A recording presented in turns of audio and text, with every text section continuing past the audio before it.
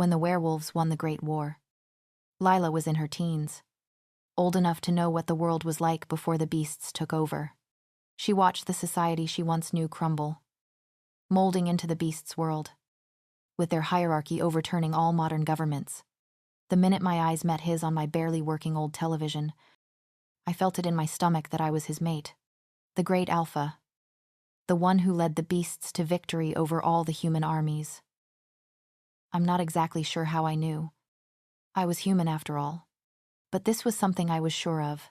Staring into his piercing black eyes felt unsettling, yet peaceful at the same time, as much as I hate to admit it. I've always had strong intuition growing up. Honestly, might be a trauma response, but I always trust my gut feelings. And this time it was telling me that I was his mate.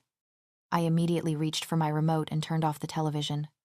That was enough of that for today. I don't usually care enough to turn on the old thing, but today was different. I heard whispers in the village of his broadcasted announcement. Usually, the only thing running is beast propaganda, and this wasn't any different. The beasts were announcing that they were beginning to search the human villages for their mates. The great war between the beasts and the humans wasn't just devastating for the human population, but the beast population as well. Their numbers were dwindling. They needed their mates to produce offspring. I heard through the village that was the only way they would reproduce. I was far enough away from the village that I should be left alone. After the war broke out, I took it as my chance to gain the independence I've always wanted, only depending on myself. My parents weren't the model parents everyone liked to remember as part of the old society. After their divorce, I felt forgotten, tossed aside. Always needed to do chores, work my part-time jobs to contribute towards the bills, and straight up taken advantage of on some occasions. As much as the beasts taking over shattered the society humans knew, it altered mine in a way that brought me a small slice of peace. My mother was quick to go, too stubborn to leave the city. I did stay with her. As much as I grew to dislike her, I couldn't bring myself to leave her there. I stayed until the bombs the human armies dropped collapsed our block. I didn't escape unharmed. I have a nasty scar along my spine from a wooden beam falling on me. My mom, on the other hand, was too stubborn to attempt to take shelter in the basement. Too caught up in her own world to realize it didn't revolve around her. Even in a war zone. My dad. I'm not entirely sure what his fate was. Minneapolis. Or what used to be. Was almost flattened in the battle. It was impossible to try and search for him. I hung around shelters for a few days, hoping to catch a glimpse of him. With no luck. So that's when I set out into the forest, stumbling across a small, isolated cabin that has been long abandoned. It was my little slice of peace in this new chaotic world. Today was planting day. I had been sprouting my seeds for weeks, ensuring the plants were strong enough to survive outside in the elements. Most of them were looking strong enough, with a few outliers that might need to stay inside a bit longer to build their strength. I love gardening, always growing at least a few vegetables in the summertime in the old society. We used to depend on the grocery stores for all of our food. And when those food supplies were cut off, many people starved. It was brutal. I was thankful for my small garden, which kept me alive for the first few weeks of the Great War. I grabbed the stronger plants and took them to my freshly turned patch of soil. This is my third planting season as the cabin. It's always one of my favorite times of year, watching my baby plants thrive. But this year was different. The looming anxiety of the great alpha, possibly finding me, lingered, disrupting my peace. Unsurprisingly, I knew beasts were relentless when it came to their mates, and I knew he would stop at nothing to find me. I just have to remember that I have the upper hand here, knowing before him. After I finished planting the remainder of the strong plants, I headed inside to wash my hands and start prepping dinner. I was running out of some of the basics that I couldn't grow, such as milk, cheese, and eggs. I've thought about getting a few chickens for the cabin, but I'm not trying to attract any attention with the noise and smell that comes with them. I decided I was going to head into the village while I cooked my dinner. It was about a 2-hour walk south if I kept my pace up. It was a smaller human village, with only about 500 people. Some villages could have up to 2,000. Those were the bigger ones. The only downside about living in a village is the interactions with the beasts. They ruled over everyone and everything. Prescribing school curriculums, managing workplaces, and enforcing the rules that came with their reign. There are always at least 3 beasts in the village closest to me. I'm assuming the larger ones have more. Not that they would need more to take down unarmed humans. They tell us that it's just to keep the peace, which I personally think is ridiculous. I think they were power-hungry, especially the Great Alpha. I think they were tired of living in the shadows of humans when they saw us as the inferior species. I swung my worn backpack over my shoulder, adjusting it to be as comfortable as possible for the long journey I had ahead of me. I was also running out of some other necessities, like soap and toothpaste. The last time I had been into the village was about a month ago. It would also be nice to catch up on some of the gossip, courtesy of the kind old woman who works at the bookstore I like to stop into. That's the one downside about living alone in the middle of the forest. I'm very out of the loop, since it was a Friday. I figured it was the best day to hopefully avoid the beasts. I was more anxious than normal going into the village, especially with the looming threat of beasts searching for their mates. I had no idea what the timelines would be like for that. I'm assuming immediately, since beasts are practically intense over the mates. I was hoping that they would call it an early weekend and not make the trek out to rural Minnesota today, especially for such a small village. I held onto my backpack straps as I walked south towards the village. It was a bad habit of mine, starting in high school. And the backpack coincidentally was my high school backpack, making the action even more nostalgic. I wouldn't say I'm an overly anxious person, but I like to be prepared for every situation. I think it started when I was a kid and I would strategically plan which toys I would bring with me if a fire happened to break overnight, as much as it used to keep me up as a kid. I'm happy that I had a backpack prepared the day the bombs hit. I filled it with the items that I held closest to my heart, particularly my stuffed bunny. As childish as it is to still sleep with my childhood stuffed bunny every night, it keeps me sane, makes me feel less alone in the quiet cabin. Coming up on the small stream that flowed into the village, I knew I was close. I unfortunately don't have crazy direction skills to be able to walk between my cabin and the village. The stream is the only way I find my way there. It's hard to miss. And once I find it, I just have to follow the flow of the stream to reach the village, which happened to be situated along the shores of a lake. The village is actually quite a gorgeous, picturesque place. Would honestly be an ideal place to live if it wasn't ruled by beasts. Coming up on the first small dirt path that acted as a road, my anxiety started to swirl in my stomach. Looking at the dirt and gravel mixture, it didn't look recently traveled on, meaning that there was a low chance that the beasts had started to look for their mates in the village. They were the only ones who had access to cars now. Cars weren't a luxury humans could afford, or more like weren't allowed to have. The beasts saw no point in allowing the humans to drive. They liked to keep us contained in the villages.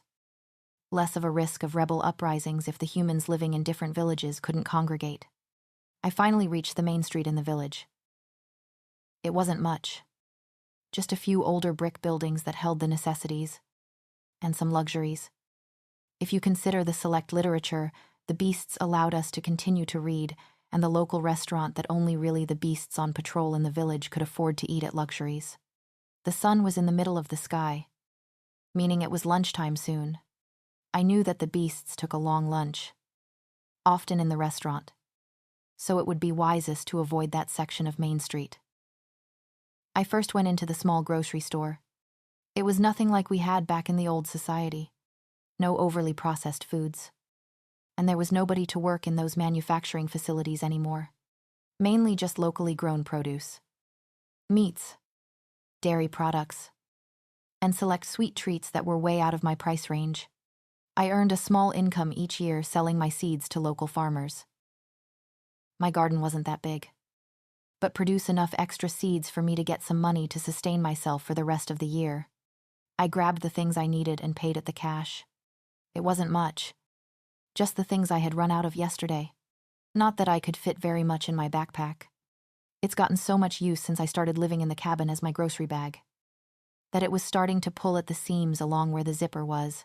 I had to be mindful of the weight of the things I was buying. It was my only bag, and it would be hell to start carrying my groceries back by hand. And it wasn't in the budget to buy a new bag. Putting the backpack back onto my back, I had one more stop before I could start the long walk back to the cabin. I usually try to make these trips quick, with less of a chance of running into the beasts and less chance of people noticing someone from outside the village. Sometimes I stayed a bit longer, depending on how chatty Mrs. Anderson was at the bookstore. I headed back out onto the street, glancing towards the restaurant, making sure that the beasts were not exiting at the same time as me. I don't want any run-ins, and have been pretty lucky avoiding them thus far, only catching a glimpse of their massive backs one day as they walked off in the opposite direction. The coast was clear. Only a few humans scattered about, too busy with their duties to pay much attention to me. The walk to the bookstore was just across the street, which is why I ended up forming this friendship with Mrs. Anderson. A few months back, I tripped over a tree root on my way into the village, resulting in a nasty cut on my knee. It had bled through my pants, leaving a nasty stain and rip that still remains to this day. I now wear them as my gardening pants. Mrs. Anderson was opening her shop late that day when I was heading into the grocery store. She caught a look at my knee and, in Mrs. Anderson's fashion, became immediately concerned. She took me into her bookstore and cleaned it up for me, telling me about how she used to be a school nurse back before the Great War, cleaning up a lot of scraped knees from kids who played a little too hard at recess.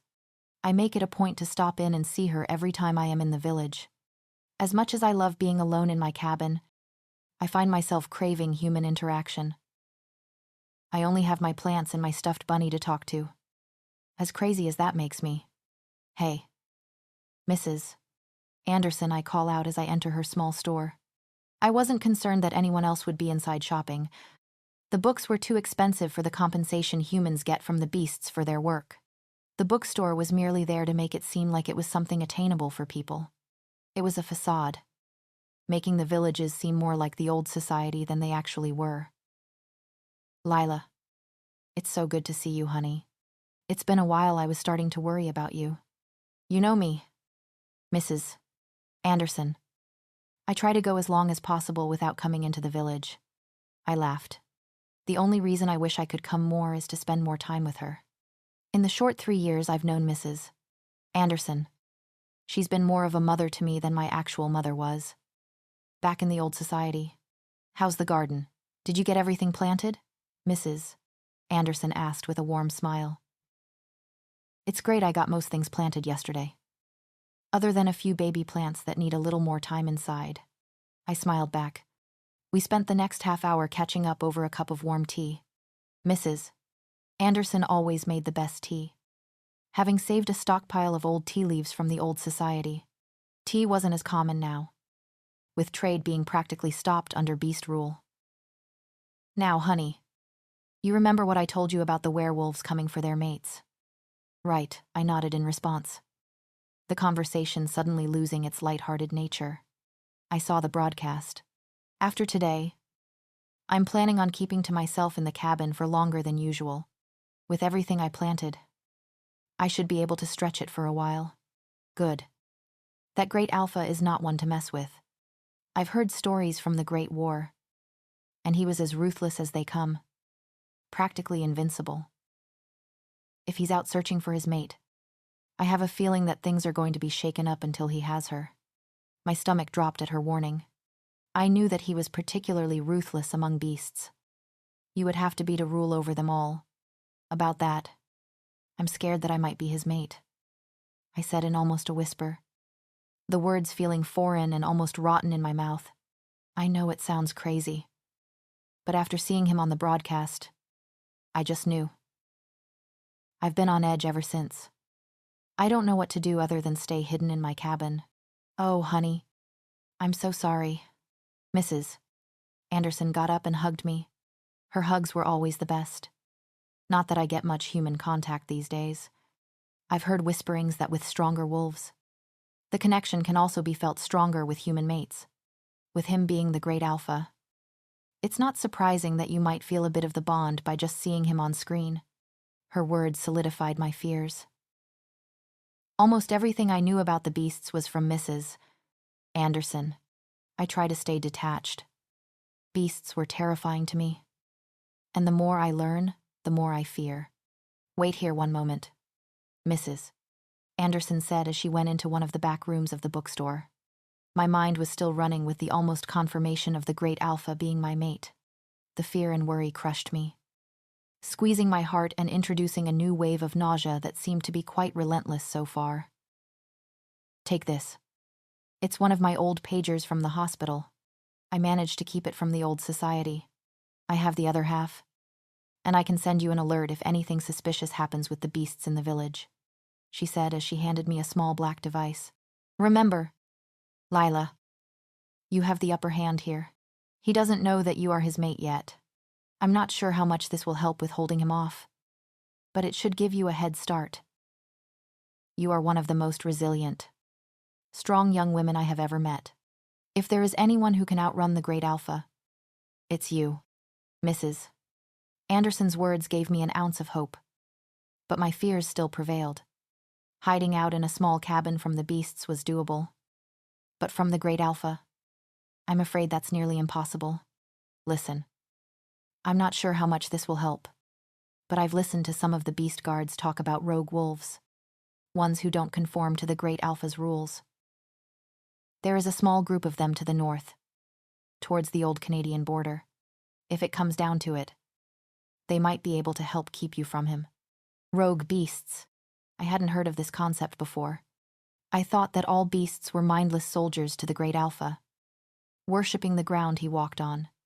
Thank you, Mrs. Anderson. Hopefully, it doesn't come down to that. But I'll keep that in mind. I'm hoping that my cabin is far enough away that they won't find me, I replied honestly. Leaving my cabin would tear me apart, despite it only being my home for 3 short years. I couldn't imagine living anywhere else. One more thing before you go.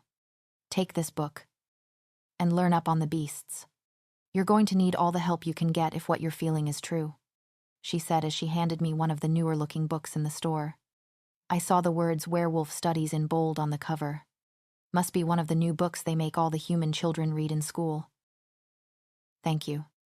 You've done so much for me, I honestly don't know how to repay you, I truthfully replied. I don't know what I would do without Mrs. Anderson. Please. No need to do anything for me in return. Now get going before it starts to get dark. You don't want to be walking through those woods at night. I shared one last smile with her as I headed out the door, doubting that the smile met my eyes this time. As much as I love our chats, hearing that my fears might actually be the truth was crushing. I snuck back into the forest undetected. As always, starting my long journey back home. Along the water, usually. I keep my mind busy by counting how many birds I see. But today was different. Today I couldn't get those certain black eyes belonging to a certain despicable man out of my mind. Life went by as usual in the cabin. Wake up, water the plants, tidy the cabin, cook dinner, go to sleep, or at least lie in my bed with my eyes closed until the sun rose. I had always struggled to sleep. Ever since I was a kid. My mother used to tell stories of driving me around in her car to get to me sleep as an infant, as it was the only way to mute my screams. I'm not sure if she recounted that memory out of nostalgia or annoyance. Knowing her, I want to say annoyance, I stared at the black pager that sat in the middle of my kitchen table. I had not touched it since I took it out of my backpack when I got home from the village, leaving it in a central location just in case I heard it go off. I was half expecting it to go off at any moment, constantly on edge. But now that a few weeks have gone by since I got back from the village, my worries have lessened. After all, this was rural Minnesota. The great alpha had the whole world to search for me. In theory. Finishing up my dinner, which consisted of a small portion of rice with some veggies I canned from last season. My eyes drifted to the book Mrs. Anderson gave me. The book has remained untouched, much like the pager, sitting on my coffee table, feeling like it's taking up more space than it actually is. Placing my dishes in the sink to wash later, I hesitantly decided to pick up the book and take it with me to my rocking chair on the front porch. As much as I would rather live in ignorance, Mrs. Anderson was right.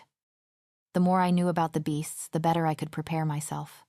Opening up the first page, cracking the spine to the fresh book, my anxiety began to pick up.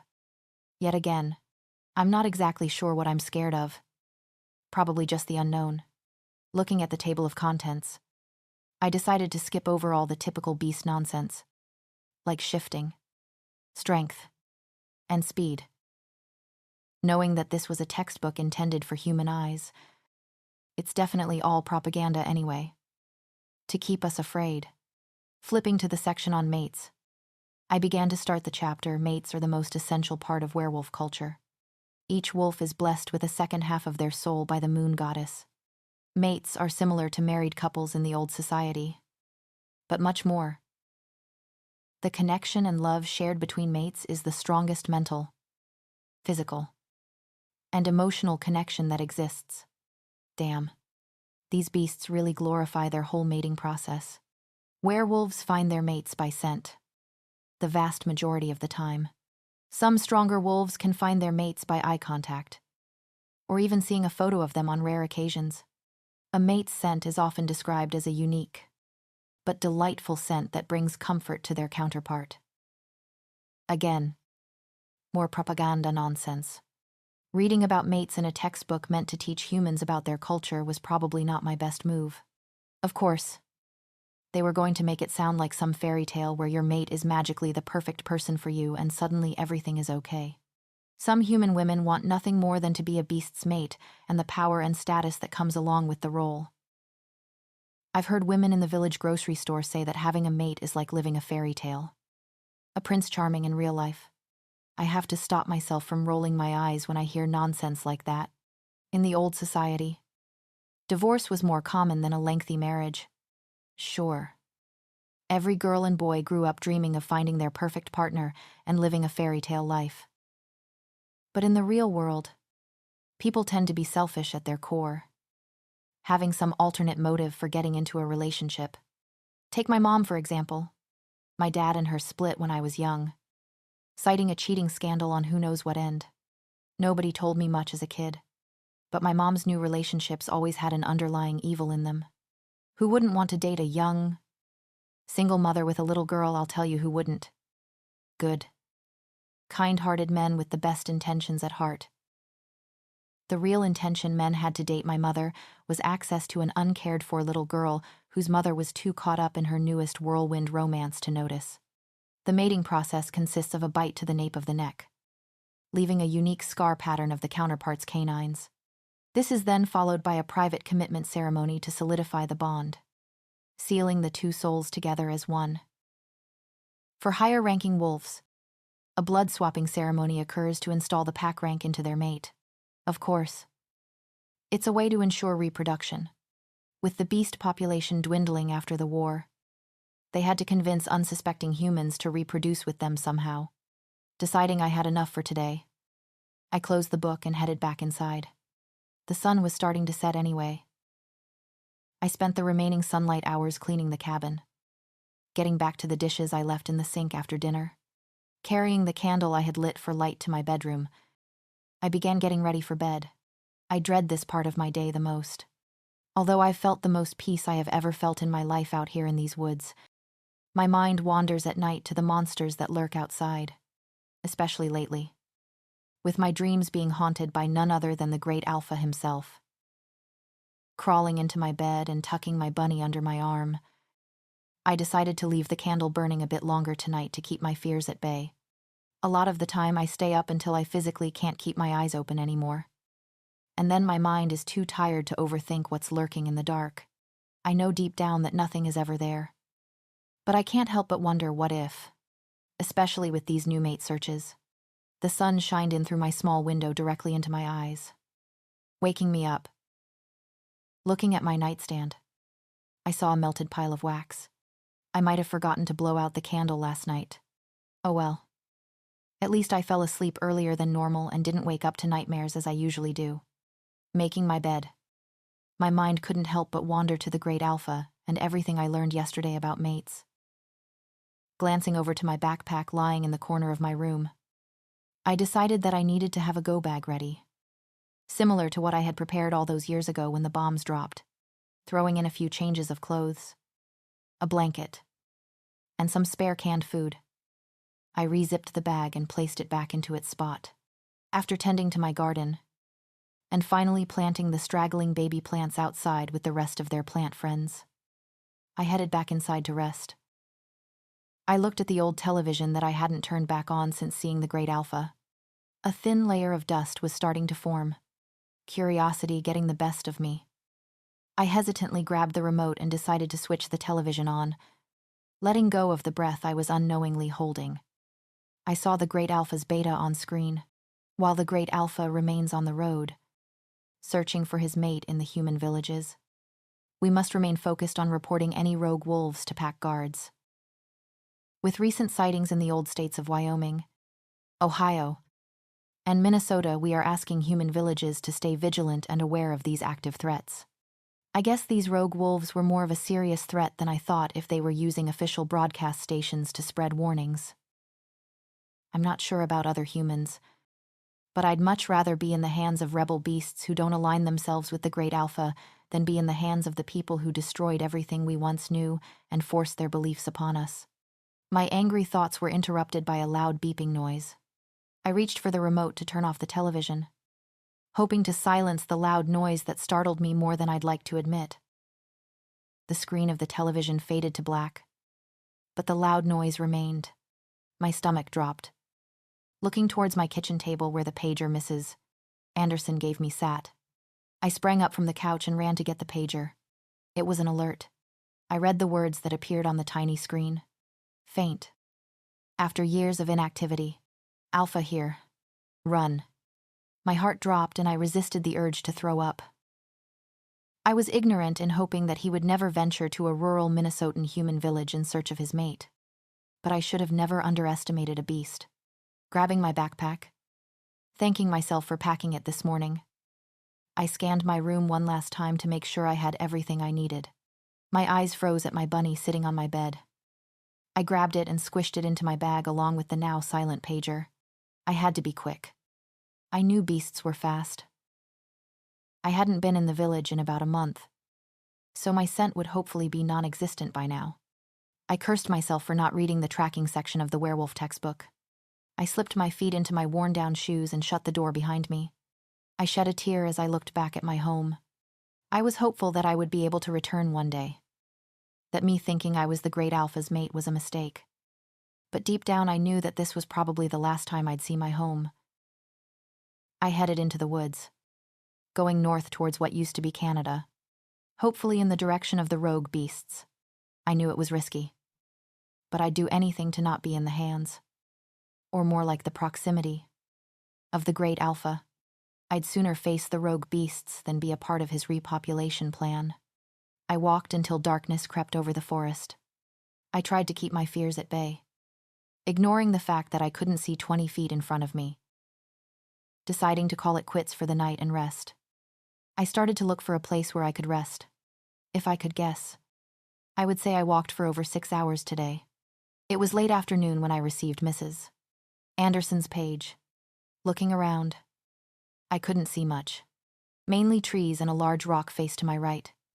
Looking over towards the rock face, I saw a large tree directly in front of the rock. I decided to head towards the tree. At least I knew nothing could sneak up on me from behind because of the rock. Taking my backpack off my aching back, I pulled out my blanket and wrapped it around myself before sitting down, pulling out a snack. I decided against lighting a candle. I wanted my eyes to adjust to the darkness as much as possible, and I didn't want to draw the unwanted attention of pesky mosquitoes. I was exhausted, but the adrenaline pumping through my body didn't allow me to sleep. Knowing that he was close, hell, even in the same state as me, was enough to keep sleep away. I didn't actually know where the Great Alpha stayed. They don't exactly publicize that information, to ward off any potential rebel attacks, I assume. For some reason, my mind always pictured him in the White House. After all, he did take over the old government. I dryly laughed out loud at the picture of him in the White House in my head. I pulled out my bunny from my backpack. Craving some comfort in the middle of the dark woods, my mind drifted to Mrs. Anderson. I hope she was okay. I'm not sure what the great Alpha would do if he knew she warned me. I'm not sure I could forgive myself if something happened to her. She was the one person who showed me the most kindness. Even counting the old society. I closed my eyes and focused on controlling my breathing. I needed to get some rest. I knew my body was tired from all the walking today. If I was going to wake up tomorrow and do it all again, I needed at least a few hours of sleep. I was determined to put distance between myself and him. But I wasn't superhuman. I lay as still as possible in my mind's eye, hoping that the figure in my memory would leave. But it never worked. He crept into my perceived room. My heart rate began to rise as a tear slipped down my cheek. I turned from my stomach onto my side, pretending to be tossing and turning in my sleep to scare the figure away. This momentarily worked. I saw him freeze in his steps through my peeking eyes, not open wide enough for him to know I was awake. The room was dark enough that he probably couldn't see anyways. But I wasn't taking any chances. He remained frozen until I stilled again. I was tempted to toss and turn again, but I didn't want him to think I was awake. I was scared of what his actions would escalate to if he knew I was awake. I held on tightly to my bunny as he reached towards my sleeping figure. Bile and anger rose in my throat as I prepared myself for what came next. Why couldn't he just see me as a person? As a child, I shot up in a panic, sweat dripping down my neck. Last night's variation of the same nightmare that haunts my sleep nearly every night replayed in my mind. Memories of my life in the old society still haunt me. Despite the days being long behind me, I knew my mother was dead. On the other hand, the men of my nightmares were likely dead as well, which brought me some relief. But after 3 years, I'm not sure if the dreams will ever leave. Looking around at the still dark, quiet forest, I hoped that it was a quiet nightmare. Sometimes I wake up mid-scream that I am unable to stop. I didn't hear any noises in the forest to let me know that was the case tonight, deciding that sleep was now a thing of the past. I packed up my blanket and my bunny to continue my walk north. I could hear some birds chirping in the trees, meaning that the sun would be rising soon. At least I managed to get a few hours of sleep. As I had hoped, I had half expected to wake up last night to the great Alpha hovering over me, taking me with him as a prisoner. Thank goodness for Mrs. Anderson's warning. I continued my walk, trying not to focus too much on the looming thought of him finding me. I resorted back to my old hobby, counting all the birds that I could see.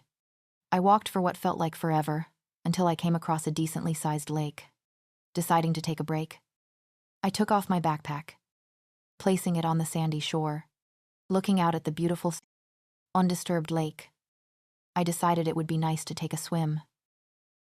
Plus, the water could help to cover my scent as I continued north. Peeling off my shoes from my aching feet was the worst part. My socks were practically stuck to my feet with a mixture of sweat and blood. From the horrible blisters that formed from my worn-out shoes, I took off everything except my underwear, figuring it was best to put on a new pair after, and the lake could act almost as a rinse for them. Plus, if God forbid he finds me as I'm swimming, I'm not trying to be completely uncovered. I could only imagine how that would go. After all, he is part man. The sting of my feet as I walked into the water was almost unbearable. I had to bite my lip to stop from crying out. Thankfully, the pain faded as my feet adjusted to the water. The lake was so serene, almost made me forget I was on the run. I've always loved the water, especially lakes. Swimming has always helped me ease my mind and connect with nature. I have quite the rock and shell collection as a token of the hours I've spent swimming. Of course, this collection was long lost between the Great War and my being forced out of my cabin. Diving down under the water, I felt the air rush from my lungs. The water was cold. After all, the weather had just started warming up. The lake, however, took much longer to reach warmer temperatures. as much as it was jarring. It was refreshing after spending long hours sweating on my feet. Finally deciding I had spent enough time floating around, I climbed out of the lake. I quickly changed into a fresh pair of clothes and tied my hair up into a quick, messy bun. Putting my shoes back on was the worst feeling. My sore blisters ached as my worn shoes prodded at the sore spots. The first few steps were always the worst. Then my feet would go numb to not feel as much pain. Putting my bag back onto my back, I continued to head north along the shore of the lake. I would have to get around to the other side to continue my journey. As I left, something shiny caught my eye down in the sand. A rock. The sun reflected off the surface of the black rock, making it appear to sparkle. The surface of the rock was super smooth. It had obviously spent a lot of time in the water, getting eroded down over thousands of years. I quickly picked it up before my eyes lost sight of it in the sand. It was the perfect worry stone. Ever since I was a kid, I loved trying to find the smoothest rock possible, convincing myself if I continued to rub the rock between the fingers, it would become even smoother. My mother called them worry stones, saying that whenever I got nervous I should rub the stone and give it all my worries. That's one of the few things my mother taught me that I actually followed. I continued my journey north until dusk, deciding to find a place to settle for the night before it got too dark. I didn't want to fumble around until I found a spot in the dark, much like last night. I had been walking alongside a stream for the past hour or so. I was hoping to have a small fire to boil some drinking water. I'd much rather use water from a running stream than a stagnant lake. It would be risky, lighting a fire and having smoke in the air. But I was almost out of drinking water, so it was a risk I would have to take, finding a large tree just up the bank to the stream. I decided that this would be where I would set up camp for the night. Not that my camp consisted of much. I found a few larger rocks in the area to make a makeshift fire pit with. It was a bit of a drier month, and I wasn't trying to burn down the entire forest with an unconfined fire. I walked down the bank of the stream to fill up my empty water bottles, and to give my socks and shoes a rinse. They were stained with blood at this point, and they were the only pair I had. I remember in the old society when it was popular to have the whitest shoes possible, the new Air Force ones, or superstars. I was never one to care much about shoes, wearing the same pair for years until they were unwearable. Looking back, I wish I got new shoes more often. Maybe then I wouldn't have been stuck with an already worn-out pair when the Great War hit.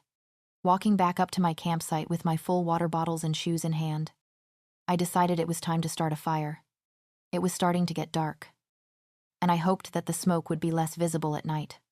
Sure, it would light up the area, but maybe the smoke would be hidden in the dark. I gathered a few dry branches from the ground, along with some dry leaves and brush to help the fire catch. I had packed a lighter in my backpack to start the fire. Thank goodness. Once the fire was strong enough, I placed my metal water bottles beside the flames. The hope was that any bacteria would boil out of the water. I used the rocks I had gathered to contain the fire to place my wet socks and shoes onto. Hopefully they would be dry for the morning. I stared at the flames of the fire for what felt like hours. And, truthfully, probably was. I was beginning to run out of the wood I had gathered earlier. I was feeling too on edge tonight to try and sleep. I was lucky I managed to get a few hours last night. I still hadn't heard anything more on the pager from Mrs. Anderson. I was hoping she would have sent a message by now, telling me that the Great Alpha hadn't found anything and had moved on, but I was naive to hope for that. I knew the second he picked up on my scent it was game over. Unless the Rouges can help me avoid that fate. A loud crack in the woods made my head snap to the left. I tried convincing myself it was probably just a squirrel. But I've been listening to squirrels in the woods for years. This was something much bigger with a lot more weight. My eyes stayed glued in the direction the sound came from. My heart rate began to rise as I tried blinking a few times, hoping my eyes would adjust faster to the dark. I shouldn't have spent so much time staring into the fire. Maybe then I could have seen further. I grabbed my backpack and clutched it to my chest, preparing to run at any trouble. Best case scenario: a bear attracted to the light and smell of smoke from the fire. Worst case scenario: he found me. I decided to stand up. still clutching my backpack and listening for any further noises. I took a few small steps backwards, trying to distance myself from the source of the noise. I moved backwards until my body hit something hard. My stomach dropped. I don't remember a tree being behind me. I whipped my head around to face whatever distrusted my movements, and was face to face with a giant man. A beast. With wide eyes. I slowly moved away from him. Before I could get too far, his large hands shot out and grabbed my arm, keeping me in place. Human. What are you doing so far into the woods? The beast's rough voice disrupted the silence of the forest. I was still too frozen in fear to muster up an answer. I had never spoken to a beast before, let alone looked one in the eyes. Answer, he almost roared out, causing me to jump. I was too scared to take my eyes off the beast, but I heard movement behind me, confirming there was likely more than one of them. I was surrounded, and I hadn't forgotten the beast's hand tightly gripped to my arm, preventing me from escaping. I'm looking for the rogue wolves. I was told they were north, I almost whispered, sounding pathetic. I hated that my voice came out sounding too meek when I was scared. A harsh chuckle escaped the beast's lips, followed by another laugh coming from behind me. I finally decided to sneak a glance at the source of the other noise. It was one other beast. Another large, bulky man. Well, sweetheart, looks like you found us. The beast holding my arm dryly chuckled, glancing at his counterpart behind me. What's a pretty little human doing so far into the woods? Tens of miles away from any human village. Asking for rogues. I paused at his question, questioning my stupid plan. When Mrs. One Treat, Anderson told me about the wolves that don't conform to the Great Alpha's rules. I pictured happy, almost hippie-like beats living off the land. These beasts were far from that. They looked worse than any guard I had caught a glimpse of in the village. These beasts were unkempt with an unhinged look behind their eyes. I was definitely not safe with them. I considered telling them the truth for a split second. That I was running from the Great Alpha, who I suspected was my mate. But looking at these beasts, I didn't want to be used as a bargaining chip. Or worse, used as some sort of twisted revenge against the Great Alpha. I had no doubt these beasts would kill me and send him my head. I'm running away from my mate. I decided to go with, keeping it vague. If I was going to survive this situation, I had to calculate my moves carefully. I didn't want to set these beasts off. And by the looks of it, I was halfway there. This time, instead of a dry laugh shared between the two beasts. A more unruly laugh echoed through the dark woods. You silly human. You think we are going to help you hide from your little mate, the other beast finally spoke. Between laughs shared with his counterpart, I could think of a million things we could do to you. Not one of them would help you. My stomach dropped at his threat. The beast's grip on my arm tightened. What was I thinking coming out here to find the rogues? Of course no beast would help me. They're beasts. Tears started to prick my eyes, and I racked my brain for something that would help me out of this situation. Please, just let me go. I'll be on my way and out of your hair. I don't want any trouble. My voice didn't quiver this time. This was met with more unruly laughs. These beasts obviously weren't going to let me go easily. Pleading didn't help my case. The only other option I had left was to fight. While the beasts continued to laugh, I used my free hand to reach into the water bottle holder on the side of my backpack that was still clutched to my chest. I left my knife in there earlier, slipping it in that pocket after using it to cut up some of the sticks I had gathered for the fire. Grabbing onto the handle of the knife, I took a deep breath and swung it around at the beast's face who was holding onto me. He immediately dropped my arm and clutched his now bleeding face. You female dog, what the heck did you do? He roared out. I didn't waste any time standing around and took off running. I ran back south along the shore of the stream, not wasting any time looking back to see if they were following me.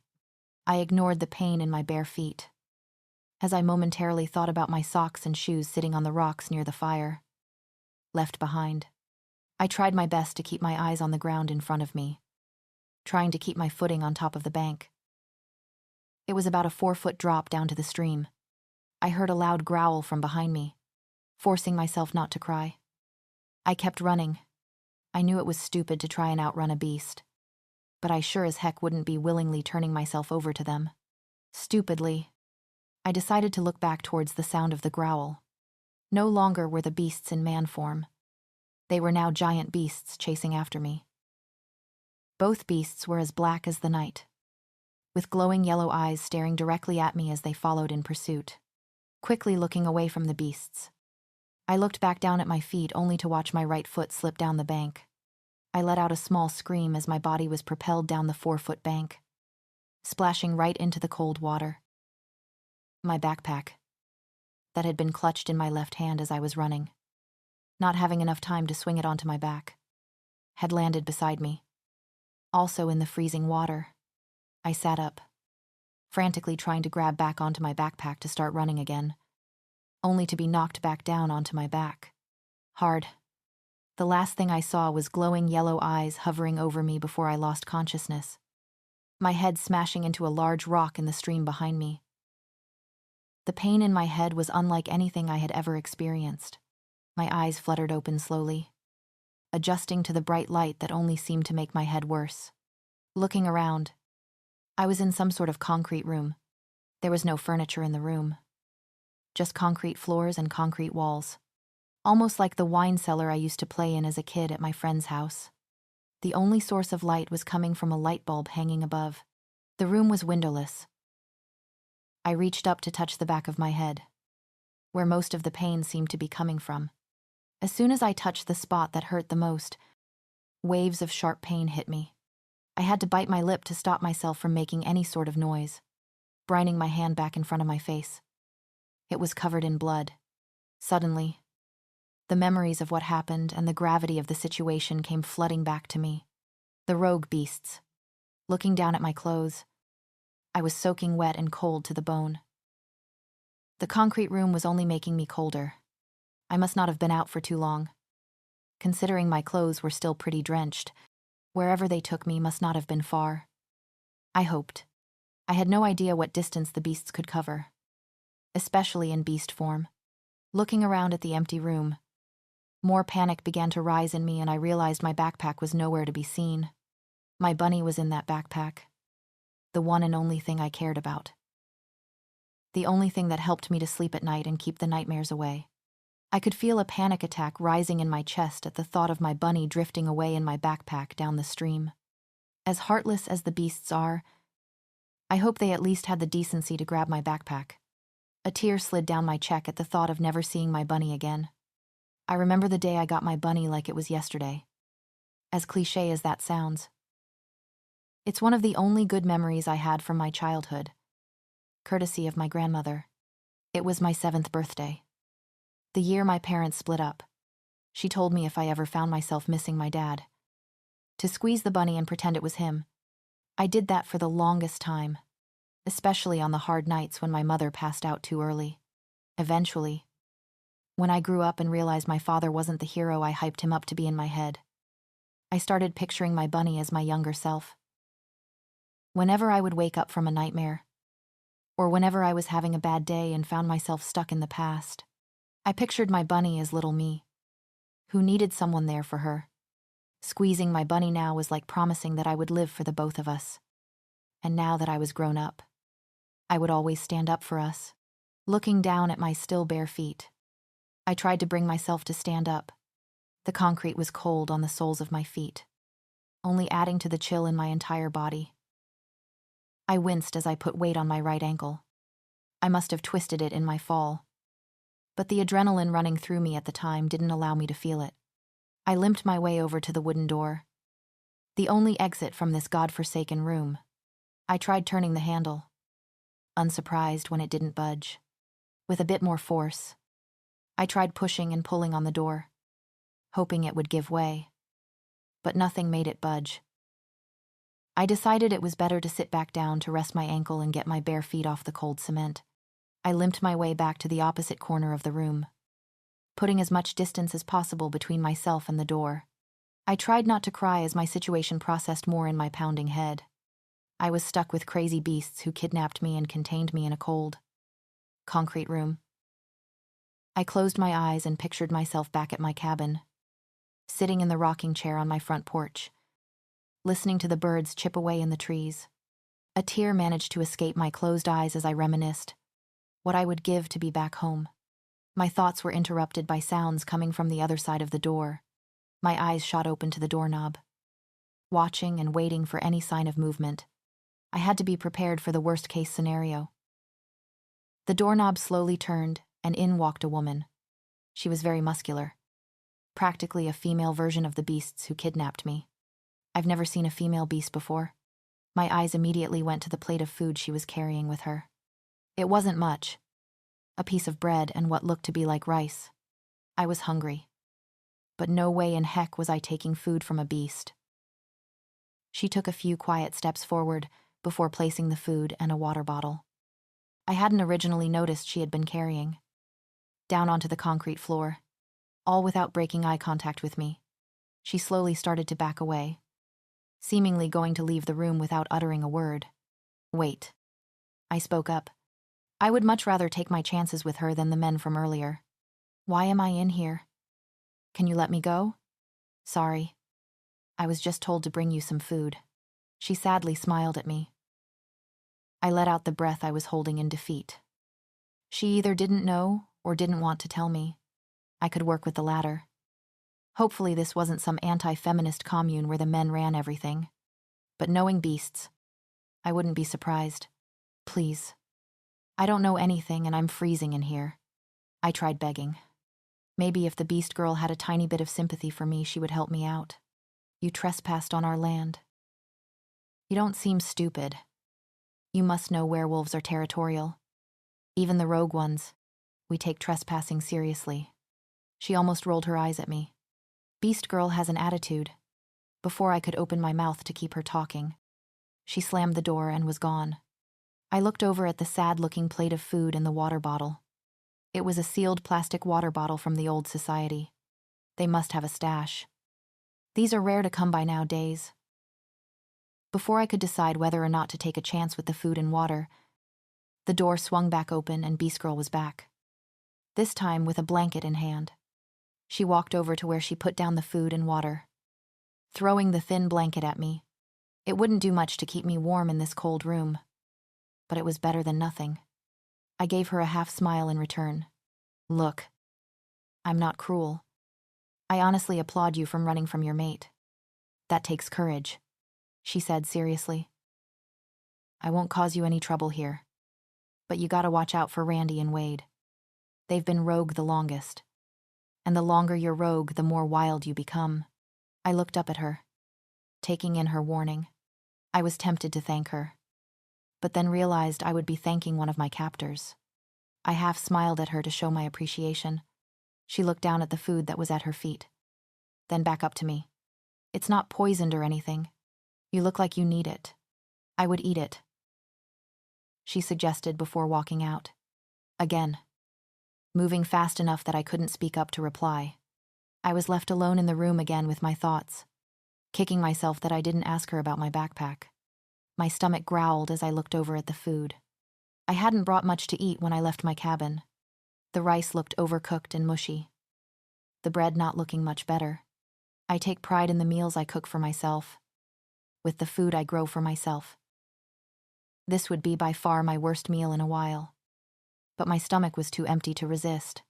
I tried not to overthink the possibility of the food being poisoned as I ate it quickly, trying to eat as much as I could before I changed my mind. It tasted just about as good as it looked, which wasn't saying much. I was thankful for the carbs and that it was filling. If I was going to try and figure out a way to get out of here, I needed some energy. I slid the empty plate back towards the door, the scraping of the glass on the concrete floor echoing back at me. I kept the water bottle hidden between myself and the wall, scared that they were going to barge in here and take it away from me. I spent the next few hours looking around the room from my spot in the corner. I had no idea what time of day it was due to the absence of a window. I couldn't trust my body to tell me the time either. I was too exhausted, but at the same time I couldn't allow myself to close my eyes. I'd much rather be aware of what's happening to me than be asleep. I learned that lesson young. My mind started to wander to darker times. Being stranded in a blank concrete room was at fault. I always tried to occupy myself to not fall into my memories, either by reading, gardening, or even singing to keep my mind occupied. It was a dangerous game being left alone with your thoughts. Especially for me. I started to hum a tune from the old society. One of my old favorites that I used to listen to on CD. My CD radio was one of my favorite things in the old society. A luxury now of the past. I haven't heard music in years. And even if I did, it would be pre-approved beast propaganda. I couldn't let my mind wander to my life in the old society. When my mind drifted, it was almost like I was back in the body of scared 11-year-old me. I couldn't let my thoughts wander to him. The only thing that brings me peace is that he is likely dead. Killed in the Great War. No way that selfish piece of work survives a population-wiping event. Karma definitely could not be on his side after everything. My train of thought was interrupted by the door slamming open. A wave of regret washed over me. I was too lost in my thoughts to hear their footsteps coming. Who gave the human a blanket? Slurred the bulky man from the woods. A bottle of beer dangerously dangling from his fingers. Great. I know enough to not trust a drunk man. I'm terrified of what a drunk beast would do. His yellowed eyes met mine. Still huddled in the corner, I held the blanket closer to my chest. Fearful he would take my only source of warmth, he stumbled closer to me, the drunkenness evident in his movement. He had a disgusting smile on his face paired with a threatening look in his yellowish eyes. A look I knew all too well. I bet you've never been with a werewolf before. Or else you wouldn't be running away, he suggested menacingly. I pressed myself in the corner as much as I could, getting as far away as possible from this beast. I pushed my back into the corner of the room, using it as leverage to bring myself to my feet. I made a promise to myself a long time ago that another man would never take advantage of me. I was sure as heck not going down without a fight. I stumbled forwards again, struggling to keep his balance. This is my only advantage here. A sober beast would be unbeatable, but a drunk one that can barely stand, I had a chance to beat. Just before he got within reaching distance, I made my move. I put all my weight onto my sore ankle, leaning onto the wall for support. I then used my good foot to swing out and swipe out his feet. My lack of confidence was immediately gone the minute the beast's large body fell to the ground. It wasn't a pretty sound. Hearing such a large thing hit the ground, to my surprise, the beer bottle still remained in his hand, not wanting to wait around to be harmed. I pushed myself off the wall and began to limp towards the open door. "You female dog," the beast roared after me. I looked back at him from the entrance of the door, the adrenaline numbing the pain in the ankle and head. However, this was a mistake as the beast launched his half-drank beer bottle towards my head, without having time to duck. It hit me square in the forehead. I went down instantly. I'm sure I already had a concussion from the stream, and this sure as heck won't help. I screamed at my body to get up, only managing to slightly lift my head. The last thing I saw was the girl from earlier coming running down a set of stairs. I guess I was in a basement. My eyes met hers, which were filled with pity, before unwillingly shutting again. I hope this beast girl had enough pity for me to protect me from the male beasts when I was unconscious. I woke up in the same concrete room again, to the same blinding overhead lights, and the same pounding headache. Getting déjà vu from the last time I woke up in this room. I took in my surroundings. I was alone and the room was back to being empty. Aside from the water bottle I left in the corner. No empty plates, and no more blanket to protect me from the freezing concrete. I reached up to touch my forehead, wincing as my fingers met the sore skin. Looking back at my fingers, they had specks of dried blood on them. The beast must have got me pretty good with that beer bottle. I tried to take an inventory of any other injuries. I flexed my sore ankle, feeling the same pain as earlier. At least it wasn't feeling any worse from my attempt to run. My stomach dropped as I remembered the beast's intentions. I hesitantly brought my hand down and checked for any soreness, and was relieved to find none. Granted, There are other things that Beast could have done to me. But at least I knew he didn't harm me in that way. I sighed and grabbed the bottle anyway. If I couldn't drink it, I could at least use it to try and clean the cut on my forehead. It didn't feel too bad. But I definitely didn't want it to get infected with the beer that was definitely in it. From the way this room smelled like a distillery, I tried not to let my failed escape attempt upset me too much. That was likely going to be the only chance I had to get out of here. I doubt they would let something like that happen again. They would definitely be more guarded. So I will have to get more creative with my escape ideas. At least I knew I was in a basement now. The lack of windows didn't help my situation. I didn't miss the footsteps that came towards the room this time. Now, knowing that the sounds were likely their feet hitting the treads on the stairs as they came down. As I watched the handle turn, I silently hoped it was the female beast. She seems to have some sense of humanity in her. To my relief, it was her and not the beast man. She came empty-handed this time. I was slightly disappointed as my stomach was growling for food. "You're alive," she blankly explained. "You were out for a while. I didn't know if you were going to wake up." I stared at her in response, reminding myself to ask her about my backpack. "Don't worry. Paul didn't do anything. He's an unpleasant individual, especially when he drinks, which is all of the time." She dryly laughed. I was confused by her attempt at being nice to me. It was likely out of pity. Despite my confusion, I didn't let it show on my face. I needed someone on my side in this place if I was going to survive.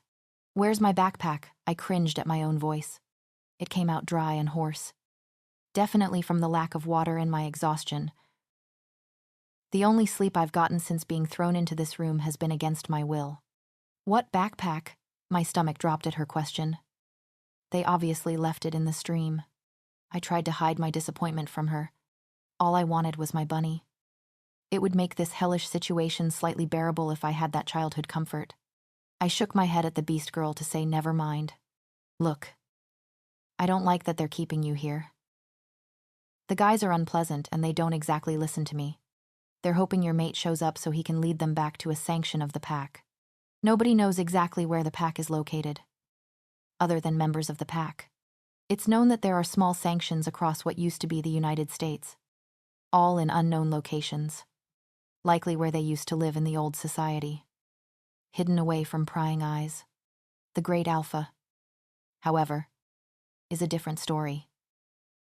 It's rumored that he took over the White House, the ultimate show of power, but no rogue beast would dare to attack him. With all of his beast soldiers, I'm guessing the rogue beast's plan is to take out the smaller pack sanctions, then make their way up to him once he has less protection.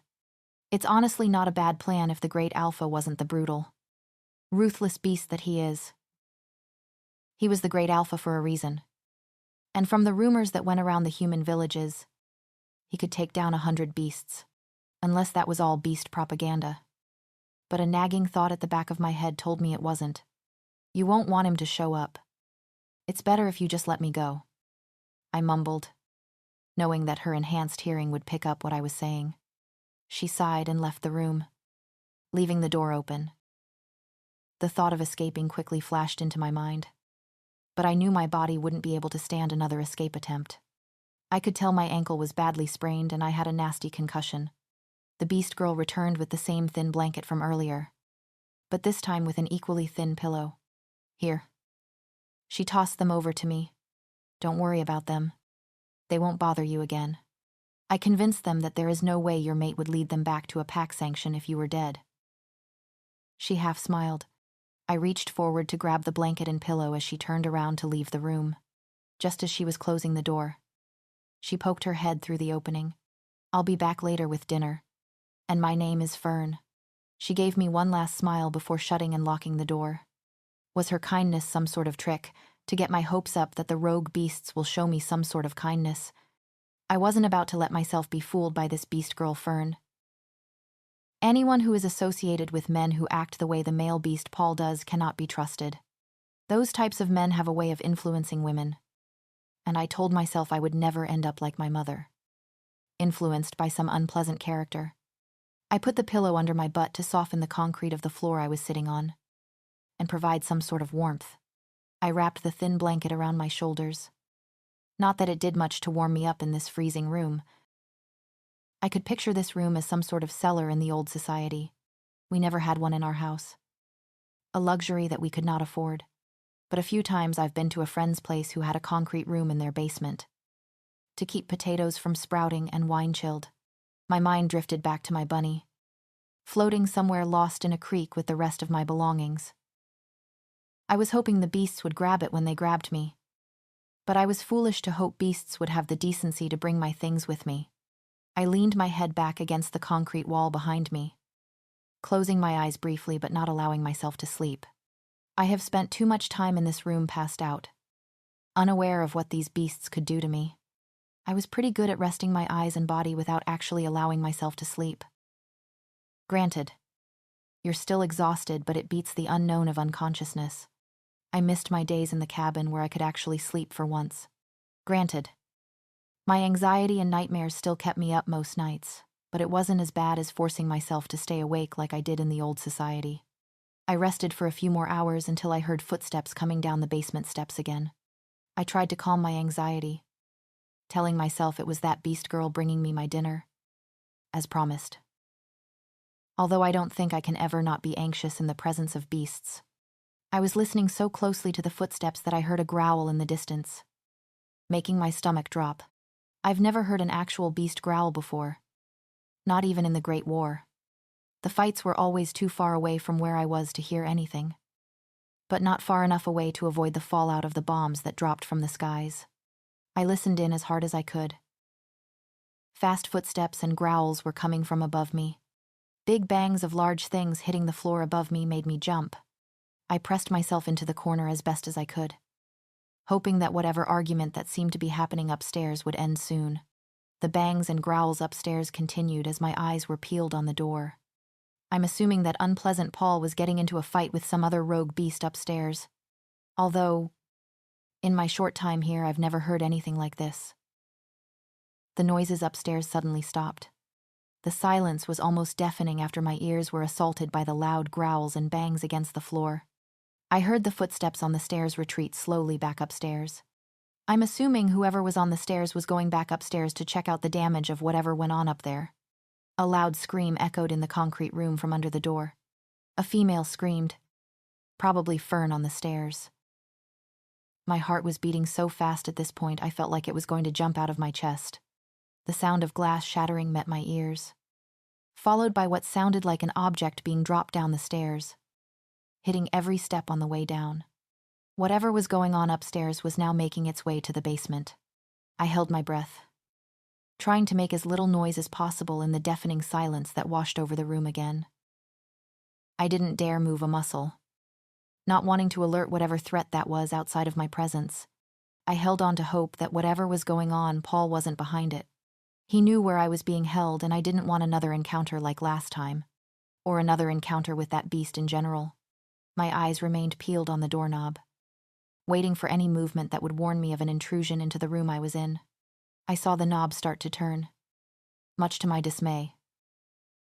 I hope whatever beast is on the other side of the door is sympathetic enough to give me a quick death. I'm not scared of death. I honestly welcome it at this point. I've lived through enough in the old society to have lost all hope for humanity, and I would rather be dead than in the hands of the Great Alpha. I had a good few years in my cabin, living the life I've always dreamed of. I closed my eyes, not wanting to see whatever beast that was likely going to kill me. I pictured myself in my safe place, back at my cabin. I pictured myself lying in my cot with my bunny, wrapping my arms around myself like I would my bunny. I heard the door open but didn't dare to open my eyes. For once, I let myself not be anxious. I didn't want to die in one of the panic attacks I despised. I heard heavy footsteps of whatever beast opened the door come into my concrete room, and then stop. The deafening silence returned. The only sound I could hear was the pounding of my heart in my ears. Open your eyes. A deep voice spoke, sending a chill down my spine. Granted, I was so cold that my spine was already chilled. But this chill was different. It gave my frigid body some warmth to it. I decided to ignore the beast man's request. Keeping my eyes closed was keeping my panic attack at bay. If I opened my eyes, I would be back in the concrete room, and I didn't want that to be the last thing I saw. I wanted to stay in my happy place. Back in my cabin with my bunny. Open your eyes, the same voice repeated. This time more stern and with more power behind it. Despite the voice having more authority behind it this time. The same chill was sent down my spine. I could appreciate a good voice when I heard one. At least whoever was going to end my life had an appealing voice. Not a strained alcoholic one like Paul and my mother's boyfriends. I held the blanket closer to me and opened my eyes. My breath got caught in my throat as I met eyes with the great alpha. Disaster. I was absolutely finished. But he sure was a sight for sore eyes. He looked even better in person than he did on television. The only sound in the room was my breathing as we held eye contact. He was even bigger in person. The broadcasts did not do the pure size of his body justice. What a loss for their propaganda. I'm sure if more humans knew he was this giant, they would be more scared. He was as tall as the opening to the room. His black eyes peered into mine, keeping me in some sort of magical beast trance. Despite being absolutely terrified, my body reacted differently than my mind. I felt my heart rate start to decrease from the impossibly fast rate it was at earlier. I fought my muscles as they tried to relax. I wouldn't let this mate bond trick me into complete submission. He finally broke eye contact. Looking down at me, I was definitely a mess. Wrapped in a thin blanket sitting on a pillow in the corner of a concrete room. I could imagine the state I was in. Dark circles under my eyes from not getting proper sleep in days. Heck, my whole life. Gash on my forehead. However, I didn't let myself feel insecure in front of this beast. I couldn't care less about what some beast thought of me. I felt the shift in the air as he scanned my body with his eyes. I saw his eyes harden, finally showing some sort of emotion. His jaw clenched synchronously with his fists. My heart rate picked up again despite whatever calming spell washed over me earlier. He was angry. What were you thinking? Lila, his voice was stern. But it didn't change the fact that it was like honey to my ears. He started to walk over to me, only increasing my heart rate further. I didn't question how he knew my name. I just hoped that however he found out, that Mrs. Way, Anderson wasn't involved and injured. Running away to the fighting rogues. You didn't think I would find you, he practically growled out as he reached down to grab my arm. I saw his hand coming down to grab my arm in slow motion. But somehow I still couldn't move. Not that I could go anywhere. I was already huddled in the corner. The instant his rough hand made contact with my arm, even through the thin blanket. A warm, tingling sensation spread along my skin. The sensation was actually quite nice if it wasn't for the fact that he was touching me. I felt his fingers curl around my arm and try to drag me up to my feet. Get off of me, I screamed as I began trying to push his hand away. I struggled against his hold as he used his free hand to grab my other arm. Trapping me. No, I'm not going with you, get off. I yelled, my voice cracking towards the end. He ignored my pleas and easily resisted my efforts to fight against him. And he managed to pull me to my feet. As soon as I was steady on my feet, he let go of me, stepping away. As soon as he let go and my head was no longer cloudy from his touch, I felt the lump of tears growing in my throat. Please, I almost whispered this time. Begging, I don't want to go with you. Just leave me here. A tear finally slipped out of my eye, feeling defeated. I fought so far to avoid this moment. I fought so hard not to turn into my mother. And now here was the man who was going to control my every moment. His anger suddenly disappeared, and his blank expression was back as he let out a breath. Leave you here? In this dirty concrete cellar? Come on, he blankly said, his tone matching his expression. He stood and waited, keeping his blank stare locked in on me, obviously wanting me to go first so he could keep an eye on me. I could feel the tears continuing to leak from my eyes, but I refused to make any noise as I cried. I wouldn't let him have that satisfaction. I locked my jaw and gave him the nastiest look I could muster. I braced my ankle as I began to walk towards the door, refusing to look at him any longer and focused my glare on the exit to the room. I don't know why he wants me to go first. I had no clue where to go once I got out of here. He's foolish if he thinks my captors gave me a house tour before throwing me in this room.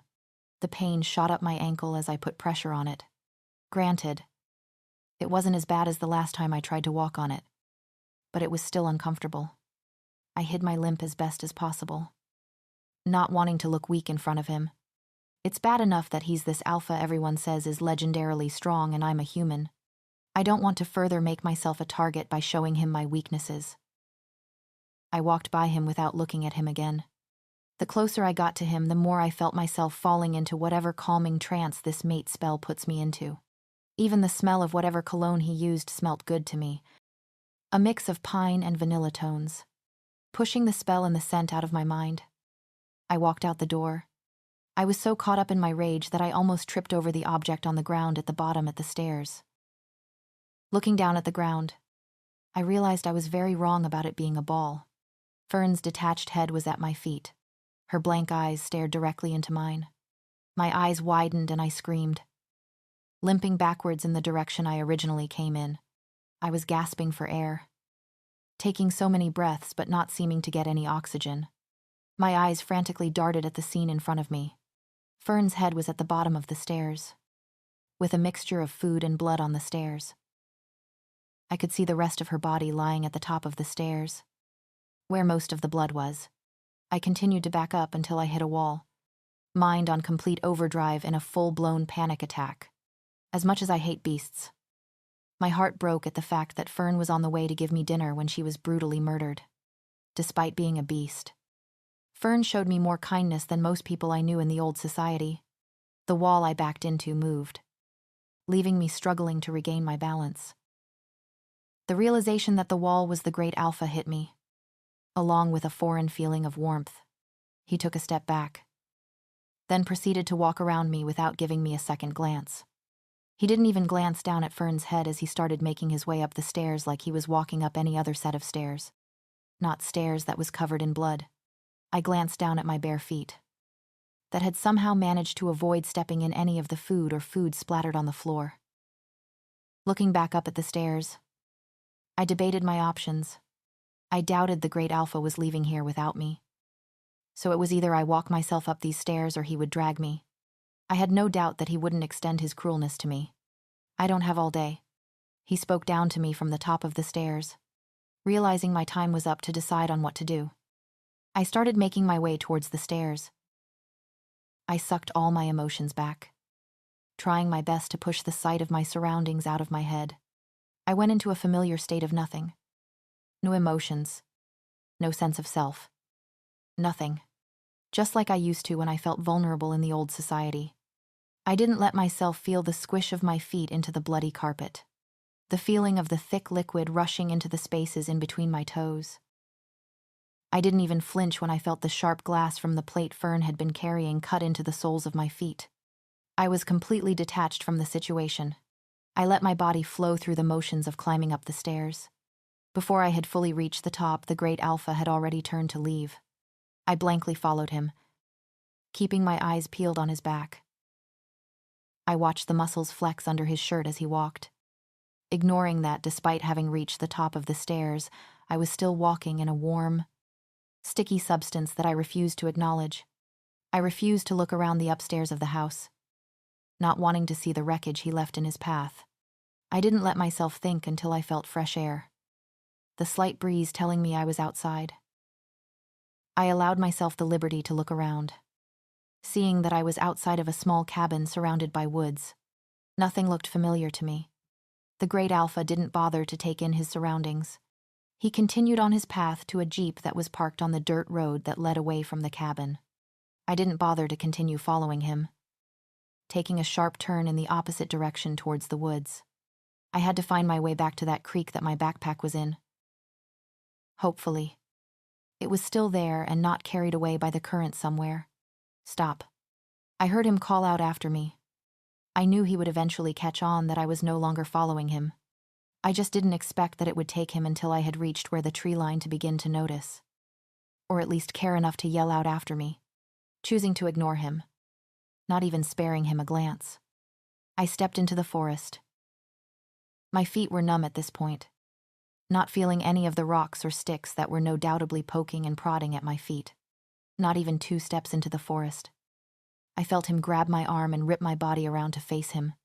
I knew beasts were fast, but not that fast. He had to have gone over 50 feet in less than 2 seconds. Are you deaf? Or do you just choose to be difficult? Get in the car. I flinched. He wasn't yelling, but might as well have been with that tone.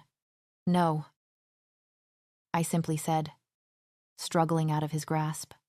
I had to find my backpack. No way I was leaving without it. My struggles to break free stood no chance against him. To someone watching, it probably looked like a kitten taking on a grizzly. No matter how hard I tried, he was simply stronger than me, not looking fazed at all by my struggles.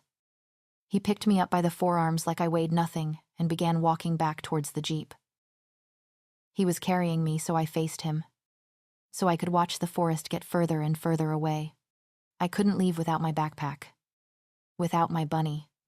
The blank front I put up to protect myself fell quickly at the thought of never having my bunny again. All my emotions rushed back to me like I was 10 years old again. Everything I tried to push down and away for years came flooding back all at once. No, stop touching me. Please. Please. Just get off, I half screamed. Half sobbed. His eyes softened for a moment. Before whatever emotion he had quickly disappeared. I started kicking my legs, making contact with his shins. He didn't even flinch, not bothering to even look at me as he continued carrying me away. Please. Just let me get my backpack. I'll be good. I'll listen. I promise. Please, I need my backpack. I begged, feeling like I was a kid again. Pleading for protection. I watched his face, wanting and waiting for any sort of reaction other than his blank stare. I got nothing this time. He didn't even slow down as he continued walking towards the jeep. Realizing that he did not care about my backpack, I felt absolutely defeated. I stopped kicking and fighting, sinking into the pain that started to spread across my chest at the realization I was never getting my bunny. There was no fighting this beast. He would and always has gotten what he wanted. He put me down beside the passenger door of the jeep, opening it up for me to get inside. I paused, sobs still racking my body, looking up to meet his eyes. Nothing. No emotion. I decided to get into the car. There was no winning against a beast. Once I was inside. He slammed the door shut and walked around to the driver's side and got in. I continued crying, staring out into the forest, hoping I could magically spot my backpack. But it was no use. I heard the car start and listened as he shifted the gears into place. I stayed staring and crying, facing the woods, refusing to look at the monster in the driver's seat. I braced myself for the car to begin moving, but that never came. I froze in fear, unsure as to why we hadn't moved yet. I worked myself up to glance over at the great alpha, still hiccuping from my tears. His knuckles were white as he gripped onto the steering wheel. He was holding it so tight that I'm surprised it hadn't crumbled in his hands. His jaw was clenched as he stared back at the cabin. He exhaled loudly through his nose, putting the jeep back into park. I was too scared to continue crying at this point, my hiccups fading to sniffles. Was he changing his mind? Was he going to drag me back into the cabin and kill me like he killed the others? He took the keys out of the ignition and turned to look at me, making eye contact with my eyes that were already looking his way. "Where is this backpack?" he asked, almost sounding like it pained him to ask me. My breath got caught in my throat in surprise. I was shocked, but not about to miss this opportunity. In the stream they took me from. I spoke quickly, not wanting the opportunity to get my backpack to pass. He sighed before getting out of the car and slamming the door behind him. I quickly followed, not wanting to make him wait for me and change his mind. I walked over to his side of the car, ready to go find my backpack. I looked up at him, ready to go find my backpack, except his eyes weren't meeting mine. They were locked in on my feet. I finally worked up the courage to look down at my feet and instantly wished I didn't. My stomach churned at the sight. They were completely covered in blood, likely a mix of mine and the beast's from inside. I didn't dare lift up my feet, not wanting to see the damage underneath. He let out another breath through his nose, then slipped off his shoes in lighting time. Turning the shoes around to face me with his feet. Put them on. And keep up, he said before turning and walking towards the forest. My eyes darted between his shoes and his now socked feet that were walking off. Was this some sort of trick? Either way. I didn't care as long as I got my backpack. I slipped my regular-sized feet into his massive shoes. How could anyone's feet be this big? I took off after him, doing a weird half-limp, half-shuffle to keep his shoes on my feet. Keeping up was tremendously more difficult in the forest. I had to step over sticks and rocks with giant shoes hanging off my feet. It didn't help that my ankle was still sprained and the weight of his massive shoes dangling from my feet just made it worse. We weren't walking for long before I heard the movement of water in the air. I guess I wasn't far off from the rogue's cabin when I set up my camp. No wonder they found me. The great Alpha stopped when he got to the bank of the stream, turning to look back at me, who was limping a significant distance away back behind him. When I finally caught up with him, he stepped back from the bank, almost as to say, it's on me to look now. I stepped up to the bank, looking up and down the stream for any familiar sight.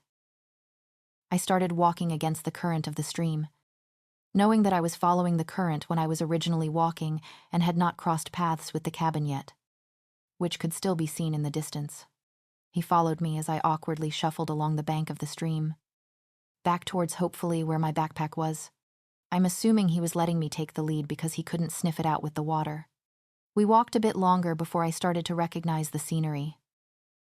I could see the rocks I had gathered for my fire just up ahead. When we finally reached my campsite, I saw my shoes and socks still sitting on the rocks where I had left them. I breathed out a sigh of relief at the familiar sight. Now I just had to find my backpack. I slipped out of the great Alpha's shoes. Looking back at him, he was already watching me. I resisted the urge to thank him for his shoes. After all, he was the reason I was in this situation in the first place. I gathered my socks and shoes before carefully climbing my way down the bank of the stream. No way was I going to ruin my socks and shoes with my bloody feet. The cold water of the stream was refreshing on my feet. Despite the faint sting from my wounds, I watched as some of the blood came off my feet and stained the water red, flowing away down the stream. The stream wasn't very deep, maybe up to my mid-shin. Holding back my nausea, I bent down to clean the rest of the blood off with my hands, making sure every last bit was scrubbed away off my feet. I didn't need any more reminders of today. Still feeling dirty, I sat down on one of the rocks that was sticking out of the stream. I had a better angle scrubbing my feet this way. I scrubbed just as hard as I used to in the shower after dealing with difficult situations. I needed to erase everything. All the blood. The sight of Fern's head in my mind. I started to panic as my scrubbing made the cuts on the bottom of my feet start to bleed again. The water was even more red now. A brighter red with my fresh blood mixed in. This didn't slow me down. I kept scrubbing at the same intensity. Needing it gone. Needing to feel clean.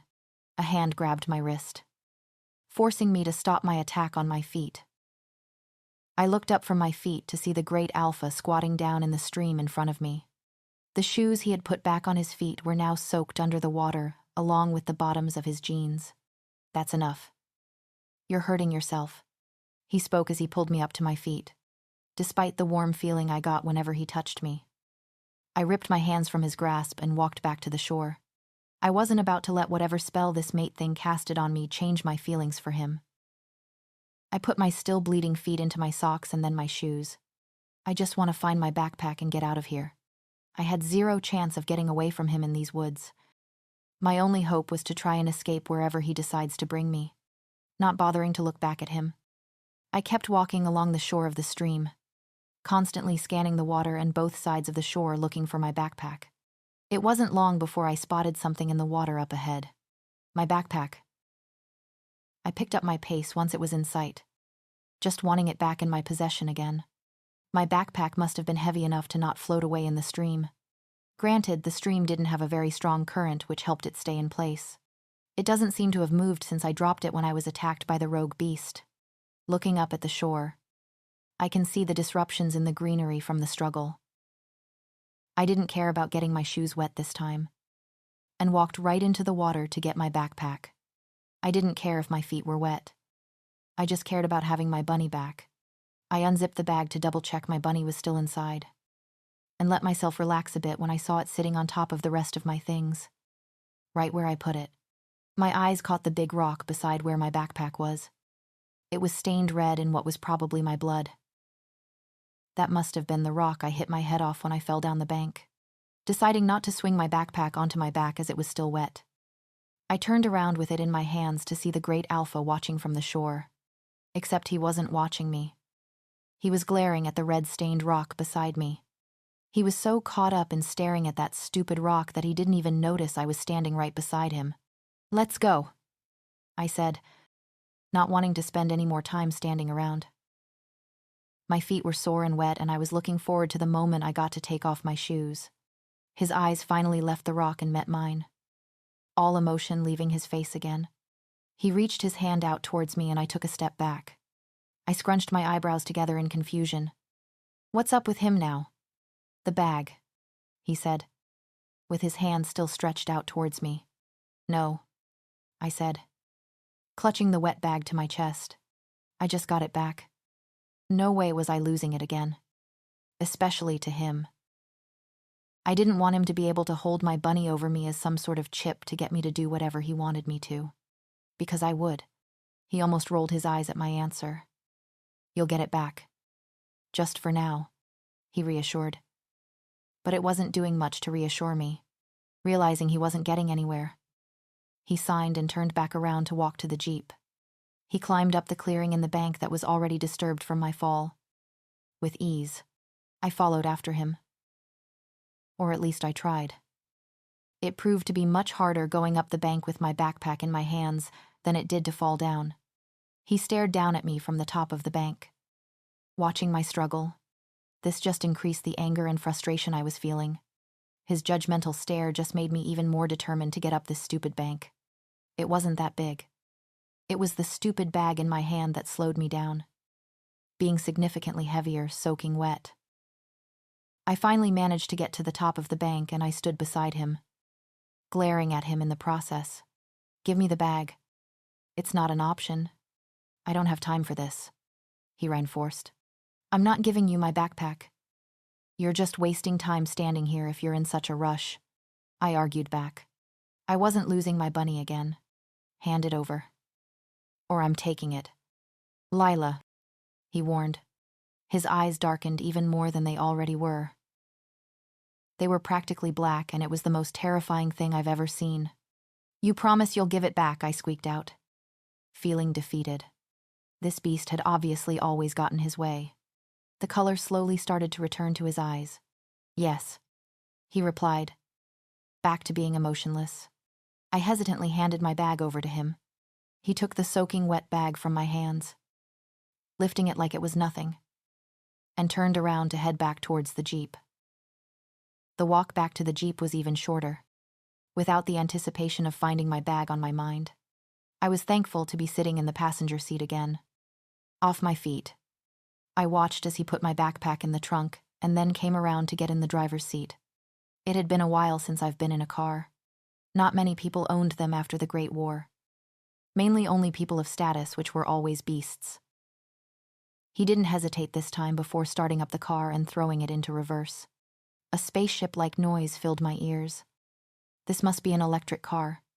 Thank you," I blurted out before we got too far.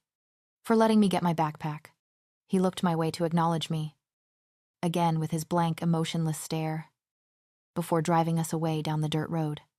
We drove in silence for hours. I wasn't about to start a conversation with a beast. My mind was running with questions, like where we were going, but I couldn't bring myself to care enough to ask him. I doubt he would tell me anyway. The roads were abandoned once we got out of the dirt paths from the forest. He drove down directly in the middle of the road, ignoring the lanes due to the lack of cars. I didn't let my head rest against the headrest, not wanting to fall asleep. I always found it easy to fall asleep in moving vehicles, having to be woken up as a kid when it was my stop on the school bus. My mother would always tell stories of having to drive me around as a baby to get me to sleep, which was surprising that she cared enough to even do that. I instead observed the abandoned houses along the road. This was rural Minnesota, so the houses were very sparse, but still standing, unlike many of the major cities. It was almost beautiful, seeing nature take over the structures. Vines wrapped around the outside of the houses. Sometimes small trees were sprouted in the floorboards of the porches, obvious that nobody has been around to take care of them for years. The highway we were on led us into a medium-sized town. I could see the abandoned high-rises just off the highway, some still looking pristine and others crumbling. I hadn't been in a bigger city since I got out after the bombs hit. It looked like something out of a zombie apocalypse movie. I noticed he slowed down the car a bit, taking his time to look around as he drove, almost like he was observing how nature overtook the town as well. Heck, he quietly spoke through gritted teeth, making my heart stop. I froze and looked around, trying to see whatever he was seeing, but saw nothing. He slowly stepped on the gas pedal, until we were going faster than we had ever gone on this road trip so far. I couldn't see the speedometer, but I wouldn't be surprised if we were pushing 110. Something suddenly hit the back window on the driver's side, causing it to shatter. I let out a small scream, being startled by the sudden loud noise. I looked over to the Great Alpha to ask what was going on. Before I could open my mouth, he was pushing my head down with his hand. "Stay down," he said, keeping one hand on the back of my head, making me press my forehead into my knees. His other hand was on the wheel. As he accelerated even more, the engine was revving loudly, trying to keep up. It sounded like rain was belting against the car. But I knew better than to think we were just driving through a storm. "What is happening?" I cried out, not being able to see with his hand still pushing my head down into my knees. "Just stay down," he grunted. I let out another scream as the glass shattered from the passenger side window, all over my back. I instinctively tried to sit up, to get the shards of glass off my back, but his hand kept me down. I covered my ears, trying to block out the sound of what I assumed to be bullets hitting the car. I still jumped at every bullet, the sound echoing through my head, despite the loud sound of the air gushing into the car from the broken windows. Despite my ears being covered, I heard an unmistakable growl. It was loud, but it wasn't coming from the car. It was coming from outside. The bullets immediately stopped hitting the car following the deathly growl. He immediately took his hand off the back of my head, and I slowly sat up, making sure the glass on my back fell carefully around me so I wouldn't cut myself. "What was that?" I spat out at him. I didn't ask for any of this. I just wanted to be back in my cabin, back home. A group of human rebels. There are a few around here. As soon as they started firing, they were dead. Any wolf could hear that miles away, and it's only a matter of time. I rolled my eyes at that. Stupid, egotistical beasts. That growl was the alpha from the nearby pack. "We will be fine for the rest of the drive now," he assured. I looked over at him, my eyes finally focusing after being so frantic in the stress of the shots being fired. His arm closest to me was bleeding, dripping down onto the middle console. "Holy cow, were you shot?" I found myself panicking for some reason. I told myself it was because I didn't want him to crash the car. But deep down, I knew the mate spell was messing with my head. He looked down at his arm and shrugged nonchalantly, like he didn't even notice the bullet in his arm until I mentioned it. By this point, we were out of the smaller town, and he slowed down the car and stopped it in the middle of the road. I had to remind myself there weren't any other cars on the road and nobody was chasing us to calm down my racing heart. "Why are we stopping?" My wide eyes met his. It felt like we should still be driving away quickly, being shot at just minutes earlier. That bullet that hit him would have killed me if it wasn't for him holding my head down. And that realization scared the heck out of me. "I need to get the bullet out before my arm heals," he said, realizing it wasn't helping to stop my panic. They're 162. I found myself wondering if all beasts could do this and heal so quickly. I wish I read more of that book Mrs. Anderson gave me. I was lost in thought and jumped when my door flung open, thinking it was the shooter coming back to finish me off. I flinched back. The glass that covered the seat dug into my lower back at the movement. Careful. I let out a sigh of relief at the familiar voice of the great alpha. At least I knew he didn't want to kill me. Get out slowly so the glass doesn't cut you. I slowly stood up and got out of the car, watching as all the glass shards fell to the ground. I brushed off my pants with my hands and attempted to get the glass off my back. I watched as the great alpha grabbed a snow brush and brushed all the glass from where I was sitting onto the floor mat of the car with a snow brush. He then removed the floor mat, bringing it to the ditch to shake it out. Good as new, he said, stepping back from putting the mat back into the car. He held the door open and gestured for me to get in the car. With nowhere to run, I got in. We drove in silence for the next few hours. The sun now completely gone from the sky. The headlights illuminated the way in front. Dense forest on each side of the road. The houses now gone. I always found it even more comforting driving at night, feeling protected from whatever lurked in the forest inside of the car as a kid.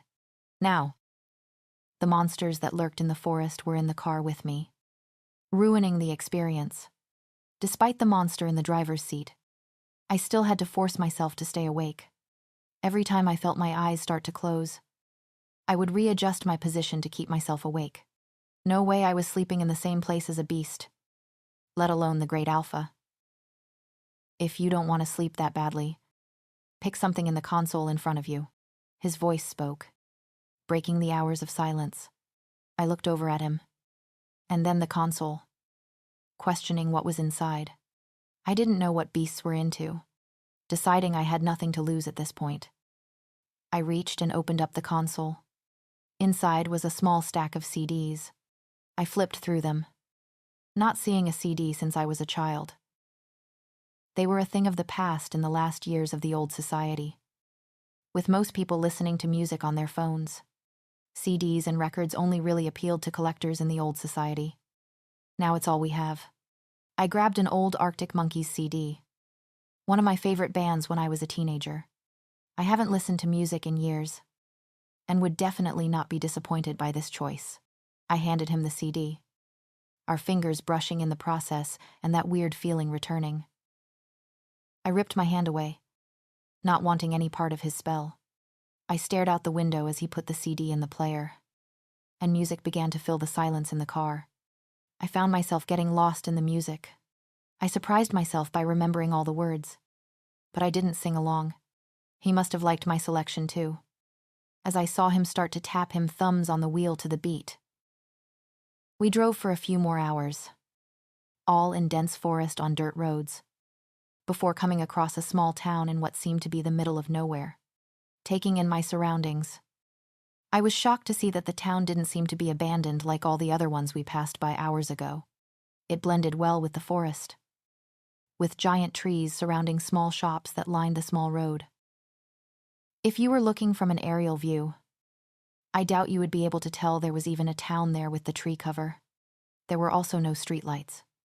Not that they would work now, but there weren't even remnants of cabin. There was a small light illuminating the front porch, but the headlights illuminated the rest. And it sure was a sight to see.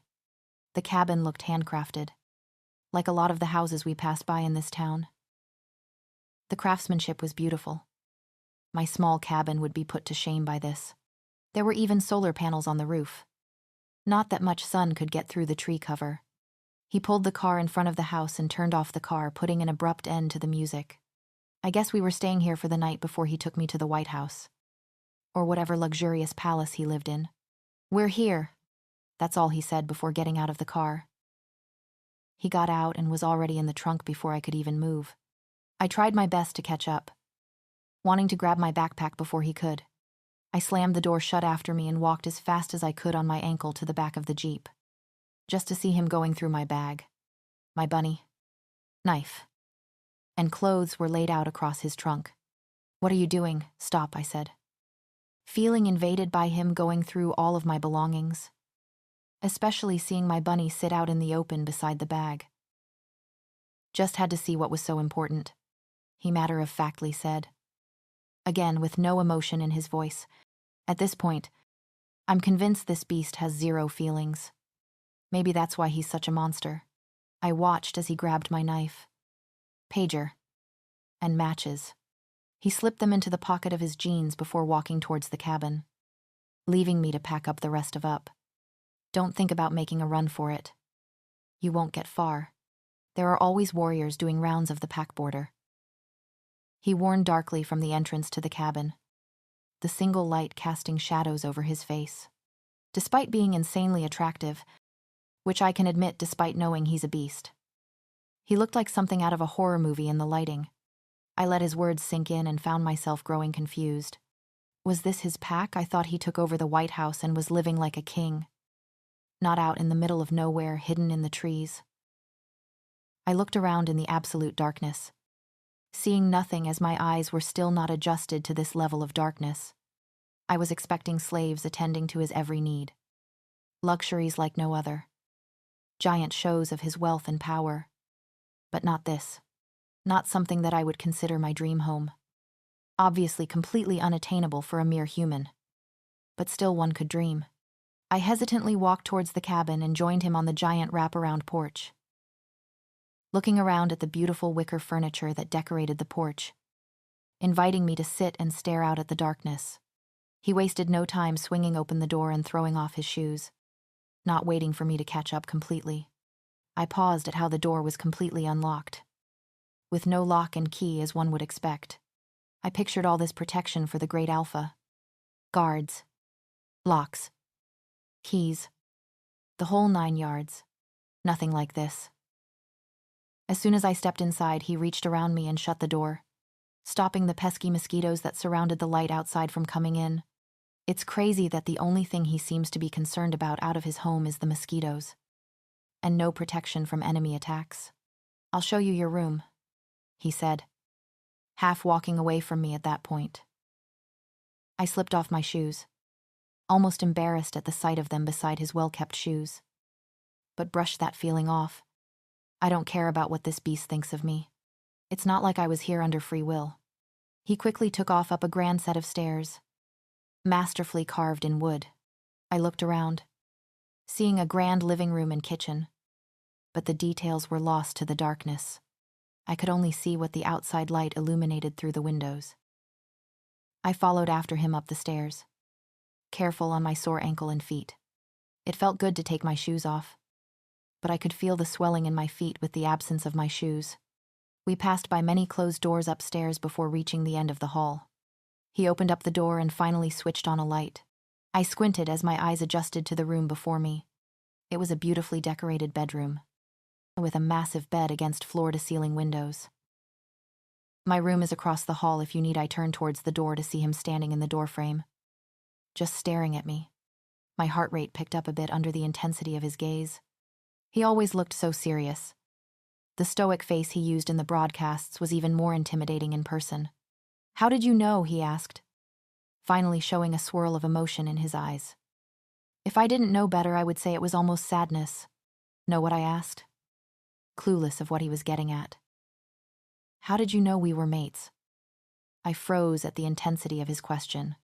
Meeting his gaze, I probably looked like a fish out of water trying to figure out what I was going to say. I didn't get all the way through that stupid book. Wasn't he supposed to be the expert on these things? I saw your broadcast. I finally decided on saying. We continued holding eye contact as I waited for him to say something. I didn't want to give more details. He didn't know how seeing his face made me feel. How it felt like my entire life finally clicked into place. And how making eye contact with him, even through the screen, made me feel the safest I've ever felt in my life. I didn't even know someone else could make me feel that way. I was always the only person who could make myself feel some ounce of comfort.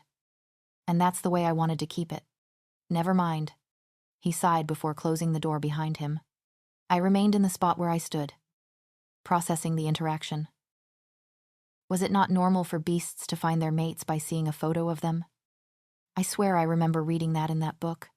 Why did he seem so shocked that I knew, deciding it wasn't worth any more thought? I started to unpack my bag. I took out my bunny, placing it on the door beside my bag. I then refolded all my clothes, placing them beside my bunny on the floor. Everything was covered in grime and had a weird smell from the stream. I had never seen such beautiful furniture. I didn't want to taint any of it, I looked around the room.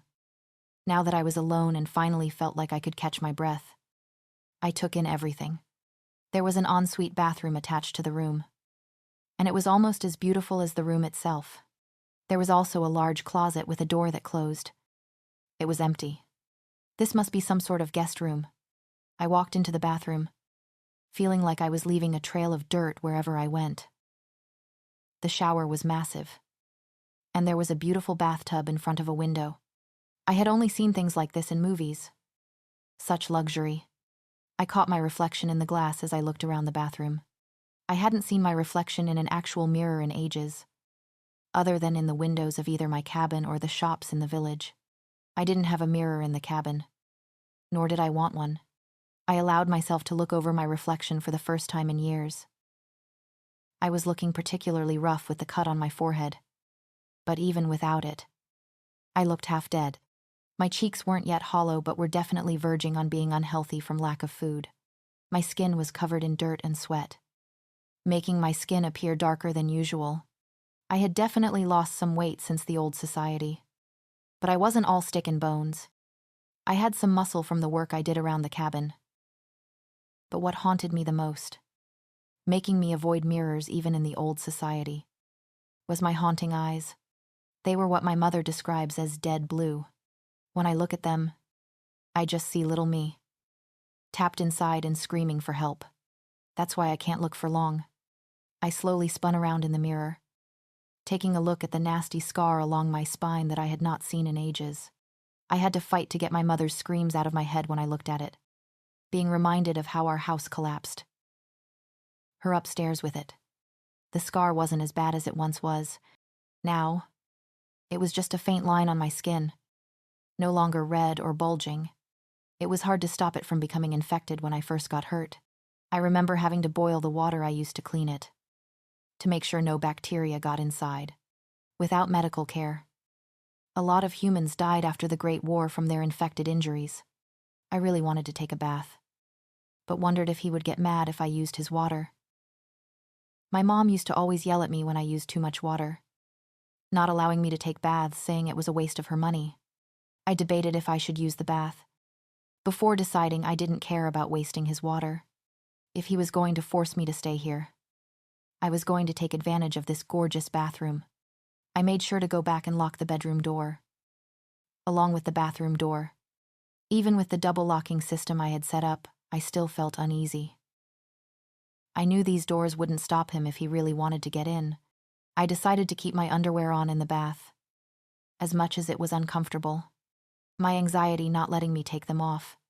I soaked in the hot water, feeling my muscles relax for the first time in what felt like ages, and what probably was ages. I can't remember the last time I had hot water, always collecting rainwater back at my cabin.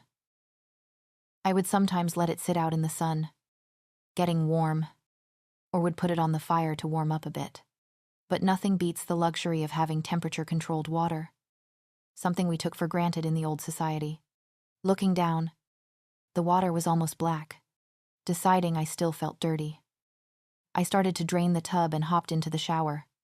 I put the water as hot as it could go and started to scrub everywhere. I was so caught up in feeling clean that I didn't even look for soap. I just needed this day. Hell, this past few days. Off of my skin. When I started to feel lightheaded from the heat, I decided it was enough. It took a lot for me to stop. Still feeling dirty despite all the grime being scrubbed off. But I'd rather not pass out in my underwear in the Great Alpha's house. The bathroom was so steamy from the shower that the mirror was completely fogged, which I was thankful for. I grabbed a fresh towel from the towel rack that was fully stocked, thankful for what looked like a brand new towel. I had been using the same one at the cabin for years, and the use was reflected in its appearance. I wrapped myself in the fully towel, appreciating the softness against my skin. I made my way back to the bedroom to get my clothes but found myself freezing with my hand on the lock of the bathroom door. What if he was out there? What would he say about my using his bathroom? Or worse, what would he do if he saw me in a towel? I didn't trust men, especially beast men who were too strong for their own good. I didn't stand a chance. when I lived with my mother and her boyfriend of the month back in the old society. I would bring my clothes with me to the bathroom, making sure I wouldn't run into one of her men on my way back to my room. I cursed myself for not remembering to do that. All the years of living in the cabin on my own have made me careless. I had to be more careful. I slowly turned the handle, with a sick feeling in my stomach. I had made the mistake of forgetting my clothes a few times when I lived with my mother. I hated the feeling of their sick eyes on me, drinking up any skin that was showing. My mother definitely noticed their behavior, but I don't know if she really saw it for what it was. I opened the door, and to my relief and surprise, the room was empty. I let out a sigh of relief and quickly grabbed something to throw on, choosing the clothes that had been soaking in the stream.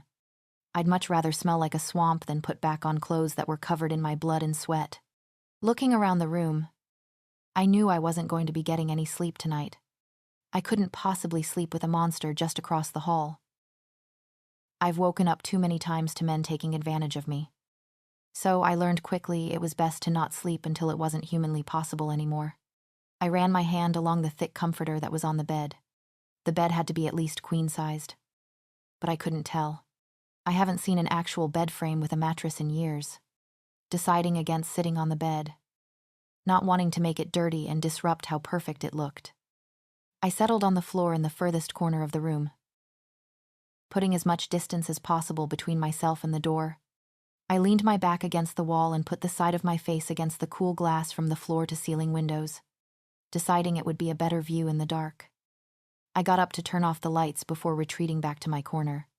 Once my eyes adjusted to the darkness, I looked out the window at the stunning view of the trees.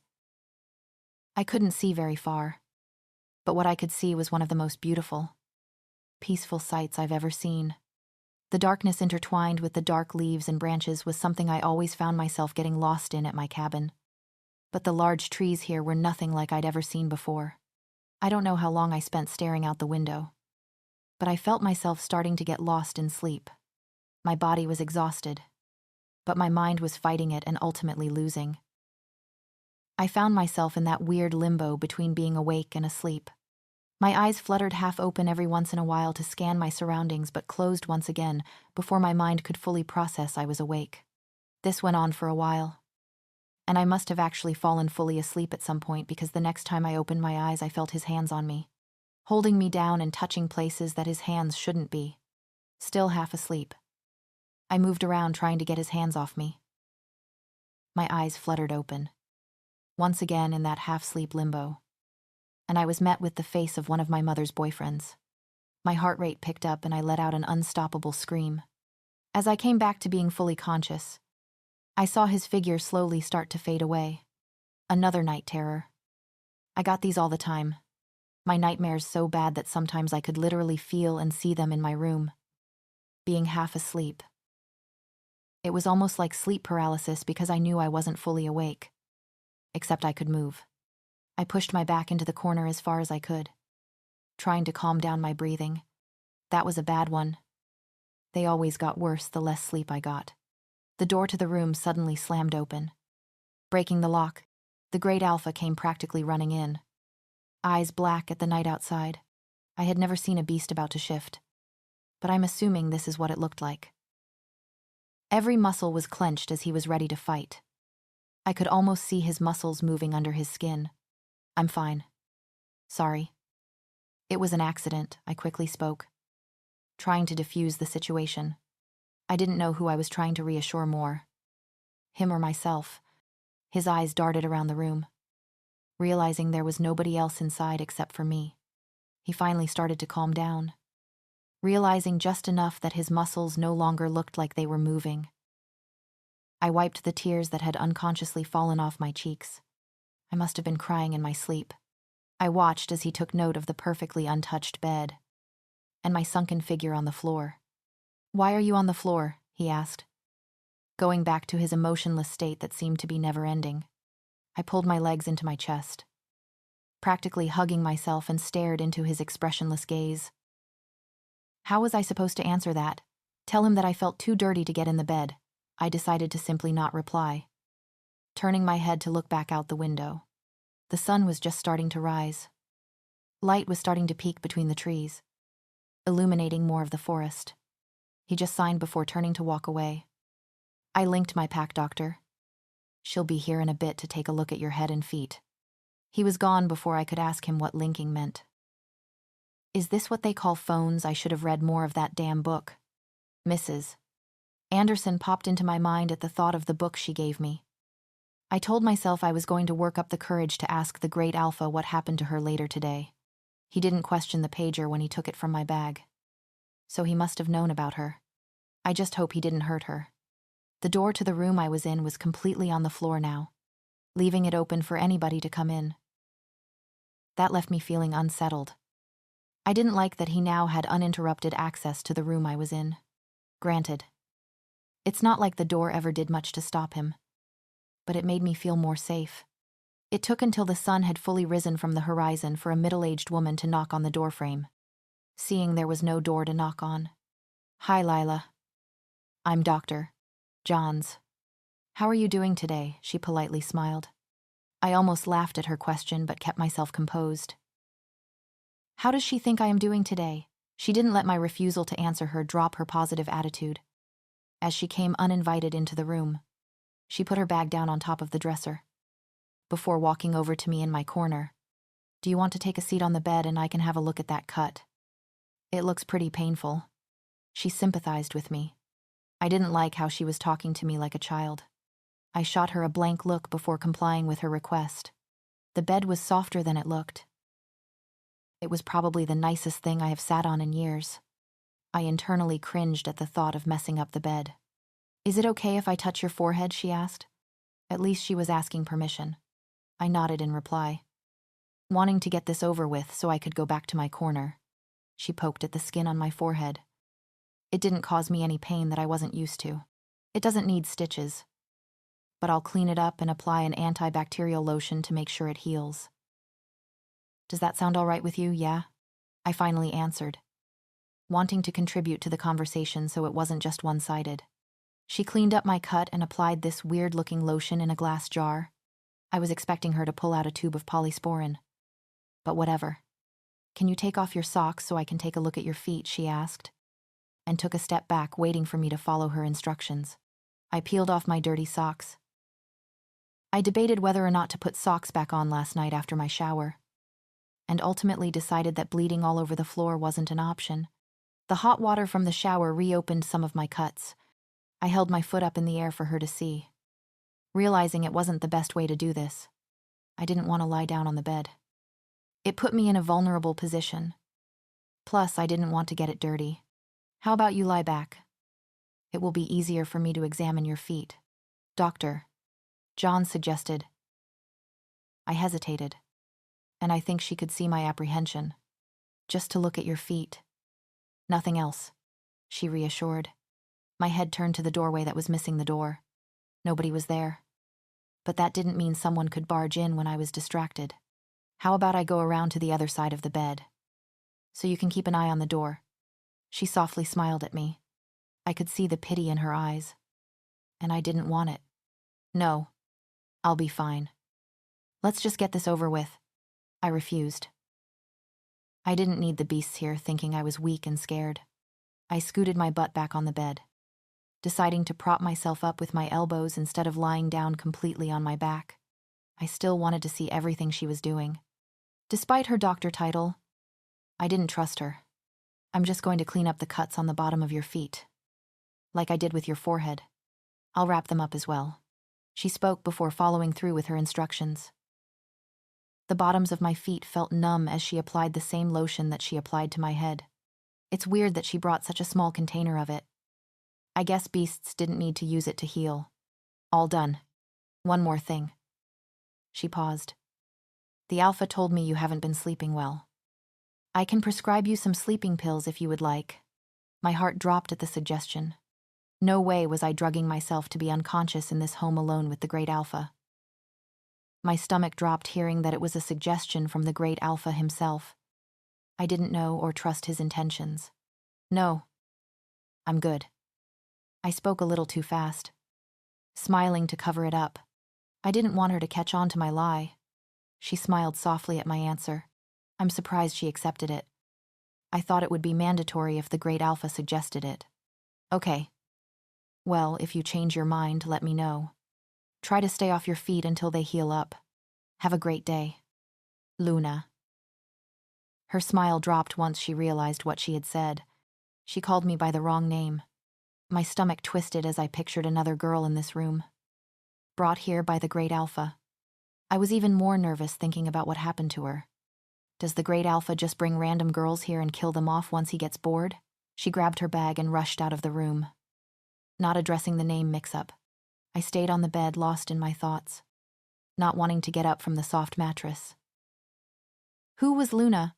My thoughts were disrupted by a strange tingling sensation on my forehead and feet, where she put the lotion. Scared that whatever she put on me was poisoned. I got up and ran to the bathroom mirror, ignoring her instructions to stay off my feet. But somehow they didn't hurt as much as they normally would have. I watched in the mirror as the cut on my forehead magically began to close. Just like how the bullet hole in the Great Alpha healed itself yesterday. I ran my finger across the skin. There was practically no trace of the cut now. Anger flashed through my body at the thought of them turning me into a beast.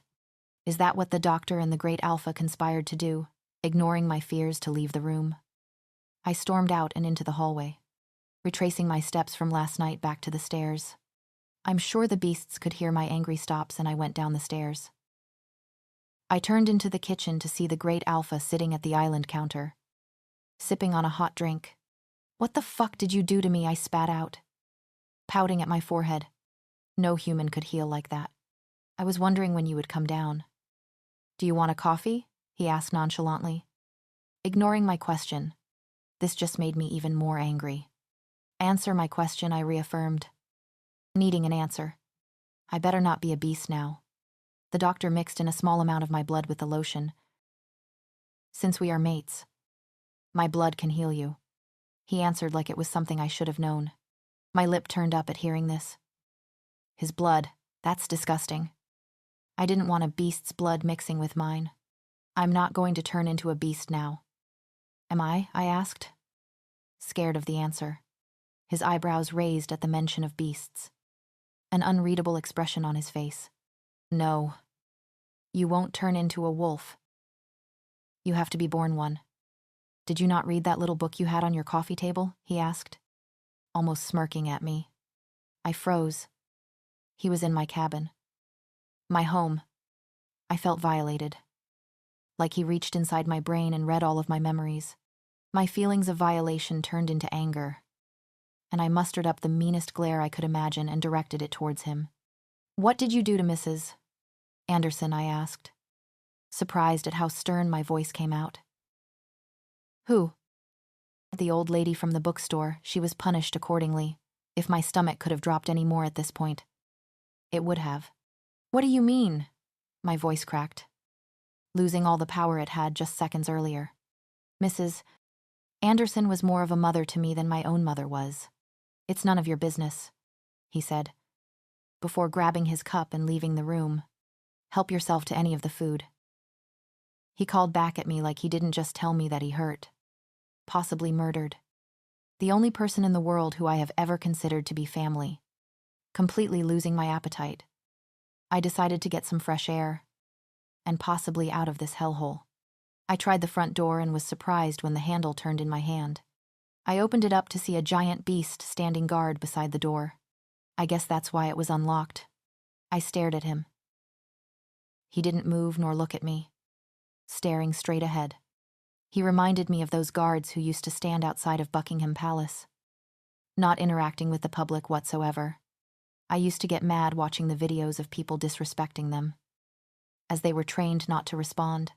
Except this beast didn't need any weapons. He was the weapon. I hesitantly took a few steps forward, surprised that he wasn't tackling me to the ground yet. I didn't look back at him as I started down the steps of the front porch. Miss, I wouldn't do that. He finally spoke, interrupting the silence of the forest that surrounded us. Or what? I said in rebuttal, turning around back towards the door just to meet eyes with the Great Alpha, who was now standing in the doorway. His side really showed when he stood in small spaces. and it was very intimidating. But I also found myself enjoying it. Or he'll call me. The great alpha spoke up, crossing his arms. You're welcome to sit on the porch.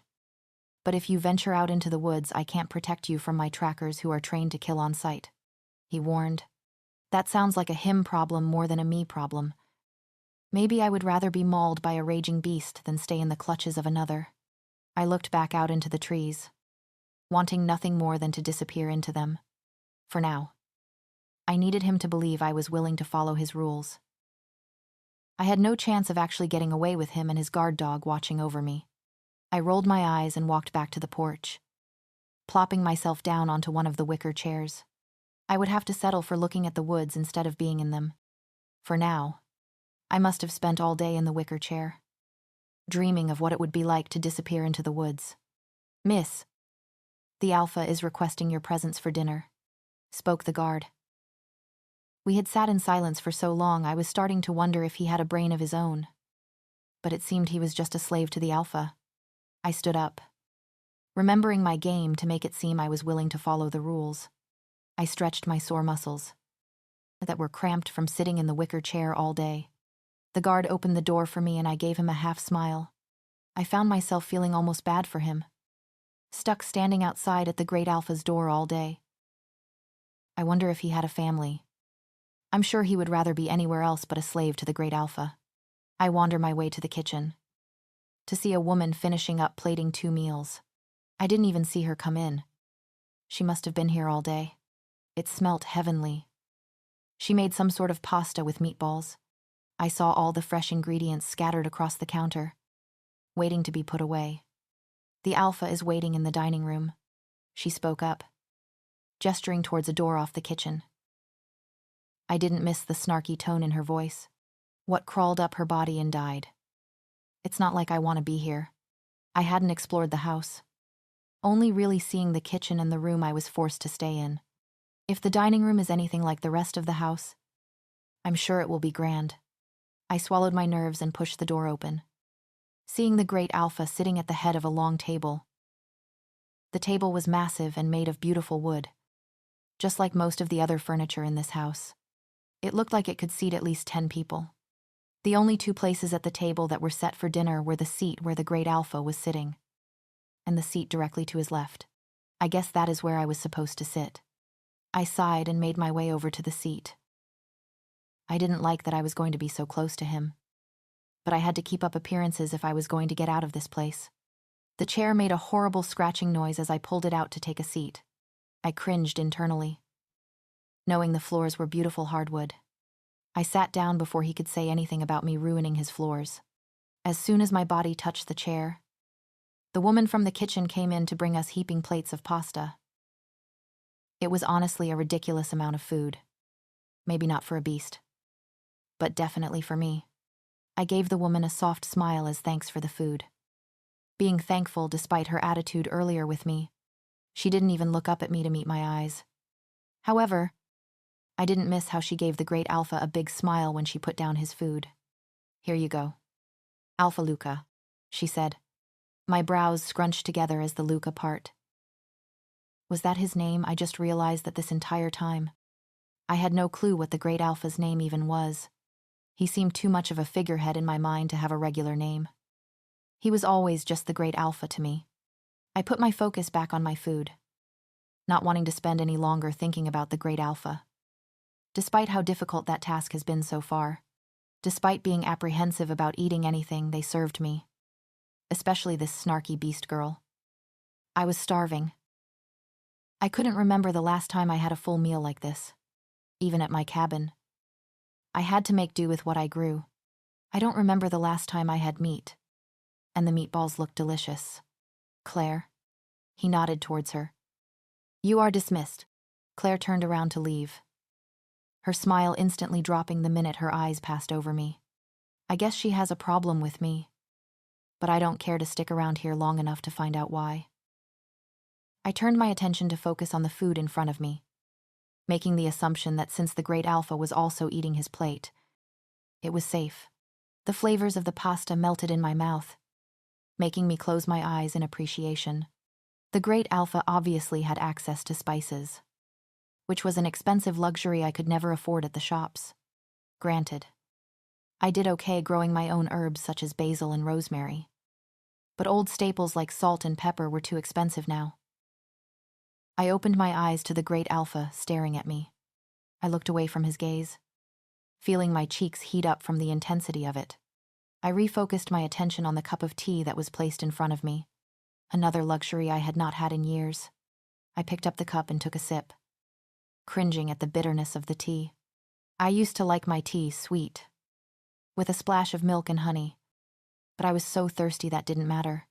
I drank half the cup before going back to my food. "Why weren't you living in the human village?" he finally spoke up, stopping my fork midway to my mouth. Wouldn't he like to know? I don't know. I guess a life of being a slave didn't really appeal to me. I snarked back. He gets to live in this luxurious house while the humans who worked for hours tending the fields live in poverty. His eyes hardened at my accusation. Humans aren't slaves. They are compensated for their work. I laughed out loud at his comment. He was truly clueless if he believed that. The so-called compensation humans get is a shitty shack to live in, with barely enough money to put food on the table at the end of the day. His hands clenched the table at my laughter, turning white from the force. I was surprised the table wasn't cracking under the pressure. I abruptly stopped laughing, not wanting him to reach across the table and physically harm me, instantly losing my appetite. I got up to go back to the porch.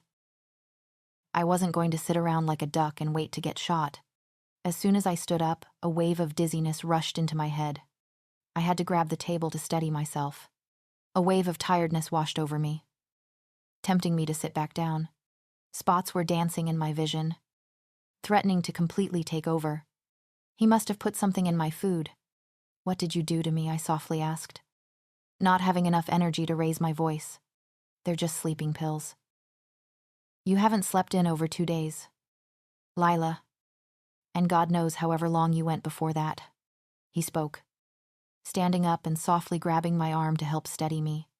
I looked up into his eyes, absolutely terrified of what he was planning to do with me when I was unconscious. He was worse than the rouge beasts. At least they gave me food that wasn't treated. "How could you?" I whispered, tears falling from my eyes. An emotion I was too far gone to register flashed in his eyes before all I saw was black. I woke up back in the room without a door. Except this time the door was back on. I was in the bed, tucked under the covers with my bunny beside my head. I looked around, confused. The room was dark, other than the faint light from the sun rising outside. It was morning. I sat up in the bed, getting angrier as I remembered what happened last night. He drugged me, made me unconscious, and did who knows what to me.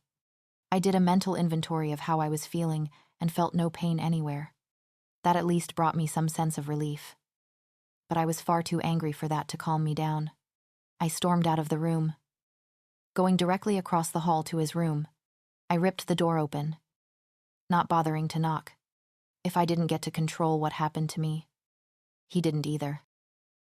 My eyes darted around the room, ignoring how it was easily fancier than every other room in this house combined. The room was easily double the size of mine, if not larger. The bed was massive and put the one in the room I was in to shame. It was decorated nicely, with green accents everywhere. I doubt that monster did it himself. My eyes finally found him, lounging on a couch, shirtless and sipping a coffee. He looked dangerous without a shirt, biceps easily the size of my head and abs that put the statues of Greek gods to shame. "You fucking drugged me." I clenched my fists at my sides. If I was holding something, it would be hurtling towards his face right now. "You had no right." "Who the fuck do you think you are? Just because you're the great alpha doesn't mean you can go messing with my life." He sat upright, leaning towards me and placing his coffee mug on the table beside the couch. His eyes danced with darkness, flashing in and out between being completely black and his usual eye color. "You needed. I don't fucking care what you think I needed. I know how to take care of myself. I don't need some beast to do it for me." I spat, interrupting him. His eyes darkened more than I thought was possible. He slowly got up from the couch and stalked over towards me. I started taking steps backwards in regret. I could see that I pushed it too far in his eyes. They looked unhinged and dangerous. I kept walking backwards, timing my steps with his forward ones, until my back hit against the wall. I looked towards the door, judging how much time I had to make a run for it. But it was too late. He put his hand on my chest, just underneath my neck. His fingers danced on my skin, almost drawing circles on the base of my neck. I'm sure he could feel my racing pulse. I shut my eyes, waiting for him to either rip my heart out or move his hands up a little more to choke me. But instead, he leaned his lips to my ear. I'm not playing nice anymore. Lila, you forget who I am.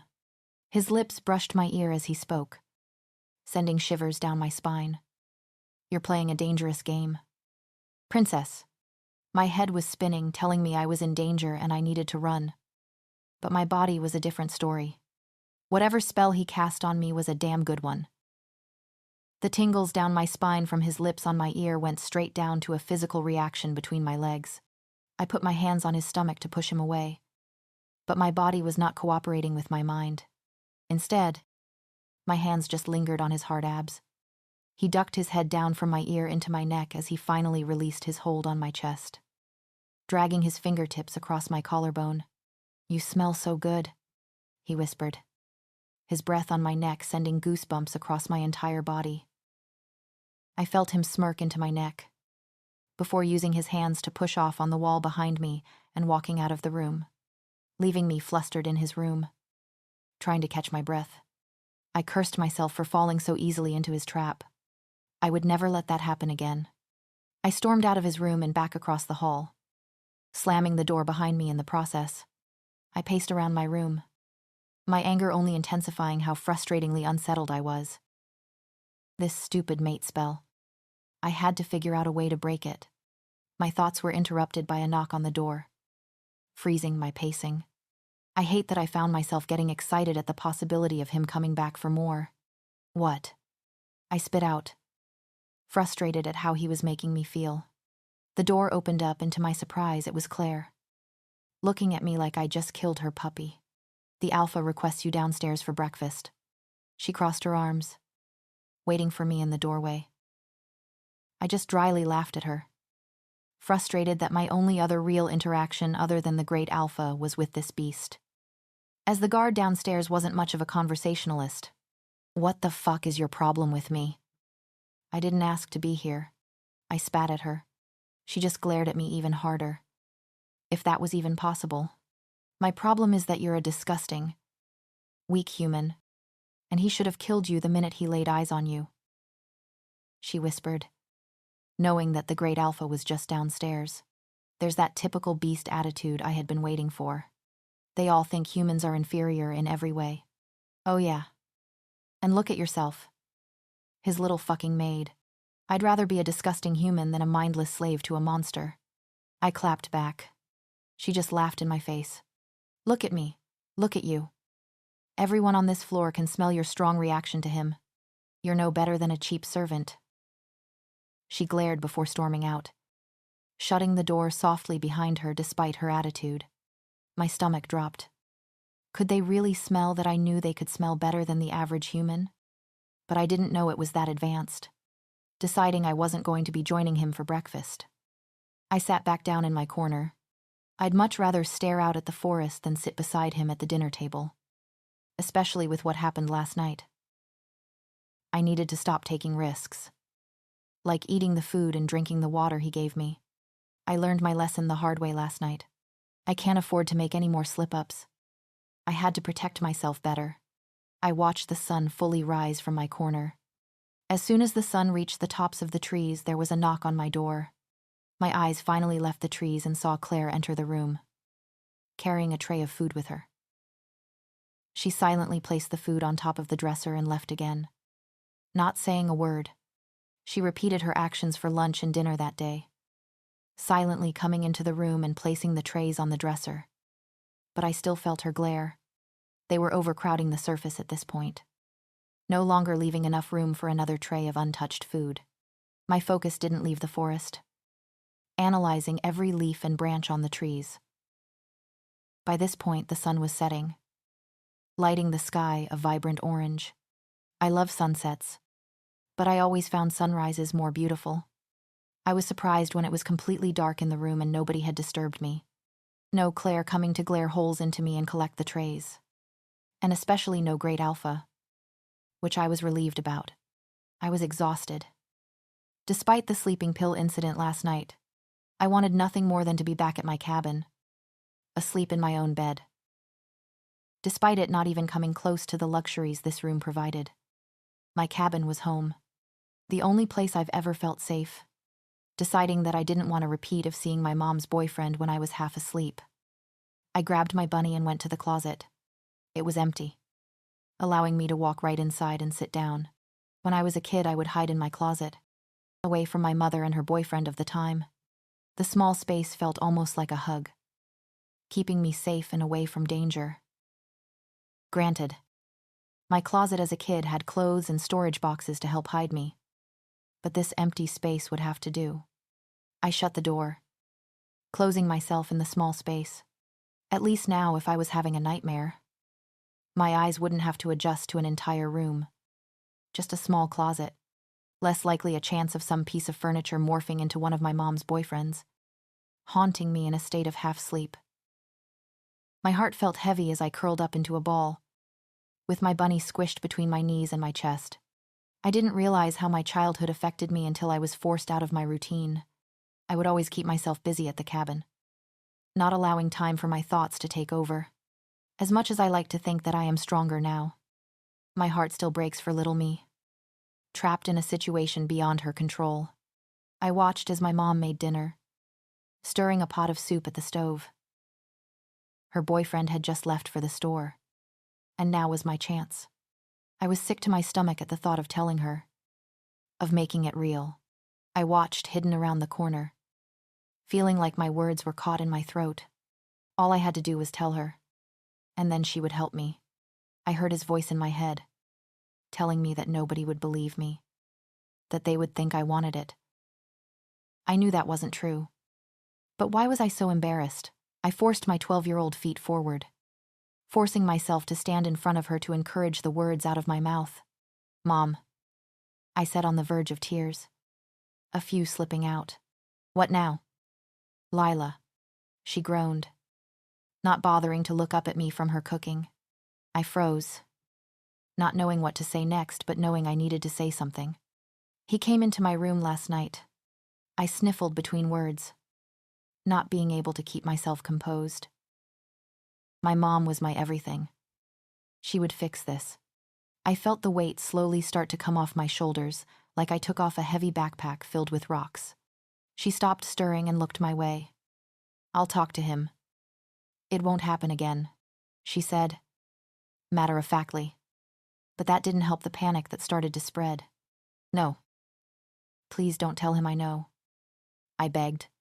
I would always pretend to be sleeping. I was scared of what he would do if he knew I was awake. "Well, what do you want me to do then?" "Lila," she asked, sarcastically. My little heart broke as I stared at my mother, who was acting like a stranger. When her boyfriend confronted me a few days later, screaming about how he could go to jail for my lies, I knew she told him. That was the day I realized I had nobody but myself in this world. The one person I had put all of my trust into. The one person who was supposed to protect me no matter what. No longer cared about me. Only about him. I must have fallen asleep because when I woke up my cheeks were wet and I was silently crying. I was still in the closet. So I opened up the door to let some fresh air in. It was still nighttime, with no sign of the sun lighting the sky yet. I threw my bunny back onto the bed and decided to explore the house. I was tired of this room and needed to find something to occupy my mind so I wasn't constantly bombarded with thoughts of my life in the old society. I quietly opened the door. It felt a lot louder than it actually was, especially when he can hear way better than the average person. I glanced across the hall to his door. It was closed. He was probably asleep inside, which helped to ease my nerves. I wanted to explore more of this house without running into him. I don't think I could face him after what happened earlier this morning. I explored the top floor that I was on, finding 2 more guest bedrooms and a Jack and Jill bathroom between them. His ensuite bathroom and closet must really be massive. I figured about half of the floor was decimated just to his room by process of elimination. I decided to head downstairs to start with the kitchen. Familiar territory. I tiptoed down the stairs and quietly started opening up all the drawers. If I was going to explore, I wasn't going to do it half-assed. I was going to open up all the cabinets and drawers. He had just about every kitchen appliance and dishware possible. Despite having clear countertops, things were hidden away, masking just how much he had. I doubt he has even touched a single thing in here, relying on people like Claire to do everything for him. What a shame. I continued opening up cabinets until I found the glasses. I didn't realize just how thirsty I was until the option was right in front of me. I couldn't trust anything they gave me here, but I could fill my own glass of water. I drank 2 glasses of water and washed up the cup, making sure I left no trace of my snooping. I continued my exploring, walking through the dining room with the massive table back into the hallway. I liked how the house wasn't open space, with every room having its own unique footprint. My mother's house was open space, with the kitchen, dining room, and living room all in one open space. I hated it. It made it easier to feel the burn of her boyfriend's eyes on me whenever I left my room. I wandered back to the front of the house, passing another large bathroom that took up the space under the stairs. There was a massive living room that overlooked the wraparound porch. I sat down on all the furniture, getting a feel for the different chairs and the massive couch that took up a significant amount of the space in the room. I used to love exploring furniture stores as a kid. Back when my parents were actually together, they would take me furniture shopping with them, and I loved it. Sitting on all the different options was fun, pretending that all the staged living rooms were my own. I would pretend I was in another family, and this was our living room. I shook my head at the memory and continued exploring. I headed back down the hallway towards the back of the house. At the end of the hallway was a closed wooden door.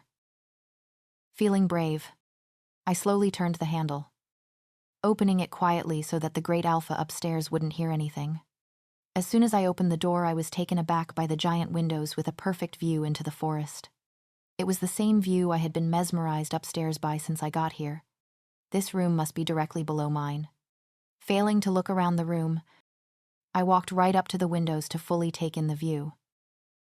They were those giant sliding glass doors that slid all the way open and hid themselves in the wall, to open up the entire wall to the outdoors. I couldn't imagine the view with the glass panes gone. I felt myself relax, the most calm I'd been since before Mrs. Anderson paged me that warning. As I stared out into the woods, my shoulders began to physically relax. Who knew a view could be so calming? Couldn't sleep. A deep voice disrupted me, causing me to physically jump and turn around. I was too lost in the view to realize I walked right into the Great Alpha's office, and he was sitting behind the desk that faced the view I was so lost in. I tried to calm my racing heart as I took in the entire room for the first time. His office was stunning, right out of a home magazine. The whole house looked like it was out of a magazine. Giant bookshelves lined the walls behind him, filled with books whose titles I couldn't read in the darkness of the room. Papers littered the desk in front of him. It was a mess. I couldn't either. He continued, the moonlight illuminating his sharp facial features. He leaned back in his chair, letting his shoulders slump forward slightly. It was the most relaxed I had seen him. He was always so uptight, with perfect posture, always seemingly ready for a fight at any moment, but I could see the exhaustion in his face, like he hadn't slept in days. Did you enjoy the tour you gave yourself? He smirked, leaning towards me to casually rest his forearms on the desk in front of him. I hate how attractive he looked right now. In the moonlight, it was nature's cruelest trick, making something that is such a monster so painfully beautiful. You have a beautiful home. I truthfully spoke. I hated that it was a compliment towards him, but this truly was the nicest house I had ever been in. I broke the intensity of the eye contact we shared, turning my head to look back outside. I didn't fully turn my body back around. not trusting him enough to be fully vulnerable. "When can I go back to my home?" I whispered. Scared of his answer. My heart longed to be back in my cabin, back in my own safe world that I built for myself. As much as I loved this house, it would never be home. Not with a beast inside of it. I heard him exhale and shift around in his chair. I didn't dare look back at him, keeping my eyes peeled on the woods. I didn't want to see his anger. I had seen too many angry eyes in my life, and it never got easier. "You can't." "I'm sorry, Lila." I was surprised at the quietness of his tone, almost like he felt the same hurt I was feeling. I knew that wasn't true, though. Beasts had no sympathy for humans. "They'll use you against me." My sadness was channeled into frustration at his words. Who are they? The human rebels? The Rouges? Why are his enemies magically mine now, too? I wasn't a beast and had no part in destroying society. They had to at least see that. "That's not fair, though," my voice cracked, as I turned back to face him. I worked so hard to build myself a life, to protect myself, just for it to be all taken away again. "You're safe here. You don't need to worry about protecting yourself." I laughed at his response. He was the one who I wasn't safe with. "Is that some kind of joke? What game are you playing here? Make me feel safe just to take it all away again. I'm not stupid. I'm not falling for that stuff again, especially at the hands of the Great Alpha. This isn't a game." "Lila," he sighed, the exhaustion even more evident on his face. If that was possible. A big change from his usual expressionless gaze. "My name is Luca. You don't need to call me the Great Alpha," he added. I sighed this time, feeling defeated. Whatever game this was, with whatever spell he put on me making me feel the things I do, I wanted no part of. I wasn't going to fall for this again. I put my trust in someone just to have it come crashing down. I couldn't handle another heartbreak again. I would never let anything like that happen to me again. "Let's go back to bed," he said, leaving his desk and his emotions behind. It was back to his expressionless gaze. He left the room, leaving the door open for me to follow behind him. I followed him back upstairs, and to my surprise, he turned into my room instead of his own across the hall. I watched from the doorway as he looked around, taking in the full plates of food on the dresser, the unslept-in bed, and the open closet door with my bunny on the ground inside. I didn't miss how he clenched his hands into fists as he looked around. I took a step backwards, knowing the cues for a violent outbreak. My mother's boyfriends taught me them well. "Why aren't you eating? Or sleeping in the bed?"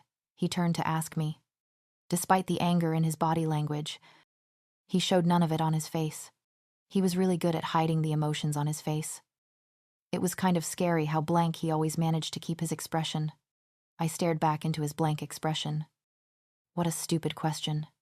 Did he really think I was going to willingly let myself be poisoned by sleeping pills? I never let myself make the same mistake twice. "I'm not leaving until you answer me." I stayed strong, refusing to play his game. "Lila," he warned, eyes darkening. There it was, his control slipping. I may not know beasts, but I knew men. "You really think I'm going to eat after you poison me? Do you really think I'm that stupid?" I knew beasts thought of us as lesser. But did he genuinely think we had no brains in our heads?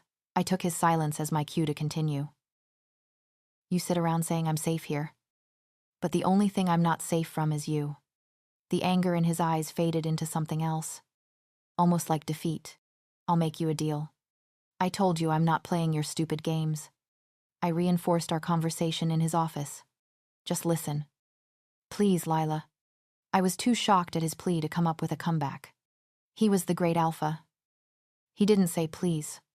He just took, "I'll leave you alone. I'll be like a ghost.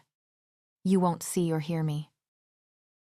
He started, and I listened intently to what he was saying.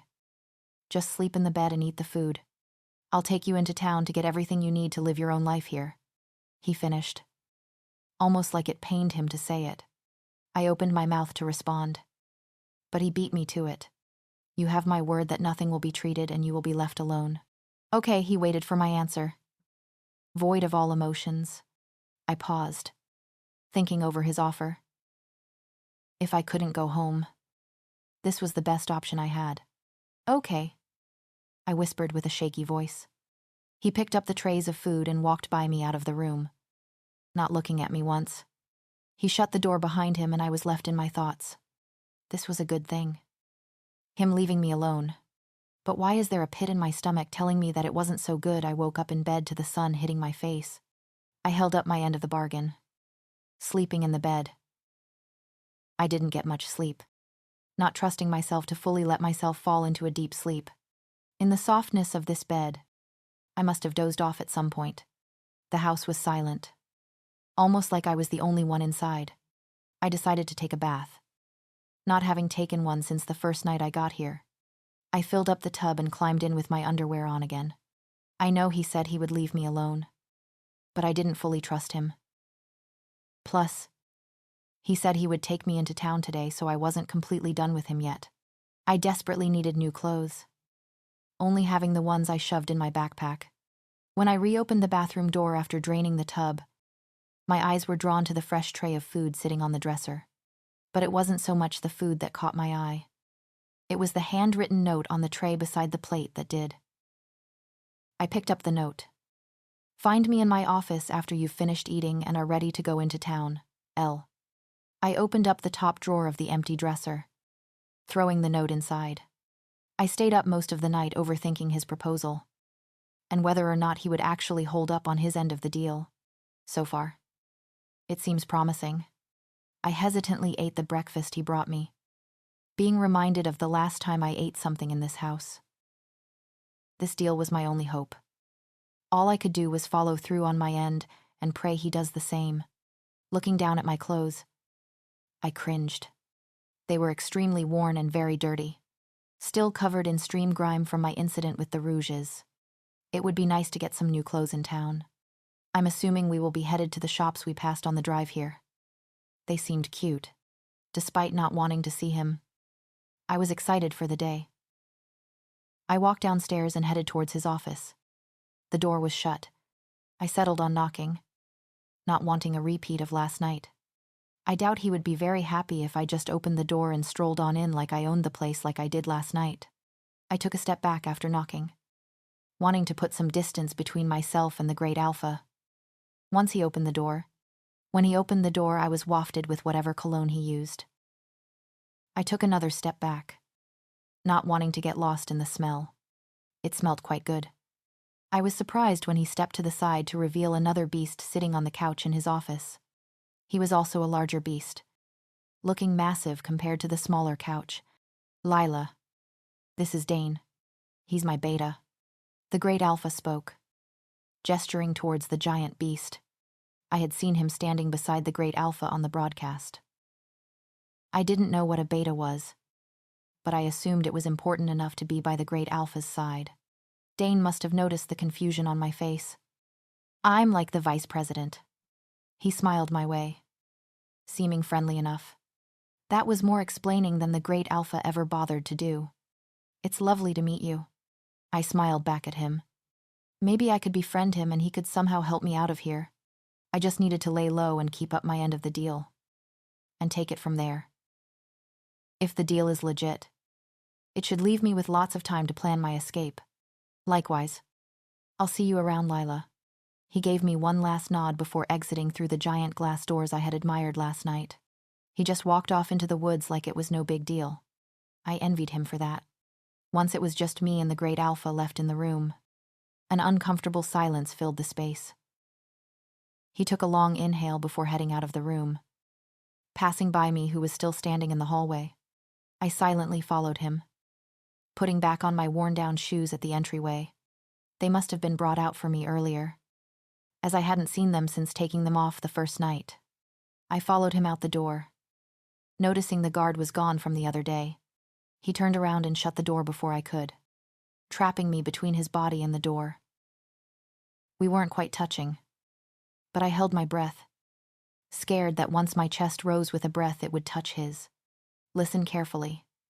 Lila, he started, talking lowly, which brought out a rasp in his voice. I must have a thing for voices, as I felt my body start to heat up at the sound. Stay by my side in town. My pack doesn't know who you are. They won't question anything if you are with me. But the minute you aren't, they have no reason to trust you.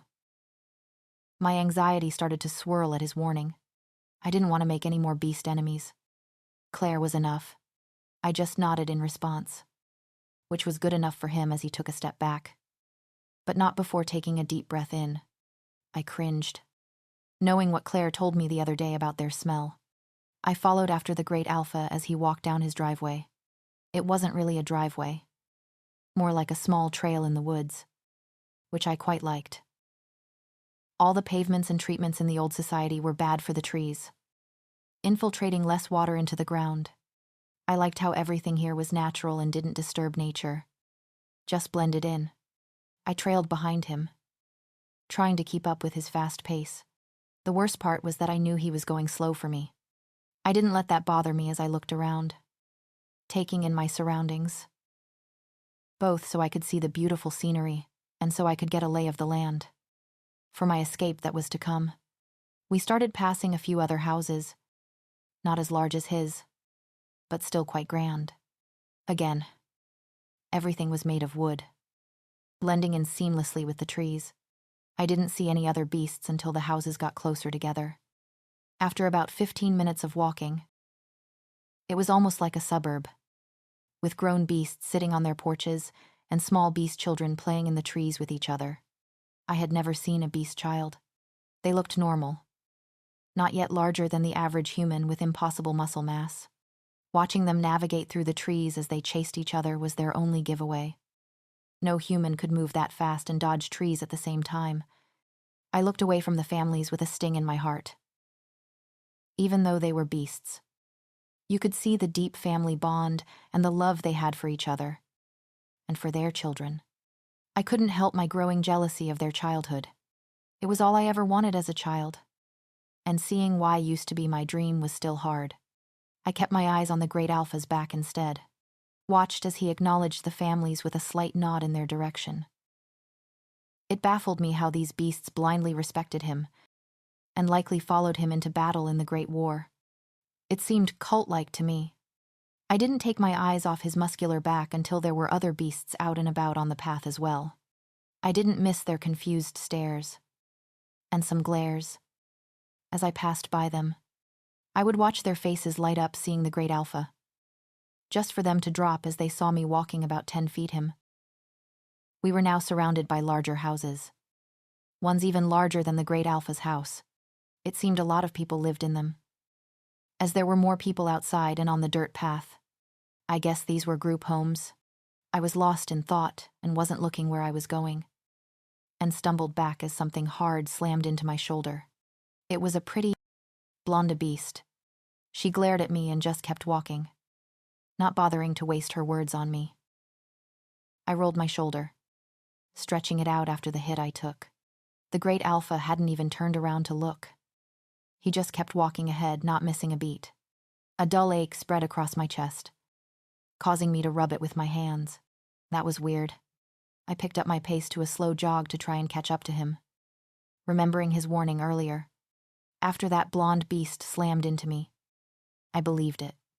I didn't want a repeat of that. Or something worse. He didn't seem to care how they treated me. I slowed down once I was around 2 paces behind him, almost shielding myself with his body from any more hostile beasts. There were way more of them than I had ever seen, and it was causing my heart to race in fear. Looking around, I could probably count 30, and those were just the ones I could see. We continued walking for 10 more minutes, with me closely following behind him. The further we walked, the more beasts were around. We finally reached what seemed to be the most populated part of the town.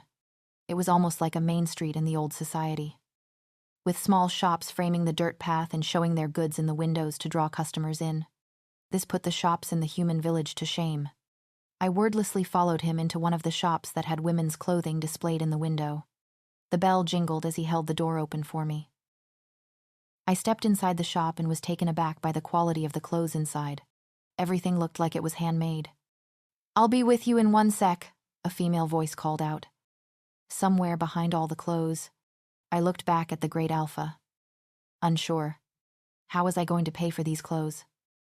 They looked expensive. My worried eyes met his expressionless ones, and he simply looked away. Another dull ache spread across my chest when he looked away. It didn't seem to be my anxiety. So, what was up with these pains? Oh, Alpha. It's great to see you. What can I do for you? A woman beamed, coming out from behind a rack of clothes. She was small for a beast, almost matching my frame, except actually looking healthy. I found myself jealous of her hips and full breasts, which were accentuated by her dress that looked like it was made for her. And it probably was. This is Lila. He gestured towards me. Help her pick out some clothes and add them to my account. Sure. Alpha. Anything in specific? She asked, looking over towards me. I could practically see her brain spinning, analyzing my body to see what would work. I folded my arms across my chest, feeling slightly insecure about her staring eyes. She needs everything, was his answer, before he turned to face me. This time, he didn't look away from my gaze. I'll be back in an hour. Lila. Remember what we talked about. My stomach dropped at the realization that he was leaving me. Granted. The woman from behind the clothes seemed to be the only other beast in here. But I was uneasy. I could see all the beasts walking by the store through the large windows. As soon as his eyes left mine, I felt an odd feeling of loneliness pass over me. I quickly brushed it off, knowing that all I needed was myself. Lock the door behind me. Rhea. He asked the other woman, and she nodded in reply. Again. He didn't spare me another glance as he walked out of the store. I heard Rhea click the lock shut behind him. Well, we better get started if we are going to find you a whole new wardrobe in an hour. She turned to face me, clapping her hands together. I felt myself shrink back at her enthusiasm. She didn't notice my hesitancy. Or at least she didn't show it. She walked right over to me and placed her hand on my back, directing me towards the back of her shop behind all the racks of clothes. I'm just going to take some quick measurements, and then I'll show you some options. Okay, she smiled, waiting for me to allow her proposition. Sure, I replied, not really knowing what else to say. It didn't feel like I had a choice. Knowing what the great Alpha said about finding me new clothes, she pulled out a measuring tape from a pocket in her dress. She was wearing a beautiful dress with a floral pattern and pockets that I did not notice until now. She stuck her tongue out between her lips as she measured my waist and hips. I'll be right back with some options for you. She smiled before disappearing into the clothes. I looked around the store, taken aback at the sheer number of clothes. Nothing seemed to have price tags on it either, which scared me. No price tags likely means expensive. She came back quicker than I expected, arms full of clothes. I was honestly surprised she managed to carry that many. I have some dresses, tops, skirts, and jeans for you to try. I'm not sure what your usual style is, so I brought a little bit of everything. She smiled, setting down the clothes on a sewing table. I walked over to join her at the table, reaching my hand out to feel all the different fabrics. Everything felt of such high quality. Nothing like the clothes from the old society. Fast fashion was an ugly trend that ruined many clothes. Nothing was made like this anymore. Consumerism and competition between huge fashion retailers meant quality was a thing of the past. The sheer volume of clothes that some of the bigger brands, especially online brands from the old society, was dumbfounding. Most of them ended up in landfills. Anyway, these are beautiful. I truthfully spoke. Thanks. I make them all myself. She smiled. It keeps me busy. I'm one of 2 clothing stores this town has. She laughed. How many people live here, I asked. From the amount of people I saw walking here, it had to be quite a few. It surprised me that there weren't more than 2 clothing stores. Around 10,000. We are one of the bigger packs in North America. She smiled. Here. Start simple with the jeans. She handed me 2 pairs of jeans. one light wash and one dark wash. I took them from her and looked around, not seeing anything that could be a change room. She laughed. I forget humans don't change in front of each other. I've been away from that life for so long. She must have noticed my confused expression. As she continued, I'm not a werewolf. I was brought here at the start of the Great War. My mate found me hiding out in a cellar. She smiled, almost reminiscing at the memory. How could she be so happy to be taken by a beast I knew beasts were snatching humans, using them to repopulate? But it almost seemed like Rhea was happy about it. Oh, I'll turn around so you can change. She quickly turned around before continuing her story. There are a few humans in the pack. Around 5 of us. Alpha Luca is very selective on the humans he allows in. Some pack members opt to relocate if they find a human mate. I quickly put on the jeans while half listening to her story. I was too shocked that the jeans fit me perfectly. I looked in the small mirror hanging on the wall and for once, wasn't completely scared by my reflection. Oh, they look great. I knew they would fit. My thoughts were interrupted by Rhea. She smiled as she looked at me. She immediately turned back around to the pile of clothes she gathered and grabbed one of the tops. She wordlessly handed it to me before turning back around for me to change. So, are you our alpha's mate? He doesn't usually keep humans around, she asked. I froze mid-putting on the top, not sure how to answer her question. The great alpha didn't explicitly tell me not to share that we were mates. Yeah. I guess I am, I answered, feeling hesitant. I still wasn't completely sure what a mate even was. I just knew it was practically a life sentence that I didn't want. Oh my God.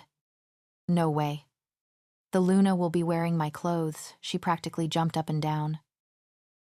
There was that name again. Luna.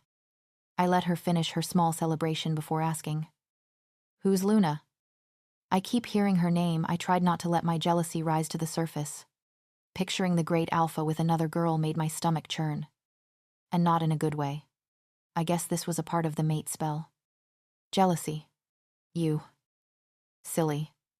Did you not learn about pack structure in your village? She asked, turning back around to see the shirt that I now had on my body. The shirt was a perfect fit. Just like the pants. I shook my head in reply to her question, not wanting to explain that I never lived in a village. My lack of knowledge about the beasts was proving to be difficult for me here. I'm not surprised the alpha didn't explain it either. He doesn't particularly like humans. After what happened to his family, she widened her eyes at that last part like it was some secret she let slip. What happened to his family? I asked, wanting to know more. I didn't know why the beasts decided to come out of hiding after living in the shadows for so long. I would love to know what miraculously made him start to hate humans and decide to destroy us all. I shouldn't have said anything. Do me a favor and don't mention I said anything to him, she asked. I didn't miss the fear in her eyes. Even his own people were terrified of him. I won't, I said, not wanting to put her life at risk. I had already done enough. Getting Mrs. Anderson punished for her help. Whatever that meant. Guilt ate away at me thinking about Mrs. Anderson. Maybe if I asked Dane, he would tell me what the great alpha did to her. He seemed nice enough to actually give me an answer. I made a mental note to do that the next time I saw him. Thank you.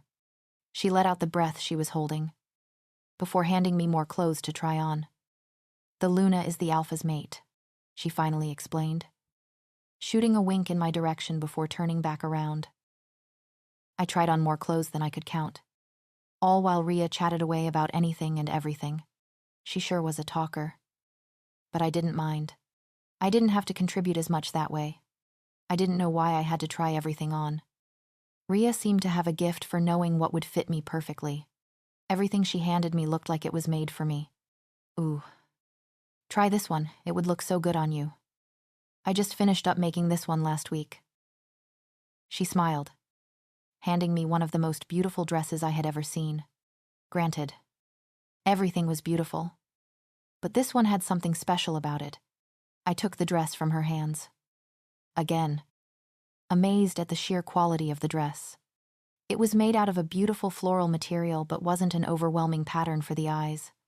I slipped the dress on and tuned out Ria's rambling about some upcoming party. Again. It fit me perfectly. It cinched in my waist, making me look like I wasn't all skin and bones. It went down to mid-calf. Wasn't too long, but wasn't too short. The perfect length. I'm always right. Ria smiled, hyping herself up. You look stunning. The alpha will find you incredibly attractive. She laughed, and I shuddered at the thought. But I wasn't completely sure if it was out of disgust or excitement at her suggestion. A knock disrupted us from the dress. Rhea looked down at her wrist. Speak of the devil, she said before disappearing into the clothes. My anxiety returned at the thought of seeing the great alpha again. I was enjoying my time with Rhea. Her chatty, cheery attitude was a good chance from his emotionless demeanor. Plus, she was a human. I heard his deep voice from the back of the store, but I couldn't make out what he was saying. I could see his tall head moving through the racks of clothes before I could see Rhea, who was leading him back to where I was. Doesn't she look absolutely stunning? Rhea beamed at me, showing off her work to him. I looked over towards him, but his eyes were on the dress as he silently took it in, not responding to Rhea's question. But it was really more like a statement. Okay then. Rhea broke the silence. I packed everything up into these bags here, so you are set to go. She gestured towards the paper bags on the ground. There was 3 large bags, full of the clothes I had been trying on for the past hour. Thank you. Rhea, he finally spoke up, snapping out of whatever trance he was in while staring at the dress I had on. He turned and effortlessly picked up all 3 of the bags. Despite how heavy they looked, he started walking back out towards the front door, not bothering to acknowledge me, which again shot a dull pain through my chest. Goodbye, Lila. Stop by whenever, even if it's just to chat. Rhea smiled at me, waving me goodbye and returning to her sewing table. Bye, Rhea. It was lovely to meet you.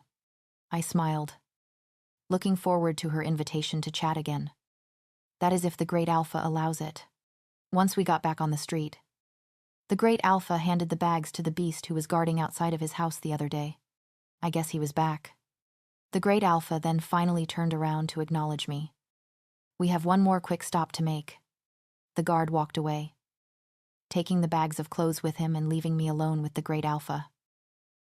Beasts were still walking about on the dirt street that the shops lined, going in and out of the different stores. The Great Alpha didn't give me enough time to respond before he turned around and started walking towards a small dirt path between some shops. I quickly followed, not wanting to be left alone on a street full of beasts. I hobbled after him down the smaller dirt path, leading back into the forest. I was careful not to walk into any shrubs on the ground, not wanting to ruin the brand new dress I still had on.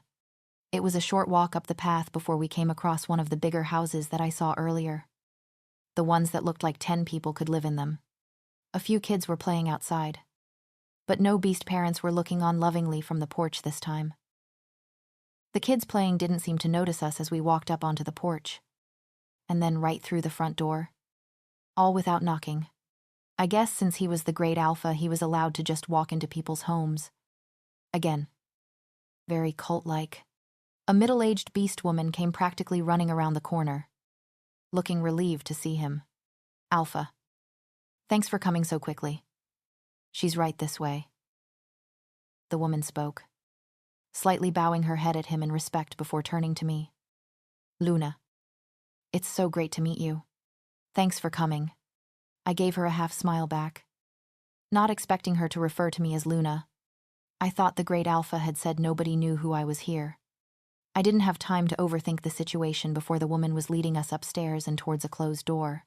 There were loud bangs that seemed to be coming from inside the room, the sounds getting louder the closer we got. My heart rate started to pick up at the bangs, the loud noises causing me to jump. Mary is inside. She's been having a bad day. She started throwing things about an hour ago and I can't seem to get her to stop, without getting hit myself, she said to the Great Alpha, with a sympathetic look in her eyes. I'm not sure what Luca has shared with you, but I'm Donna. I run the Pack orphanage. She gestured to the building we were inside. I took a look around, seeing all the doors on this floor. There had to be about 10 of them. There must be a lot of kids here. My heart broke for them. Despite them being beast children, no child deserves to grow up without a parent's love. Be careful, she said to the great alpha, before taking a step back and letting him head into the room. I stayed in the hallway beside Donna, not knowing what to expect behind the door. What I didn't expect was a little girl, about 10 years old, throwing anything and everything she could get her little hands on. There were holes in the drywall in her room from her attack. Her back was to the door, obviously not wanting to see whoever dared to walk inside.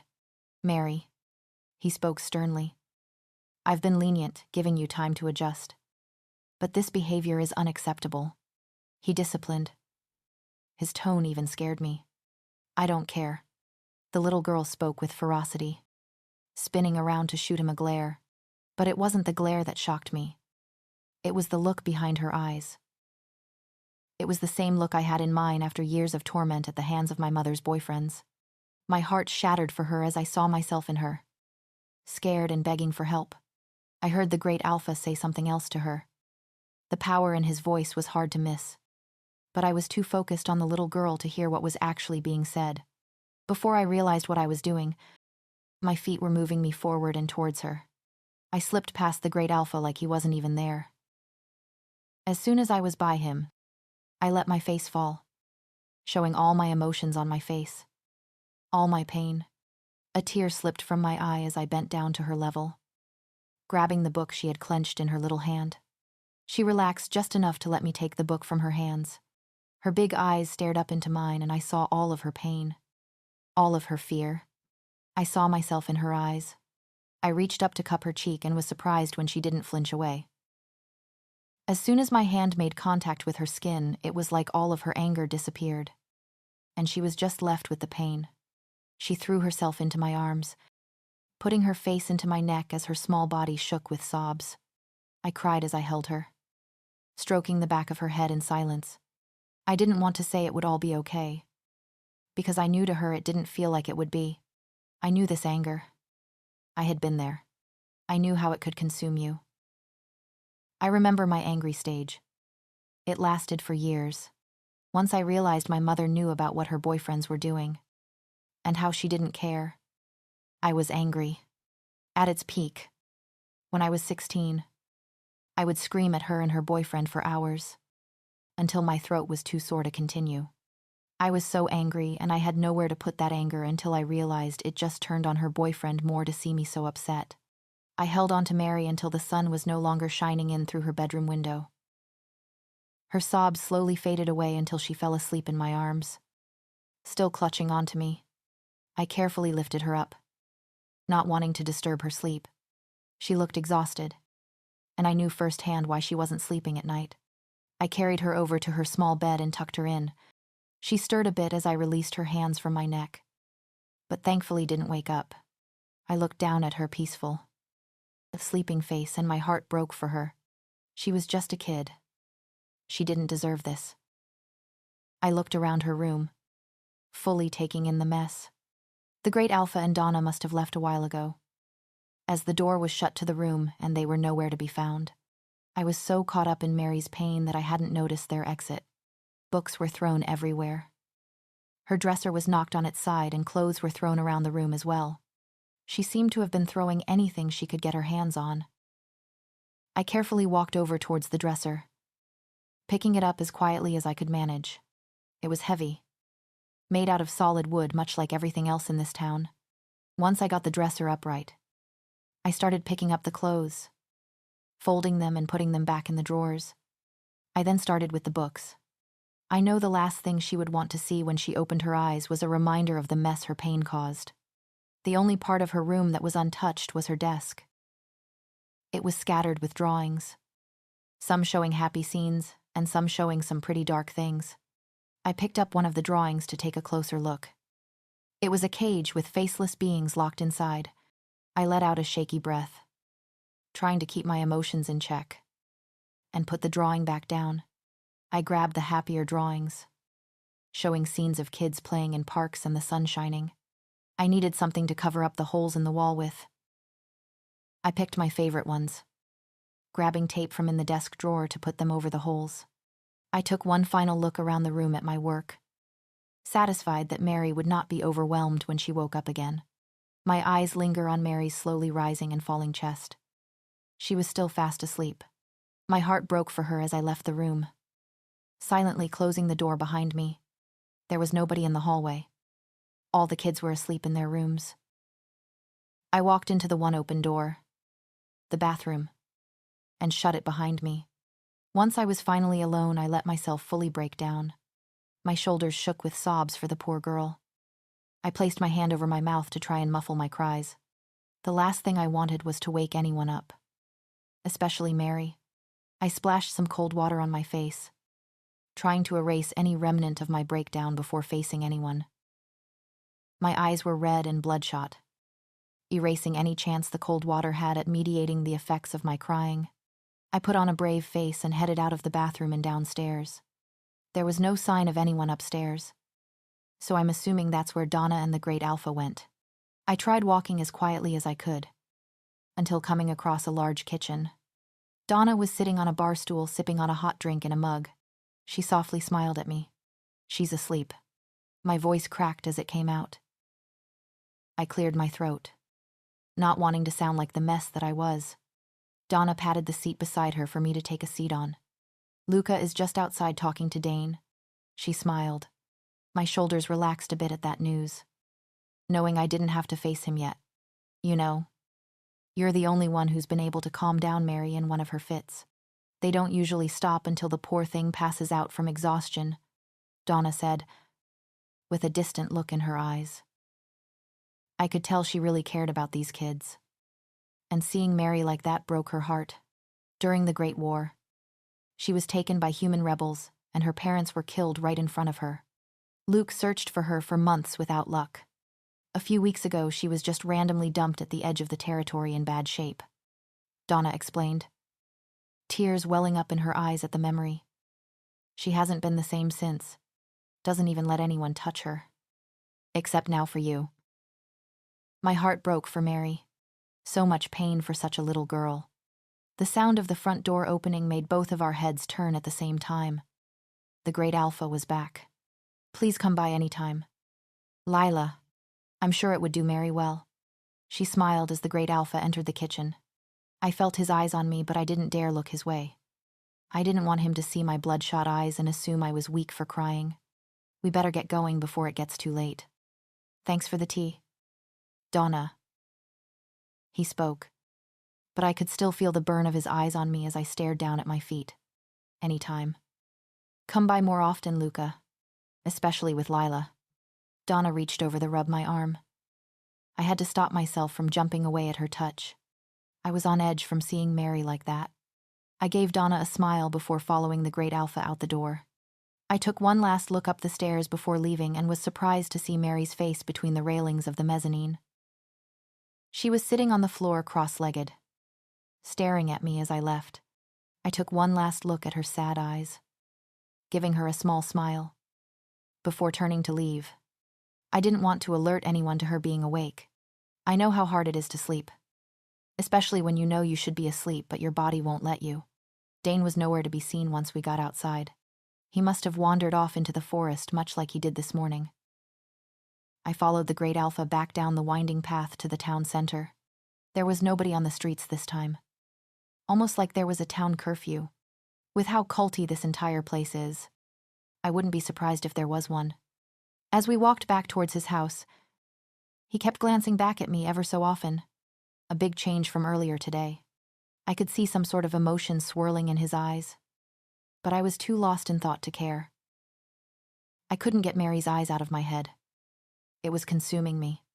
Before I knew it, we were back at his house, with the same guard posted at the door.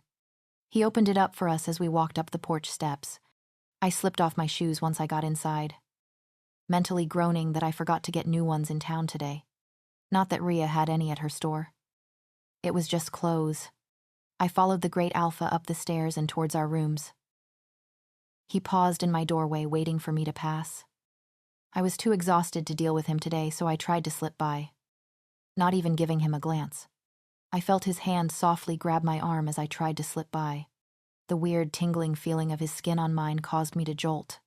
He softly pulled my arm, so I turned around to face him. "Are you okay?" he asked. I was surprised at the sincerity of his question. The genuine concern on his face had me taken aback. I had never seen that before. "Yeah," I whispered, putting my hand on top of his to slip it off my arm. As much as I hated the idea of sleeping in the bed, it was calling my name right now. "Good night, Lila. Sleep well." My dreams were filled with my typical nightmares. Except this time I saw Mary in them.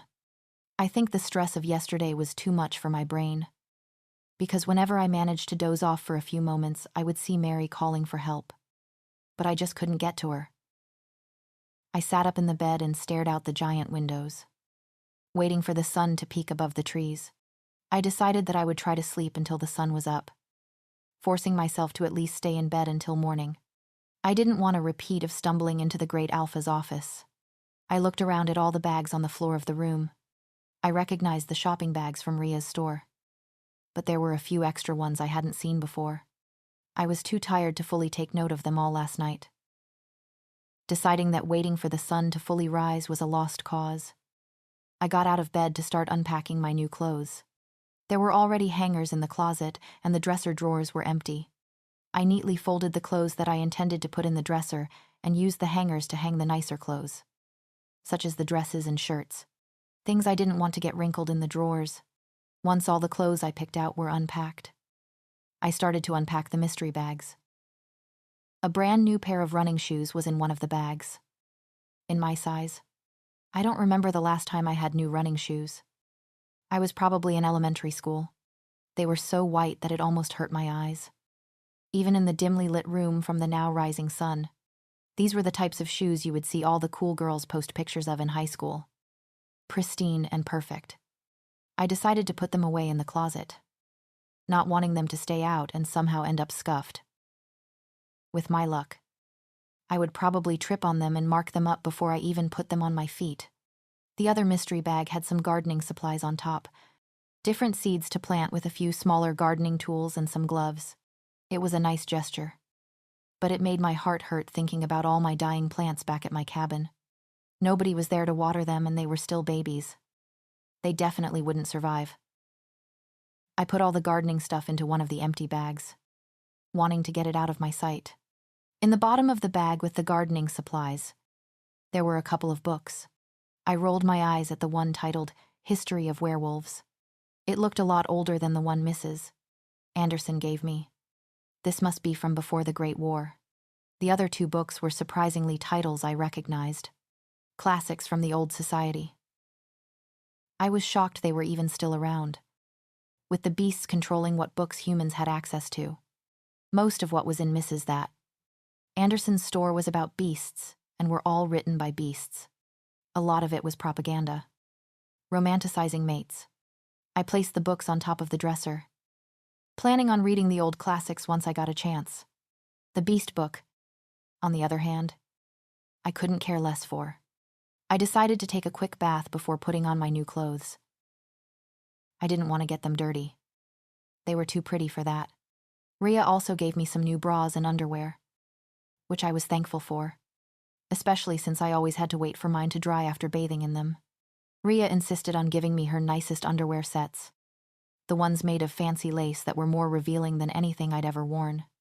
She was quite cheeky about it, winking as she slipped them into the bag.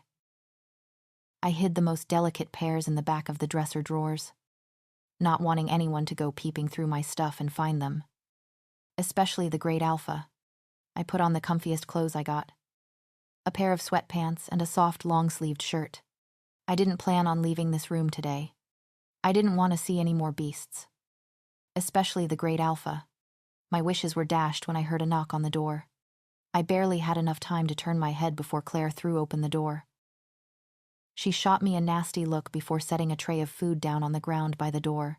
She didn't bother speaking to me before slamming the door on her way out. I jumped at the loud noise as it echoed through the room. I thought beasts had super hearing. Wouldn't the whole house hear that? I sighed before walking over to grab my food. I didn't care that she was putting it on the floor. I just hated that she disliked me so much.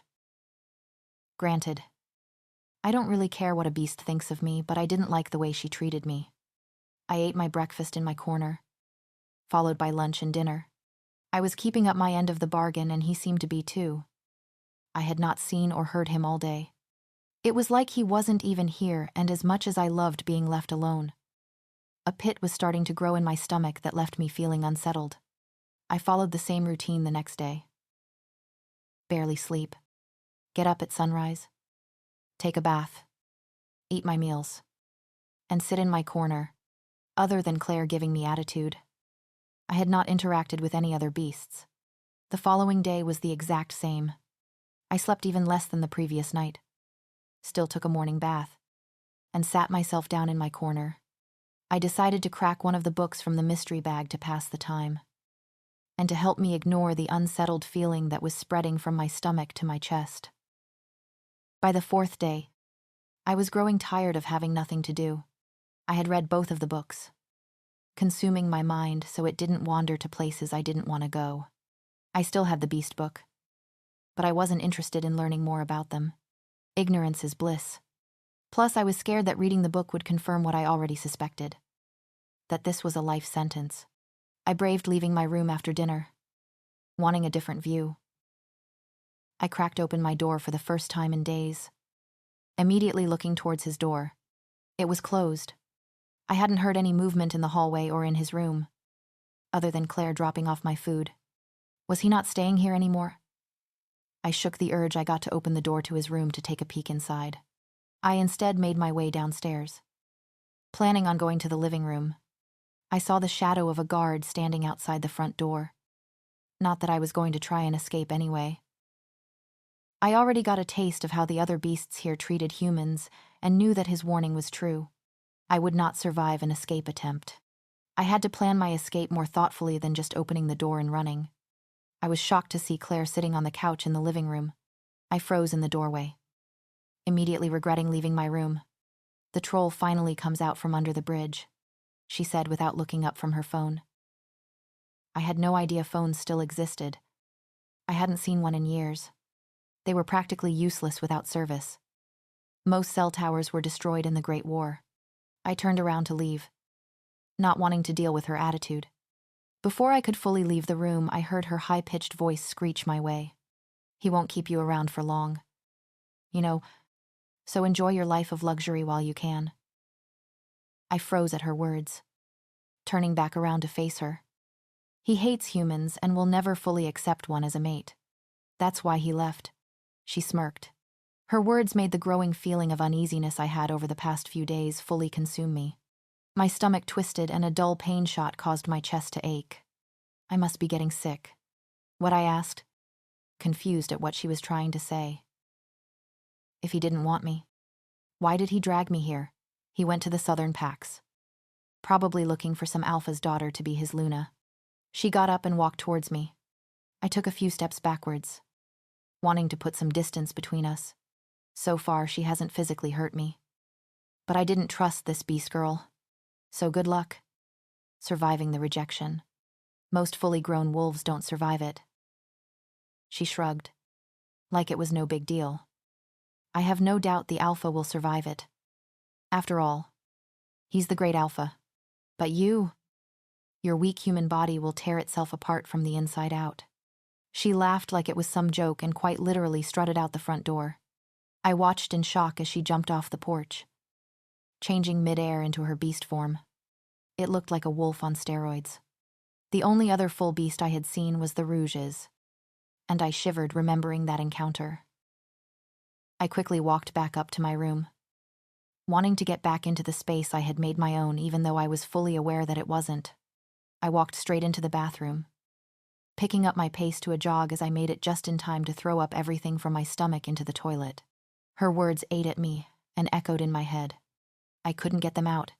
The thought of him going across the country in search of a new mate made me physically sick. As much as I would love for that to happen and to be sent back to my cabin to live in peace, I knew that wouldn't happen. If my body reacted like this over some stupid words Claire said, I had no doubt her warning of my death would be true if he chose a new mate. I had to get out of here before that happened. I shot up in the bed, gasping for air, trying to catch my breath. The stupid pain in my chest hurt more than it ever had before. I must have fallen asleep, and my regular nightmares decided to switch it up last night. Instead of being haunted by my past, I was being haunted by my future. I saw him in my dreams last night, and it terrified me. Instead of seeing the usual faces of my mother's boyfriend, his face was the dead center of my dreams. I had to watch as he brought some pretty beast girl back to his house, telling everyone that she was his actual mate and he had just been confused before. He didn't even spare me a glance in the dream, too focused on his new girl with adoration in his eyes. I think that was what hurt the most. He never looked at me like that. As much as I didn't want it to hurt my feelings, it did. My heart felt like it had been crushed into a million pieces. The only thing worse than this was when my mom let me down for the first time as a kid, all over some stupid dream that wasn't even real. I was so emotionally confused that I didn't even realize I was crying until I passed by the bathroom mirror.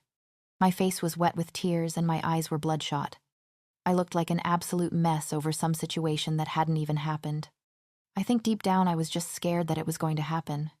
I ran my bath, the unsettled feeling in my stomach only growing with the rise of the water. I just had to get my mind off of him. Rereading one of the books didn't even get my mind off him today. I resorted to starting off into the forest again, letting the pain in my chest consume me. It was almost a feeling of loneliness, like something was missing and I didn't know what. I now know how Bella felt in Twilight, staring out her windows for days on end. My thoughts were interrupted by a scream coming from downstairs. I immediately jumped up, on high alert. Claire would be long gone by now, dinner having passed an hour ago. "Luna," a child's voice screamed out. It was faint, but I could still make it out. I took off running downstairs, towards whoever was calling out. Remembering what Rhea taught me about Lunas, I ripped open the front door, having nothing to lose. If danger was waiting for me, at least it would be a quick death, not a drawn-out, painful one like Claire described. My view was blocked by the giant back of the beast who guarded the door. "Luna," a voice cried out again, much louder now. I looked down to see little hands trying to reach around the giant beast. "It's okay. Let her in," I said to the guard. He obliged and stepped to the side to reveal a disheveled Mary. She immediately shot her small body forward, burying her head into my stomach. "Hey, Mary." "What's wrong?" I asked, stroking her head to try and bring her some sort of comfort. But I knew it wouldn't do much for the pain the little girl was feeling. She tried to speak through her sobs, but it was inaudible. I picked her up and closed the door, leaving the guard outside. She was a lot heavier than she looked, probably because she was a beast. I brought us into the living room and sat down with her on my lap. Again, I didn't bother telling her it was going to be all okay, knowing it would likely only make the situation worse. I just held her as she cried, waiting for her to calm herself down. Once her sobs died down into little sniffles, I shifted her head out of my neck to look at her face. As soon as my eyes met hers, my stomach dropped, seeing a reflection of my own hurt in her eyes. "What's wrong?" "Honey," I asked in a soft voice. I had to be careful with my words, not wanting to accidentally make anything worse. "Miss Donna took the locks off my door," she said as a few stray tears slipped from her eyes. My heart dropped for her, knowing that she just wanted a safe space. I don't think Donna would have done it to hurt her intentionally. She probably just didn't understand. "Now why would she do that?" I asked, again being careful with my tone. I didn't want to make it sound like I was accusing her of doing something wrong. "I didn't open the door this morning when she came to wake me up," she whispered. But I was too scared to open the door. I wiped one of the tears that fell down her rounded cheeks away. "I get scared sometimes too," I said, sympathizing with her. What was so scary about opening the door? I was scared he came back for me, she whispered. Like if she said it too loud, he would hear her and come snatch her up. He said he would come back for me. Before I bloomed into a full flower, I froze at her words. immediately being pulled into a memory I thought I pushed too far down to surface again. It had to be a coincidence. Maybe all abusers like to use the same lingo. I cried as he sat on the edge of my bed, adjusting his shorts. My pack was flush against the headboard, trying to put as much distance between him and myself as possible. He was the worst out of all my mom's boyfriends. Practically every night was the same. He would sneak into my room after my mother's snores rang through the house. He was practically nocturnal, staying up all night on the phone with his conspiracy theory friends. He and all his friends were crazy. Speaking of creatures in the night that were stronger than 10 men, he used to use that to scare me, saying that if I didn't keep quiet, the monsters lurking in the shadows would shut me up for him. But I knew he was the real monster. I have to go away for a little while. My little flower. He reached out to pet my leg. I knew better than to pull away, not wanting a repeat of what just happened. He liked it when I fought. I didn't respond to his question, just staring straight ahead at the blank wall in front of me, analyzing every bump in the paint. I knew every single imperfection by heart. When he realized I wasn't going to reply, he got up and walked towards the door. Taking one last look back at my terrified body in the bed, he called out, "I'll make sure I'm back before you blossom into a full flower." I felt sick to my stomach at the memory. James. One of the worst of them. I never did see him after that day. I was around 15 at the time. Shortly after he left, the Great War began. I wanted more than anything for him to be dead. Killed painfully in the war. That's the only thought that lets me get the little bit of sleep I get at night. I put all my eggs in that basket, telling myself he was dead. Mary's words were a harsh reminder that there was a possibility he was still alive. "I won't let him hurt you again." I spoke. Determination I didn't know I had behind my words. I would relive my childhood 1,000 times over just for Mary to never have to go through anything like that again. The Great Alpha won't let him come anywhere close to you. And neither will I. I tried reassuring her, but knew that her fears were too big for my reassurances to do much. I could be locked away in the most secure place possible and still be absolutely terrified. "But he's not even here right now," she said, tears returning to her eyes. "What if he comes back now?" "Well, I'm here, and I won't let anything happen to you, Mary." She snuggled her head back into my neck at my words. I could feel her body slightly relax, letting go of some of the stress she was carrying, but I knew it was still there. "Does Donna know you're here?" I asked softly, not wanting Donna to stress over a missing child. "No." I snuck out through the back and walked through the forest, she said, almost sounding proud of herself.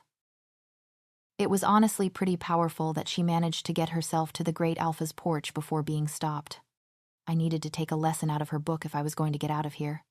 My thoughts of escaping were disrupted by the thought of leaving Mary here unattended. In the short time I've known her, we have grown a bond. I shook those thoughts, telling myself she was in the strongest beast pack in the world. I'm sure the Great Alpha wouldn't let her be taken a second time. "You're a smart girl, aren't you?" I smiled, trying to lighten the mood. "I know every way out of that house from every room," she said seriously, and I didn't doubt her. I do the same thing. I am mindful of the exits of every room I enter into, just in case. I glanced outside. Seeing the rapidly setting sun, Donna had to be getting worried. "We better get you back home, Mary. It's getting dark." I sadly smiled, as much as I hated to see Mary distressed. Talking with her was therapeutic. I wanted to be there for her because nobody was there for me, but I don't want to go back. She pouted. It was adorable, but I knew she couldn't stay here. I didn't want her to become as much of a prisoner in this house as I am. "I'll come visit as soon as I'm allowed to." I smiled, but I don't think it fully reached my eyes this time. I had no idea when I would be allowed to leave this house. "If ever." "You promise?" she asked, clinging to every word I said. "I promise," I said, making it my mission to convince the Great Alpha to let me go see her. At my promise, Mary climbed down off my lap and reached for my hand. I took her hand in mine and walked us to the front door. We passed by the beast guard with no issues. until we started going down the porch steps. "You can't leave the house." "Alpha's orders." A rough voice spoke up. I knew it was directed at me. Before I could speak up, Mary spoke up in response. "She's the Luna. She can go wherever she wants." I made a mental note to never get on her bad side. She could throw a mean glare. "She's not officially the Luna yet. The Alpha still outranks her. She stays," is all the guard said. "You expect a 10-year-old girl to walk home on her own in the dark?" I asked, feeling defeated. "I'll call for Donna," he said, before gazing back off into the distance. He made no move to get a phone, or a walkie-talkie, or whatever device beasts use to communicate. "Aren't you going to call her?" I asked, frustrated at his lack of action. I wanted to talk to Donna about the door lock situation. "I did," he said, leaving me confused. "Mary." Noticing my confusion, tugged on my hand to get my attention. Werewolves can link each other in their minds. Helps when we are in wolf form and can't speak. She sure was smart for her age. She provided me with more answers than the great Alpha did. I smiled down at her to show my appreciation and walked us back to the wicker furniture on the porch to wait for Donna. Before I knew it, Donna was here. Impossibly fast. She came running down the dirt path that led to the house. "Mary, you can't run off like that," she scolded. I squeezed Mary's hand to help reassure her. I knew it was bad that she ran away, but I sympathized with her reason. "I'm so sorry." "Lila." Donna apologized, then turned to give Mary a stern look. "This won't happen again. It's all right." "I don't mind. I was just telling Mary that I'll come visit her sometime soon." I smiled, trying to lessen the tension of the conversation. "Can I speak to you inside for a moment?" I asked before Donna could whisk Mary away. "Of course, dear," she said. I gave Mary a look as if to say, "Stay here." I waited for Donna to step inside before shutting the door behind us, hoping that it would drown out the conversation so Mary couldn't hear. "About Mary. You have to give her the lock back for her door." I started, talking quietly just in case Mary's advanced hearing could pick up on it. Not having a lock is just going to make her more scared and distrustful. She's terrified without having the safety of being able to lock her door. Donna smiled sympathetically at me. "I can tell you care about Mary, but I can't have my kids locking themselves away and not opening the door when asked." She defended her actions. "She did it because she was terrified," I said, my voice raising in frustration that she wasn't listening to me. Every creak, every movement in that house makes her stomach drop in fear. She needs to feel like she at least had one line of defense to protect herself. I could feel the tears pricking at my eyes and I pushed them down. I didn't need to cry like a baby over this. I had done enough crying since getting to this place. The least I could do was reel it in to stand up for a little girl. Donna's eyes softened as she reached out to put a hand on my arm. "I'll put her locks back on when we get home." I let out a breath of relief. At least Mary would have some peace of mind tonight. I smiled softly as a thanks, proud of myself for standing up for Mary. "I'm sorry," Donna said with knowing eyes, turning to leave before I could respond. What was she sorry about?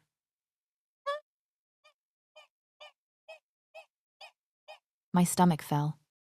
Could she tell that I had been through something similar to Mary? I watched through the windows as Donna and Mary faded into the darkness. I had to get better at hiding my emotions. I didn't want these beasts getting all up in my business. I hated the sympathetic eyes I would get when I explained what happened to me as a kid, which is why I stopped talking about it altogether. People don't know how to react when you tell them such horrible things. I didn't want to be treated any differently just because I had it a little harder growing up. I wandered back up to my room, now fully feeling the emptiness of the house with Mary gone. Mary had distracted me from the pain in my chest for a while, but now it was back in full force. And worse. I sat back in my corner upstairs, being sure to angle my body towards the door to see every angle of the room, just in case. Mary's words brought back a fear I thought I had gotten over years ago in my cabin. I used to sit around watching the front door of the cabin, just waiting for him to break through it any second to make good on his promise. I was absolutely terrified of him finding me. I had to tell myself it was impossible, that he was dead to even get a little bit of rest, to be able to function. Now, it feels like James barreling through the door is fully an option again. My panic grew the longer I sat in my corner, along with the pain in my chest. I felt so alone in this house, but at the same time, I felt like James was right outside my door waiting to bust in. My head was a mess, and I found myself wishing that the great Alpha was back. As terrifying as he was, I knew he would rip James's head right off if he set foot in his pack. I watched the moon rise to the middle of the sky, shining light down into the room. I was so tired that the shadows started dancing. My breathing grew rapid at the thought of seeing James in one of the shadows. I couldn't handle that today. Before I could fully realize what I was doing, I was on my feet and opening the door to the room. My feet brought my body further forward until my hand was on the great Alpha's doorknob. I froze, realizing this was an absolutely horrible idea. But I was too scared to be in my room right now, and the pain in my chest lessened the closer I got to his room. I opened up the door and was met with his empty room. My panic attack finally started to disappear, and I took slower breaths. This was the most calm I'd felt in days. I found myself walking over towards his bed, inhaling to smell the faint scent of his cologne still lingering in his room. A wave of exhaustion rolled over me, and I practically collapsed onto his bed. I put my head down on his pillow and hugged my knees into my chest, inhaling the scent of his pillow. My mind finally felt like it stopped spinning, and my fear left just enough for me to fall asleep. I squinted my already shut eyes as the sun shined brightly into them. I rolled over, trying to get the sun out of my eyes, but got caught in the blankets. I opened my eyes and my heart felt like it stopped beating. I was in the great Alpha's room, sleeping in his bed. The house was silent as I frantically looked around the room to make sure he wasn't in there too. I was relieved that he wasn't. I didn't want to imagine how angry he would get if he found me in his bed. I quickly got up and made the bed, making sure it was the exact same as he left it before running back across the hall to the room I was staying in. As soon as I shut the door behind me, I let myself breathe. I must have been so panicked that I walked into his room last night. I could barely remember the night. Just that I was so scared, and that stupid ache in my chest wouldn't go away, only adding to my fear. I was shocked to see the sun had already risen. I had actually managed to sleep through the night without any nightmares. I can't remember the last time I had ever done that. Honestly, I don't know if that has ever even happened to me. I've had nightmares for as long as I can remember. I sat back in my corner, fully planning on spending my day the same as I had the past couple of days. The ache in my chest made it hard to be interested in anything other than sitting and staring out at the forest. My heart rate rose as I heard footsteps coming down the hallway. My door was shut, so I couldn't see who it was. I heard the door to his room open and then close again a few minutes later. Was he back? I found myself getting excited at seeing him again, but quickly shook that feeling away. What if he was back with another girl that he wanted to be his mate, just like Claire warned? I then found myself questioning why I even cared. I just wanted to get out of here alive. Speaking of Claire, she barged into my room holding my breakfast. Not bothering to even knock this time, she dropped the tray onto the ground, causing the glass of water to tip over and spill all over the wood floors. "Oops," she flatly said, obviously not meaning it. I rolled my eyes at her, fed up with her attitude. "I'll get my own food if you're just going to be spilling things," I said. I'd honestly prefer to get my own food. Maybe even cook it too. It would give me something to do other than just sit around. "You think I would be bringing some disgusting human food if I didn't have to be?" She glared. "He obviously doesn't trust you enough to take care of yourself on your own." How pathetic. I stood up at her rude words. I had been taking care of myself my entire life. I was perfectly fine on my own. At least I'm not some brainwashed beast who blindly follows every word of some monster like some cult. She obviously didn't want to be here. Maybe if she had a mind of her own, she would leave and go do whatever makes her cold heart happy. Typical humans, putting themselves on some moral pedestal when you're the real monsters. She laughed. "No wonder he doesn't want you." The pain in my chest amplified at her words as she slammed the door behind her. I had to get out of here before this got any worse. I was already feeling physical pain at the thought of him not wanting me. I had to get out before this got any worse. I grabbed a towel from the bathroom to wipe up the spilled water on the floor. I felt bad using the nice towels. But I'd rather put a nice towel on the ground than have the water ruin the wood floors. I ate my breakfast in my corner, followed by lunch and dinner. Claire kept to herself when she dropped off my other meals. I didn't bother to acknowledge her after this morning. I don't think I could take any more of her mean words the way my chest was still hurting. I decided to take a shower before bed, wanting to wash the entire day away and hopefully some of the pain that still lingered in my chest. It felt the worst today. It seemed to be getting worse rather than getting better. I threw on a comfy pair of pajamas, courtesy of Rhea. They were a nice silky material. It felt expensive. I pulled back the cover and laid down, hoping that my sleep would be even a third of how nice it was last night. But that hope quickly faded. As soon as my back hit the mattress, I knew something was off. I didn't feel my bunny anywhere under the blankets. I usually kept my bunny under the blankets in the middle of the bed, so it was always touching me when I slept. It was dumb, but it brought me comfort and made me feel less alone. I stood up in a panic, ripping all the blankets off the bed. I even took the pillows out of the pillowcases just in case my bunny somehow ended up in there. When I realized my bunny was definitely not in the bed, I got down on my hands and knees to check under the bed. Maybe it fell off sometime last night. I paled at the realization that I didn't sleep in here last night. I must have brought my bunny into the Great Alpha's room with me in my panic attack. I was in such a panic to find my bunny that I ripped open the Great Alpha's bedroom door without a second thought. Maybe if I took a breath and calmed down, I would have noticed the light shining through from under his door. I froze as my eyes adjusted to the light, to see him sitting on his couch reading some papers. Shirtless. I got déjà vu from the last time I saw him in his room. "Lila, didn't think you would be so excited to see me," he smirked, amused by the situation. I, on the other hand, didn't find it very amusing. I wouldn't be able to calm down until I got my bunny back. I ignored him. Turning to face his bed, I scanned it with my eyes and saw nothing. Great. I would have to go digging for my bunny. He came back at the worst possible time, not wasting any more time. I walked over to his bed and ripped the blankets open, only to see nothing. I moved the pillows and looked under the bed. Nothing. "What's wrong?" I heard him ask from behind me. I didn't even notice him get off the couch and walk over to stand behind me. I felt my breathing pick up as panic grew. Did he take my bunny? Was he planning on using it against me? I could feel my throat closing as it was getting harder and harder to breathe. I was fully in a panic attack at this point.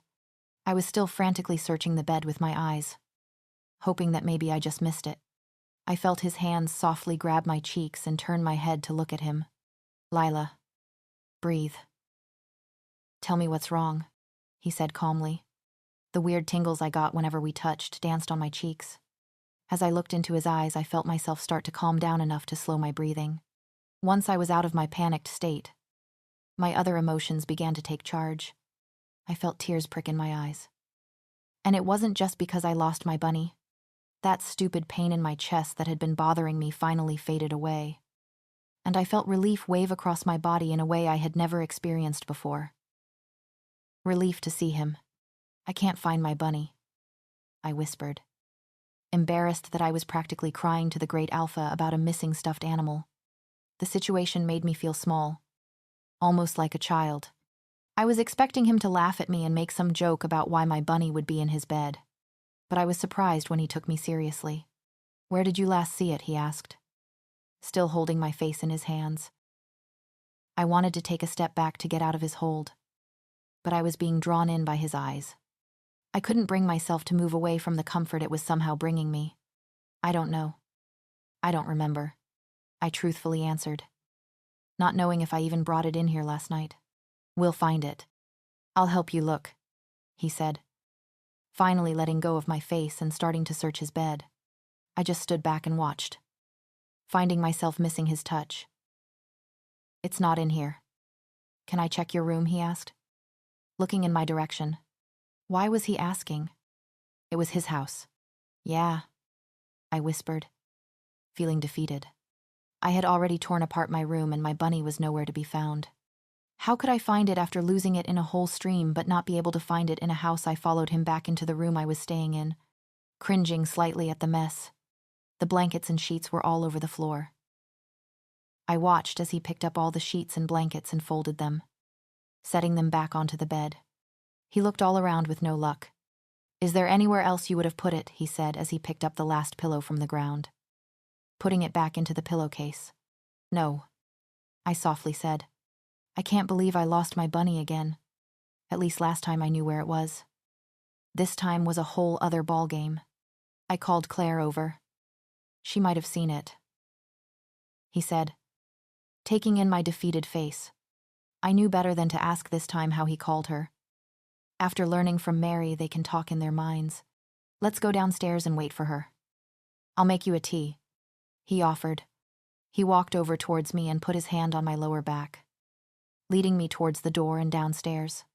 I watched his back muscles under his shirt flex from the bar stool in the kitchen as he prepared the tea. I had no idea he could even make tea. I figured he always had some assistant to do it for him. I didn't thank him as he placed the mug in front of me on the counter, putting another mug, which I assumed was for himself, in front of the empty stool beside me. I debated not drinking the tea, figuring that the way he poisoned me that one time was through the tea. At this point, I didn't really care if I passed out. At least I wouldn't be feeling the heartbreak of losing my bunny. Before he could sit down on the empty stool beside me, a loud knock rang out at the front door. They always get here so fast. "Claire, come in." I heard the great Alpha greet her as he opened the door. I heard both of their footsteps enter the kitchen. I didn't bother to turn around, not wanting to see Claire. "Welcome back, Alpha Luca." I heard Claire practically purr at him. I was too sad to roll my eyes. "Claire, did you come across a bunny while cleaning today?" I heard the great Alpha get right to the point. "Like a rabbit, no. I don't think any wildlife got inside," she asked, a playful tone in her voice. I turned around to glare at her. I had no idea how she managed to do it. But she definitely took my bunny. Her tone just confirmed it. I went to open my mouth to accuse her of stealing my bunny, but a loud growl cut me off. I jumped in fear at the sound, being reminded of the Rouges. This growl was much more powerful, though, silencing everyone and everything around. "Cut the stuff. Claire, where is it?" He stalked towards her, a dangerous look in his eyes. Claire looked down in shame and bowed her head, instantly dropping the tough girl act. I thought it was that little girl's, Mary's, so I dropped it off at the orphanage after I got off. She said so quietly that if I wasn't looking at her lips when moved, I would have missed it. She was obviously lying. She had been here long enough to know it was mine. "Luke," was all he said, calling for someone I didn't know, to my surprise. The guard from outside the door walked in, bowing his head. "Yes. Alpha, take Claire to the cells." The power behind his voice practically bounced off the walls. I raised my eyebrows at his demand, though. "Take her to the cells," before I had a chance to fully process the situation. Luke, who I now know is the guard outside, dragged Claire out of the room by the arm. She didn't even protest like I had expected, just bowed her head and let herself be dragged away. The front door slamming shut behind them left the great Alpha and I surrounded by silence. "Sorry about Claire. She has been working for me for years. I noticed her little crush on me a while back." He sighed. "I just didn't think she would go this far." I just stared at him, not knowing what he wanted me to say to his apology. The way he had to force it out was like he hadn't apologized to a single person in his life. I guess he thought he was always right. Typical beast. I broke eye contact and got up from the stool. Despite all the drama, I still didn't have my bunny, and if I had any hope of getting sleep tonight, I needed to find it. "Where are you going?" I heard him call after me, as I was walking out of the kitchen towards the front door. "To get my bunny," I answered without looking back at him. This day had been exhausting, with my emotions being a mess with the great Alpha and losing my bunny. I just wanted to get it back and go to bed. "Luke is grabbing it on his way back. Come, finish your tea." he said, and I slowly turned around, confused by his sudden change in personality. Ever since he got back from his disappearance, he's been suspiciously nicer, giving me more than just an endless blank stare. I made eye contact with him, feeling the longing inside me to get closer to him. I was scared that if I stayed down here and drank tea with him, I would never want to leave his side again. I shook my head at him. I'm just going to wait in my room. The pain in my chest returned for the first time as I ascended the stairs and retreated back to my corner. I tried to ignore it, along with my swirling emotions towards the great alpha. It wasn't long before a knock at my door interrupted my gaze out of the window.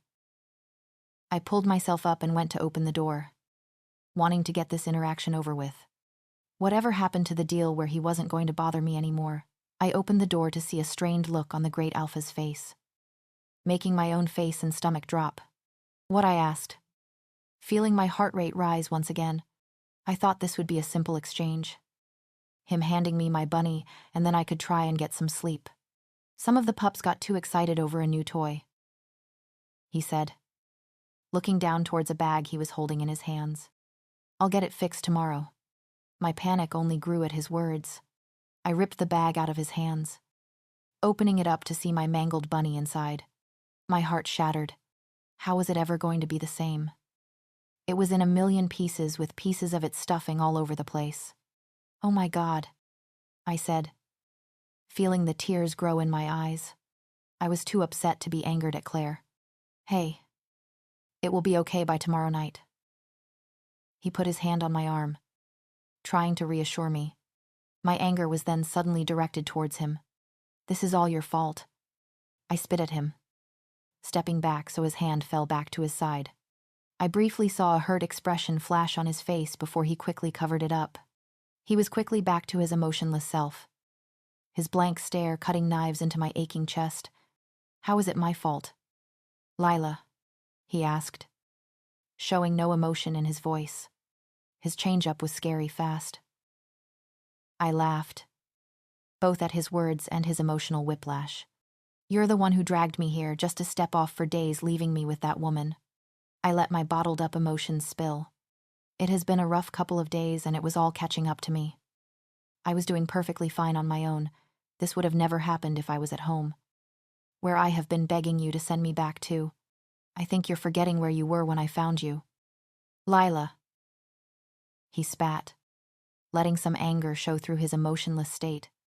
You were hurt, locked in the basement of a Rouge camp. If it wasn't for me, you would be dead. Or worse. I laughed at his implication, that he was the only reason I was alive. That Rouge camp was a piece of cake compared to the things I've been through. I was perfectly fine there. I would have managed. I spat. I think his name was going straight to his head. He wasn't that great. He was just some merciless beast, killing thousands to get what he wanted. His kind's reign of the world. I was better off there than I am here. I threw the bag with my shredded bunny in it at him. It hit him square in the chest, little pieces of stuffing falling out of the bag and to the ground. I was honestly surprised he didn't catch it. So much for his advanced reflexes. I watched as his eyes flashed between their normal color and black. He was officially angered, and I did not care. Maybe I could anger him to the point of letting me go, but I knew that was a dangerous game, one I've already played with my mom's boyfriends, and it just turned them on even more. There was never any winning with men. I slammed the door in his face, not wanting to deal with the drama king anymore. It was bad enough that the pain in my chest was back, but my head was spinning trying to keep up with all his moods. By the time I got back to my corner, sobs started to shake my shoulders. My bunny looked unfixable. I remember when I was a kid, I accidentally ripped one of its ears off. I had a habit of carrying it around by its ears, and it eventually led to one of them ripping off. My grandma stitched it up, making it good as new. Now, I don't think my grandma would have been able to get it back in one piece. I eventually moved my pity party to the bed, the exhaustion of my emotions catching up to me. I tried to ignore the overwhelming feeling of being alone, but that proved to be impossible. Not only was the pain in my chest amplifying the loneliness, but the absence of my bunny tucked into my side made the bed feel unwelcoming.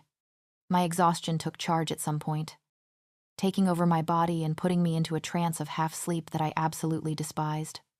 I tried to force the exhaustion down but failed when I saw the shadows slowly start to morph into James's silhouette. I jumped up in my bed, silently begging my nightmares to leave me alone for once. I took some deep breaths to try and calm my racing heart. There was no way I was sleeping tonight. I looked out the window to see the moon still high in the sky. There was still plenty of night left. I slowly stood up on my shaky feet, giving myself a moment to stabilize myself. This room was starting to feel more and more like a prison, especially with my nightmares lurking in the shadows. I had to get out of here, at least for a while. I opened the door to the hallway as quietly as possible, forcing my movements to be painfully slow. I didn't want the Great Alpha to hear me leaving my room. I was scared that he would still be in his fit of rage from earlier and want to take it out on me. Despite my fears, I would rather face an angry beast than see James in the shadows of my room. I tiptoed downstairs into the kitchen, grabbing myself a glass of water. Deciding I wanted to sit outside, I slowly opened the front door. The door was significantly heavier than the one in my room, making more noise than I hoped it would. Luke turned to look at me as I moved to take a seat in the wicker chair. Once he realized it was just me, he went back to staring straight ahead. "Where did you take Claire?" I asked, fearing for her safety. As much as I hated her, I didn't want her to suffer. I found myself holding back a laugh at the irony. A few weeks ago, I wouldn't have cared at all if a beast was suffering. I think Mary morphed my opinion on beasts. I didn't know they could feel the same pain as I did. Seeing Mary's pain was a reflection of my own, and she was a beast. "To the cells," he replied without looking at me. He sure wasn't one to gossip, giving only the bare minimum. "Where are the cells?" I asked, wanting more details. Before he could answer, a voice from the shadows spoke up. "Hidden in the town center. Underground." I looked to my right to see Dane coming from the back around the wraparound porch. "I wouldn't concern yourself with Claire." She had it coming. Luca is strict but fair, and she pushed it too far. I laughed at his words. The Great Alpha being fair was a laughable statement. He was far from fair, or else I wouldn't be stuck in this place. "I know you may not see it right now, given the circumstances, but Luca is a good guy," Dane continued, taking a seat in the empty wicker chair beside mine. I just stared at him in response, not knowing how to answer. I didn't believe it. Dane was his second in command. He had to say these things. I wouldn't be surprised if the Great Alpha put him up to it. "He's trying." "Did he tell you where he went these past few days?" he asked. I shook my head, no. "He went to the southern packs, where human rebels and rouges have been attacking," he started. "But that's not the only reason he went. One of the sanction alphas down there has a human mate. He wanted to talk to them." This piqued my interest. What could he possibly want to talk to them about? How to replace me? He is just as new to this as you are. He softly smiled, before getting up and walking down the porch to disappear into the woods. His last words burned into my brain. He might be new to this, but he has the comfort of being in his own home. His own space surrounded by people who would do anything for him at the drop of a hat. He had the upper hand. I sat in the darkness, listening to the chirps of the crickets, completely lost in thought. I didn't bother trying to strike up another conversation with Luke. I curled my knees up into the chair, hugging them to my chest. I was starting to get goosebumps from the cold night, but wasn't ready to go back inside yet. I couldn't face the loneliness of my room. At least sitting out here I had Luke, even though he wasn't much of a conversationalist. Not long after, shadows started to flicker from the porch light. My stomach dropped, thinking my mind was just playing tricks on me. I looked towards the source, seeing the Great Alpha coming around the porch concert, much like Dane did earlier. I looked away, not wanting to see him after our argument earlier. I wasn't sure if I would rather see him or have my mind playing tricks on me in the shadows again. I kept my eyes straight ahead, not wanting to engage with him so I wouldn't say anything that I would come to regret when his anger flashed in his eyes. From the corner of my eye, I watched as he held out a blanket in my direction. I could definitely use a blanket. But not from him. He sighed at my refusal to acknowledge him and placed the blanket on my shoulders anyways. His hands lingered on my shoulders for longer than I would have liked. Even through the blanket. I could feel the tingles. He sat down on the wicker chair beside me. Uninvited. I still refused to acknowledge him, hoping he would take the hint and leave. I went south. To help a few alphas with their rouge issues. He started. Unprompted. They were claiming that the rouges had teamed up with the human rebels. I didn't believe them until I saw it. I finally turned to look at him. Human rebels hated beasts. No way they would team up with them. It goes against their very mission. He must have seen my confused expression. I know. I was just as surprised as you are. He sighed, leaning back in his chair and running his hands through his dark hair. I looked away again, not liking the fire that was erupting inside of me at the sight. We sat in silence. The sound of the crickets only filled the air. I didn't understand his game. Was he trying to scare me so I wouldn't run to the rouges or the human rebels for help if I ever escaped? He was just upset with me a few hours ago about running to the rouges in the first place. I need to know if Mary told you anything. About her kidnapping. My eyes instantly shot back to him. I was never going to betray Mary's trust like that. She hasn't spoken a word about it to anyone else. If there is anything she knows that can help us track down the people that took her. I need to know. His rationalization didn't do anything to convince me. Hearing that Mary hadn't told anyone else made me want to keep things to myself even more. If I betray her trust now, she won't tell me anything else. She hadn't told me anything specific anyways. Nothing that would help track them down, other than my suspicion that it was possibly James. I think that was just my own trauma being mixed with hers. She hasn't. And even if she did, I wouldn't tell you anyways. I shot him a glare. This was a very fragile situation. And I would fight to be on Mary's side no matter what. His eyes hardened at my response. Obviously not liking it. I looked away, not wanting to see his eyes turn black for the second time today. I don't think you understand the severity of the situation. Lila. He spoke dangerously low. Border guards picked up on rouge and human scents not far from here. They are much closer than anyone thought. I shrugged, not seeing why I should care. If anything, the distraction for them could just help me escape.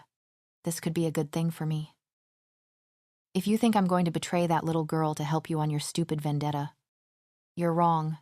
I turned back to face him, not caring that his eyes were dangerously dark. Dancing on black, he had to see how serious I was about not betraying Mary. It wasn't just Mary. As soon as she was dumped on our border, another little girl was taken from a human village. Same age. Same blonde hair and blue eyes. It's not just my vendetta. Lila.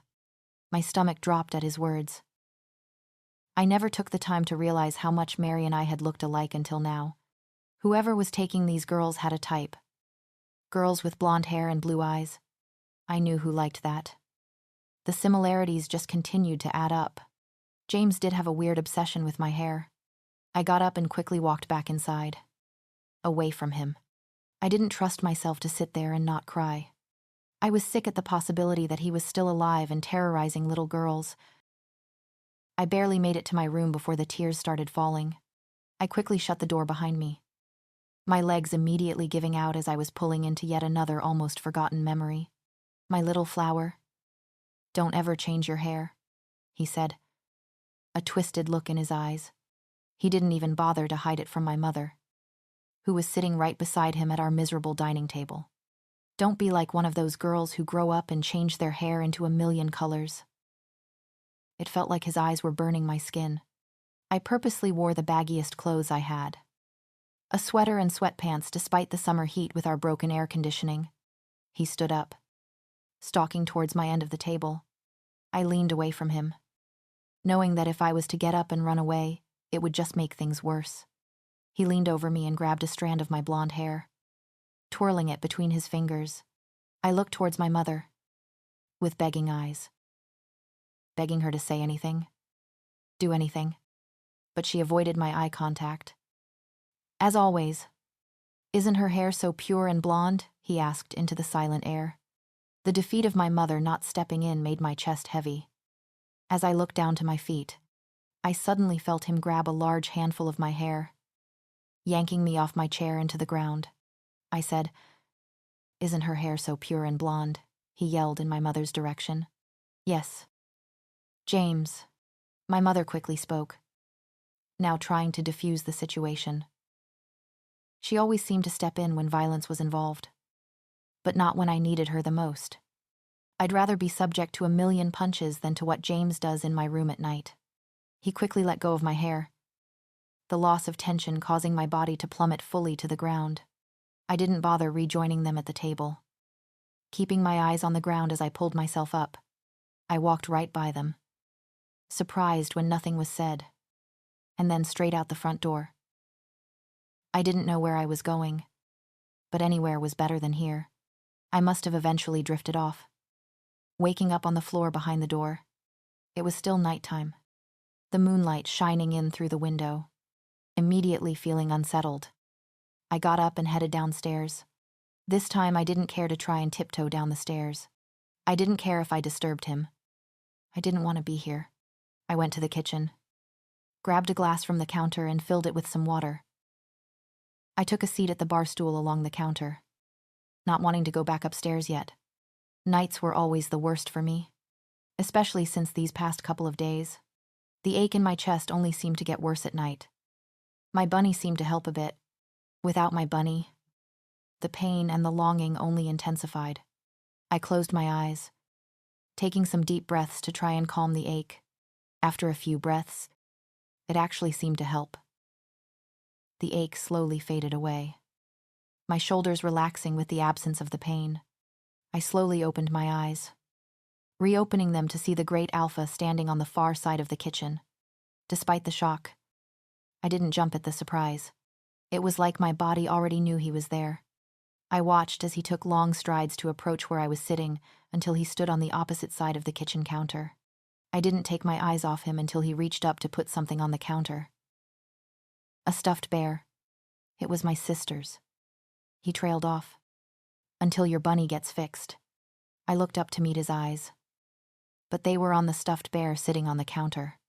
A familiar sadness swirled in his eyes, causing a reaction of sadness in my own body. I had not even realized he had a family, other than what Rhea mentioned on accident. He had no family photos hanging anywhere, just empty walls. "She won't mind?" I asked, not wanting to take anything away from someone. "She died just before the war," he said, still looking at the stuffed bear. Before I could fully realize what I was doing, I reached out to grab his hand that was resting on the counter. His eyes finally looked up to meet mine as the tingles spread across our joint hands. "I'm sorry," I genuinely said, feeling his hurt. When my mother died in the Great War, I grieved more than I thought I would. Granted, I was ashamed to admit that there was some relief mixed in, but I still loved her. "What was her name?" I asked. "Kenzie." A comfortable silence filled the room, our hands still touching on top of the counter. As much as I tried to force myself to pull away, I just couldn't. "What about you?" he asked, making my eyebrows scrunch in confusion. "You were all alone in that cabin." I slowly pulled my hand away from his, being brought back to reality. He was the enemy, killing countless people in the war. He didn't deserve the comfort I was trying to give him. "They're dead," I flatly said, getting up and turning to leave the room, but not before grabbing the stuffed bear off the counter and bringing it with me. I managed to get a bit more sleep later that night, courtesy of Kenzie's stuffed bear. It showed its wear and tear, much like my bunny. Its faded colors brought some comfort. I didn't bother leaving my room again the next morning, my chest feeling heavy. I was starting to go stir-crazy, feeling trapped inside.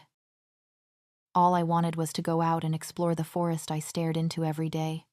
I watched as the sun started to peek through the trees, shining light into my room. Watching the sunrise never got old. Once the sun rose above the trees, a quiet knock at the door interrupted my peace. I immediately knew it wasn't him, the knock being too faint. He was like a bull in a china shop when he wanted to be. No way he would ever knock on a door without force. "Come in," I called, realizing that whoever was knocking wasn't just going to walk in. I was surprised to see a young girl, at least a few years younger than me, walk into the room. She was carrying a tray of breakfast food with her. "Your breakfast." "Luna." She slightly bowed her head. I was taken aback by her actions. I had never seen a beast bow their head to a human. "It's Lila," I said, not wanting to be addressed as Luna. I didn't want to play into their hierarchy, especially when I wanted no part of it. "Forgive me, Lila," she said, finally looking up to meet my eyes. I didn't miss the hint of fear in her eyes, making my stomach twist into knots. Was she here against her will? "You don't have to be scared of me." I tried to reassure her, not liking her fear. "I doubt I could hurt you if I tried." She let out a nervous laugh, my words easing some of her fears.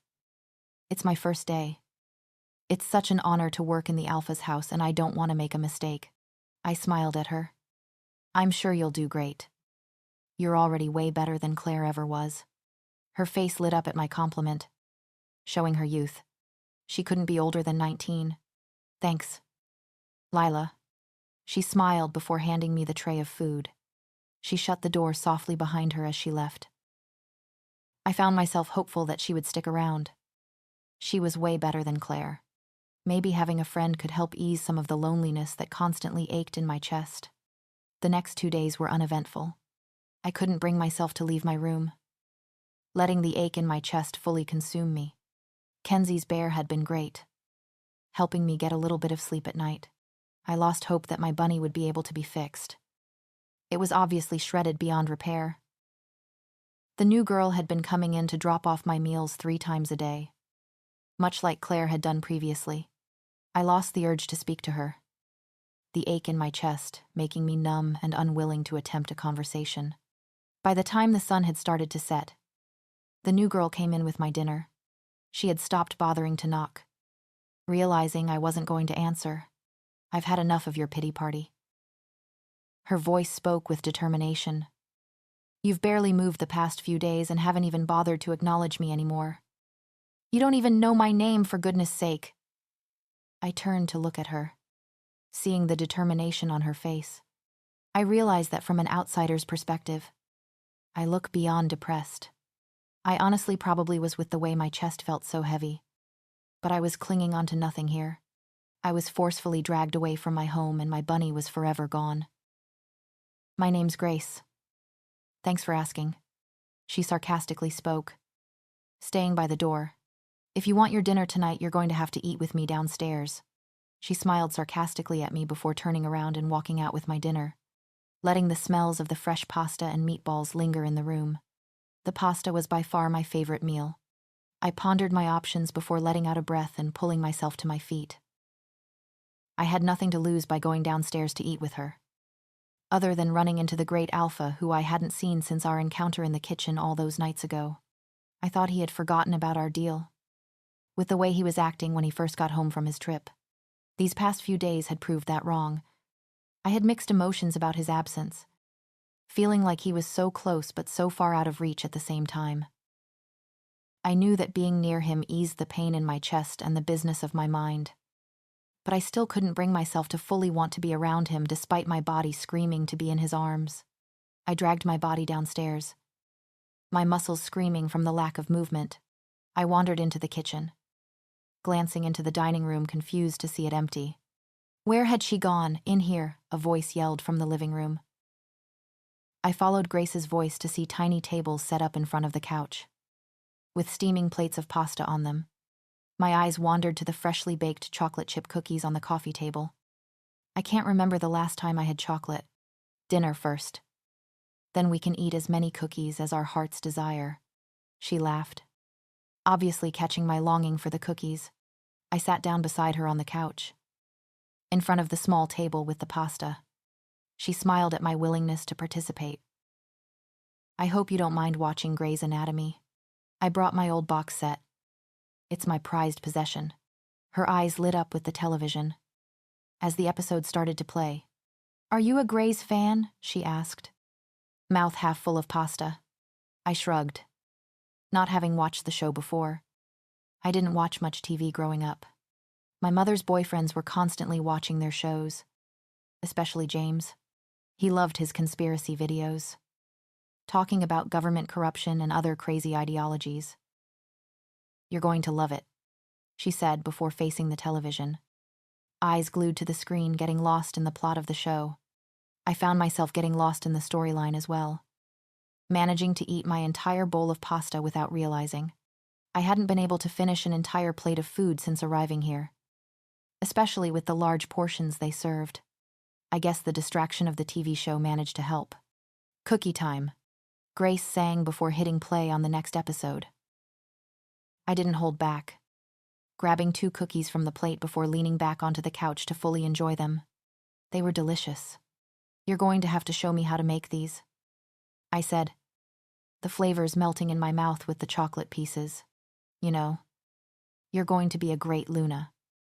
She smiled softly in my direction. "After the lunar ceremony, of course."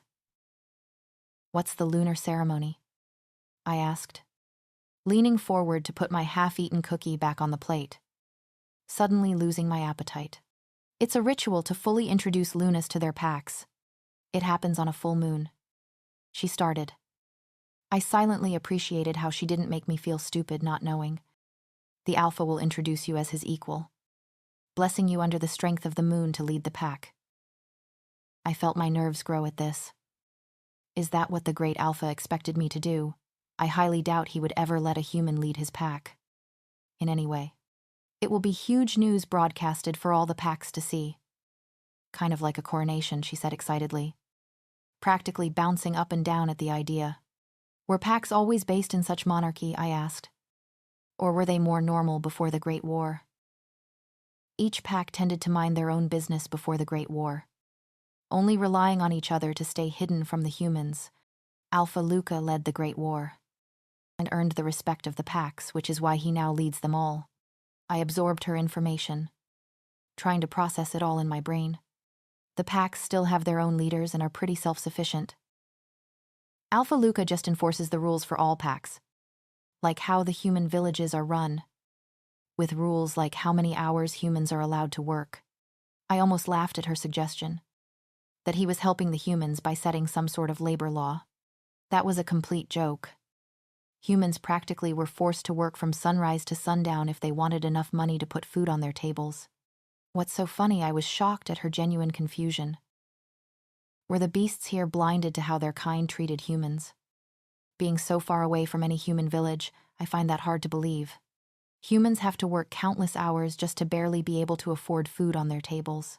I took a breath, reminding myself that it wasn't Grace's fault. It was hard to separate the crimes of beasts from the friendly girl sitting next to me. "Oh," she trailed off, taking a moment to process what I said. "I'm sure if you talk to the Alpha about it, he might make some changes. He's pretty understanding. It sounds like he was the one who set the whole system up." "I doubt he'd be willing to listen to me," I countered.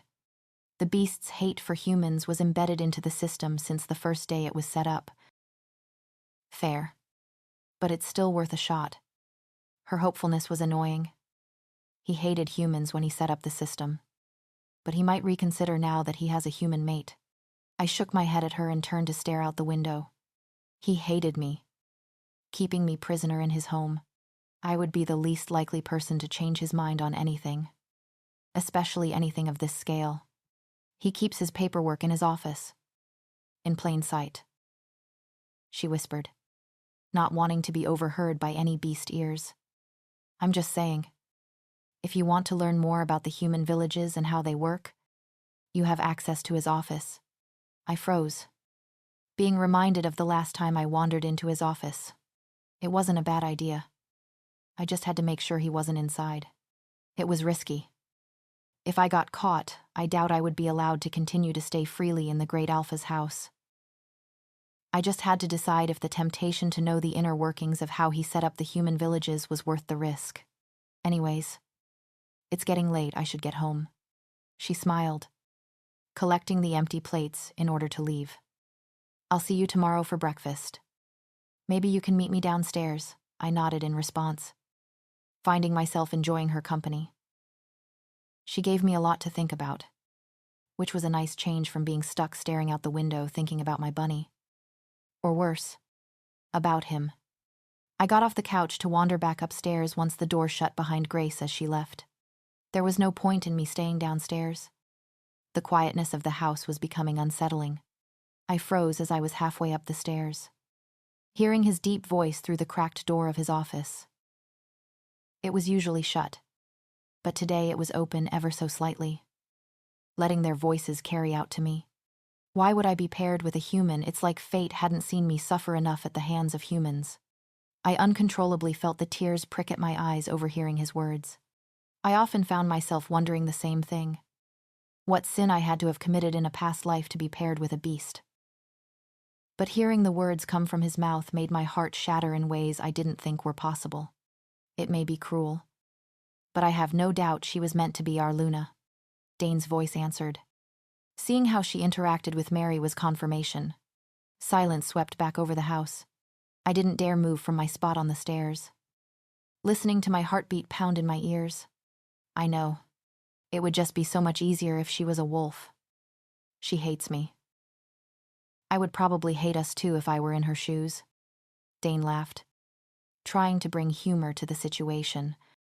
For all she knows, you woke up one day and decided to wipe out 2/3 of the human population. You need to talk to her. Take back that stupid deal you offered her. I can't. I could feel the power behind his voice.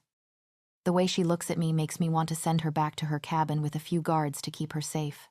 She's terrified of me. You and I both know that's never going to happen. I can see the way the bond is eating away at you. I doubt you've slept since she got here. Imagine what it's doing to her. She would never survive the separation. I felt sick to my stomach hearing Dane's warning. I didn't know it was that serious. That I could die. Yes. The pain in my chest was brutal, but it was manageable.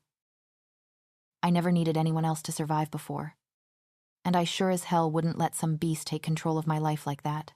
Some food for thought. I'll see you tomorrow. We still have to figure out how to deal with the human villages up north. 3 human deaths this week is too many. I quietly continued up the stairs at Dane's goodbye, not wanting to get caught listening in on their conversation. I shut my door behind me and climbed into the bed, letting my thoughts race in my head over the conversation I just overheard. I didn't want him. At least that's what I've been trying so hard to convince myself since getting here. Hearing that he didn't want me either left me tossing and turning all night. Even Kenzie's bear couldn't make me drift off tonight. Even for a moment. I dragged myself out of bed, after my sleepless night, to meet Grace downstairs for breakfast. I was regretting agreeing to this, feeling my muscles scream in exhaustion as I headed down the stairs. The lack of sleep was making my body weak. It hadn't been this bad since the old society. Grace was already cooking when I got to the kitchen, humming along to a tune I didn't recognize. Good morning, sunshine. She smiled at me, not looking up from the eggs she was scrambling on the stove. Is there anything I can help with? I asked, not wanting to feel useless watching her cook breakfast. Sure, you can make 3 cups of tea to go with breakfast. I found myself getting confused when she mentioned 3 cups of tea, given there were only 2 of us. But my confusion quickly faded. I forgot she was technically only here to serve the great alpha. Obviously, he was the 3rd cup of tea. I filled the kettle with water, placing it on an unused burner on the stove. As I waited for it to boil, I watched Grace cook. She looked completely in her element. How long have you been cooking for? I asked, trying to fill the comfortable silence that had spread between us. I grew up cooking with my mom. She taught me everything I know. She smiled softly. When she died in the Great War, I stopped cooking for a bit. Couldn't bring myself to do something my mother and I spent so much time together doing. I'm sorry, I said, sympathizing with her loss. It's okay. Now I love cooking. I feel close to my mom when I'm cooking. It's why I took this job. The silence fell between us again, periodically interrupted by Grace's humming. The kettle whistled, signaling the water was done. I poured the boiling water into the mugs, happy that I finally felt like I was contributing something since being here. Now you can bring Alpha Luca his breakfast. Grace smiled mischievously at me as she finished plating the meals. I'm not sure that's a good idea, I answered, feeling my stomach start to twist into knots. Despite being nervous, the ache in my chest lessened at the thought of seeing him for the first time in days. Nonsense. He's in his office. She shoved a tray full of his breakfast into my hands, immediately grabbing our plates and walking out of the room to leave no room for protest, not allowing myself to overthink. I started walking in the direction of his office with the tray in my hands. Grace obviously wasn't giving me an option here, so might as well get it over with. I froze outside his door, listening to my heartbeat pound in my ears. Before I could come to my senses and talk myself out of it, I balanced the tray in one hand and knocked on the door softly with my other hand. Come in, I heard him call out. After a moment, I somehow managed to open the door while still balancing the tray. Surprising myself, I should have been a waitress. Lila, he greeted, looking up at me with surprise on his face. You don't need to knock. You can come and go as you please. I had to hold myself back from rolling my eyes. I obviously wasn't free to come and go as I pleased here, or else I would have been long gone by now. He got up from his desk and walked over to meet me, who had only taken a few steps inside his office. He grabbed the tray from my hand, purposefully brushing my fingers as he did. The tingles warmed my body, even from such a faint touch. I pulled my hands away like I had been burnt, scared that my body craved more of his touch. Thank you, Lila, he said, capturing my eyes with his own. He made no move to go back to his desk, as much as I wanted to turn around to leave. I couldn't force my body to move. I knew that being in the same room as him brought my body some sense of peace. But I forgot how addicting it was, especially when my chest didn't feel like it was tearing apart. A knock on the door brought us out of our trance. It was Grace, holding a tray of food in her hands. I thought the Luna would enjoy breakfast in here today. She smiled, walking over to hand me a tray. I hardened my eyes at her. This was a trick. I should have stayed in my room. Great idea. Grace. He took the tray before I could, setting one in front of his chair and the other directly across from it on the other side of the desk. He even pulled up one of the comfy-looking armchairs. Grace smiled at me as she left, even going as far as to shut the door behind her. She was going to get an earful after this. As long as you don't mind, he finally asked, looking in my direction. I felt like I had concrete shoes on, not being able to move from my spot. I guess, I answered. He stood beside the chair he moved, waiting for me to sit down. But I still didn't move. This felt like a trap. I don't bite, he laughed, walking around the table to sit in his desk chair, giving me room to sit down on my own. Unless you want me to. Of course, my eyes widened at his suggestion, heat rushing to my face. I'm kidding. Lila, grab a seat. I had never seen him act so carefree around me. His stoic, emotionless gaze was nowhere to be seen. He looked at least 5 years younger with the slight smirk he had on his face. I didn't miss the dark circles under his eyes, though. The ones that matched my own. They looked out of place on his face. I felt his eyes on me and I slowly walked over and took a hesitant seat in the chair. I could practically feel his proximity on my skin. Despite having a desk between us, I watched as he started eating, hesitant to pick up my own fork. He noticed my hesitancy, setting down his own fork and leaning back in his chair. Mary's been doing good lately, he said, causing my interest to peak at the mention of the little girl who reminded me so much of myself. She started seeing a therapist and is starting to process her trauma. I nodded, proud of Mary for taking such brave steps. That was huge for her. I would have to visit her soon. That is if he ever lets me leave this house. When can I leave the house? I asked, meeting his eyes. The guard outside, Luke, still wouldn't let me venture further than down the steps. I was itching to leave this place. Feeling stuck. You can. As long as you have me with you. For your safety. I gave him a blank stare, not wanting to hear his safety talk again. I meant on my own. I clarified. I didn't like the attention of going everywhere with the great alpha, especially with the dirty looks I got from all the other beasts. Not until I can trust you won't run away again. And after my pack is introduced to you. I let my eyes roll at his answer. It's not like I could run away even if I tried. The beasts outside would never let me leave. I stood out like a sore thumb here. Being one of few humans. How about I make you another deal, he asked, smirking in my direction. I crossed my legs at the sight, making my heart flutter. He looked good when he didn't have a blank stare on his face.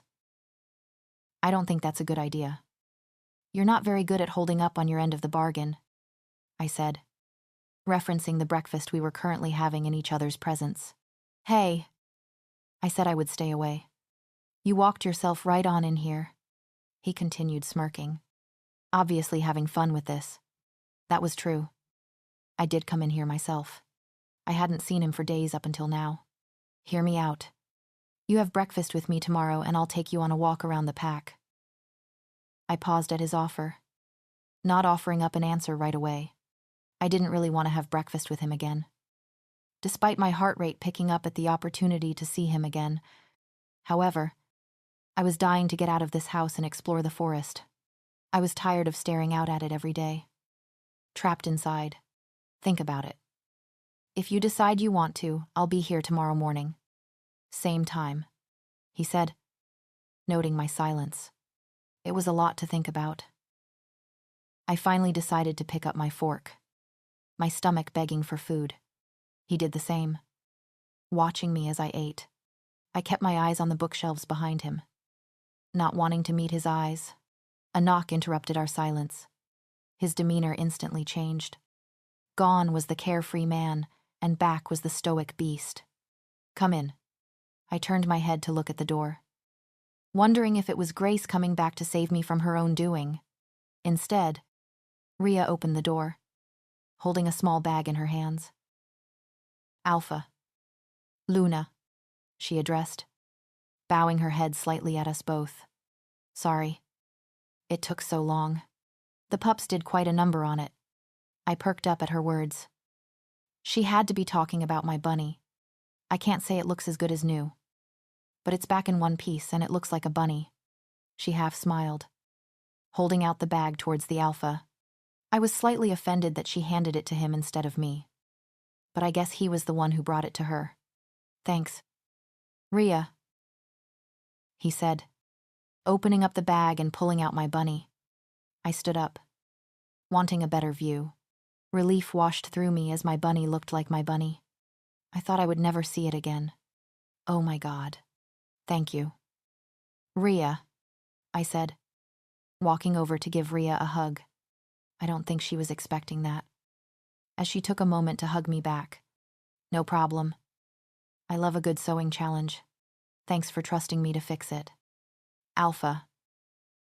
She turned her attention to him, confirming that he was the one who brought it to her. I stepped away from Rhea, also turning to look at the great Alpha, who was already looking at me. Thanks, Alpha, I said. I didn't think he would care enough to actually get it fixed. Luca, he said, reminding me.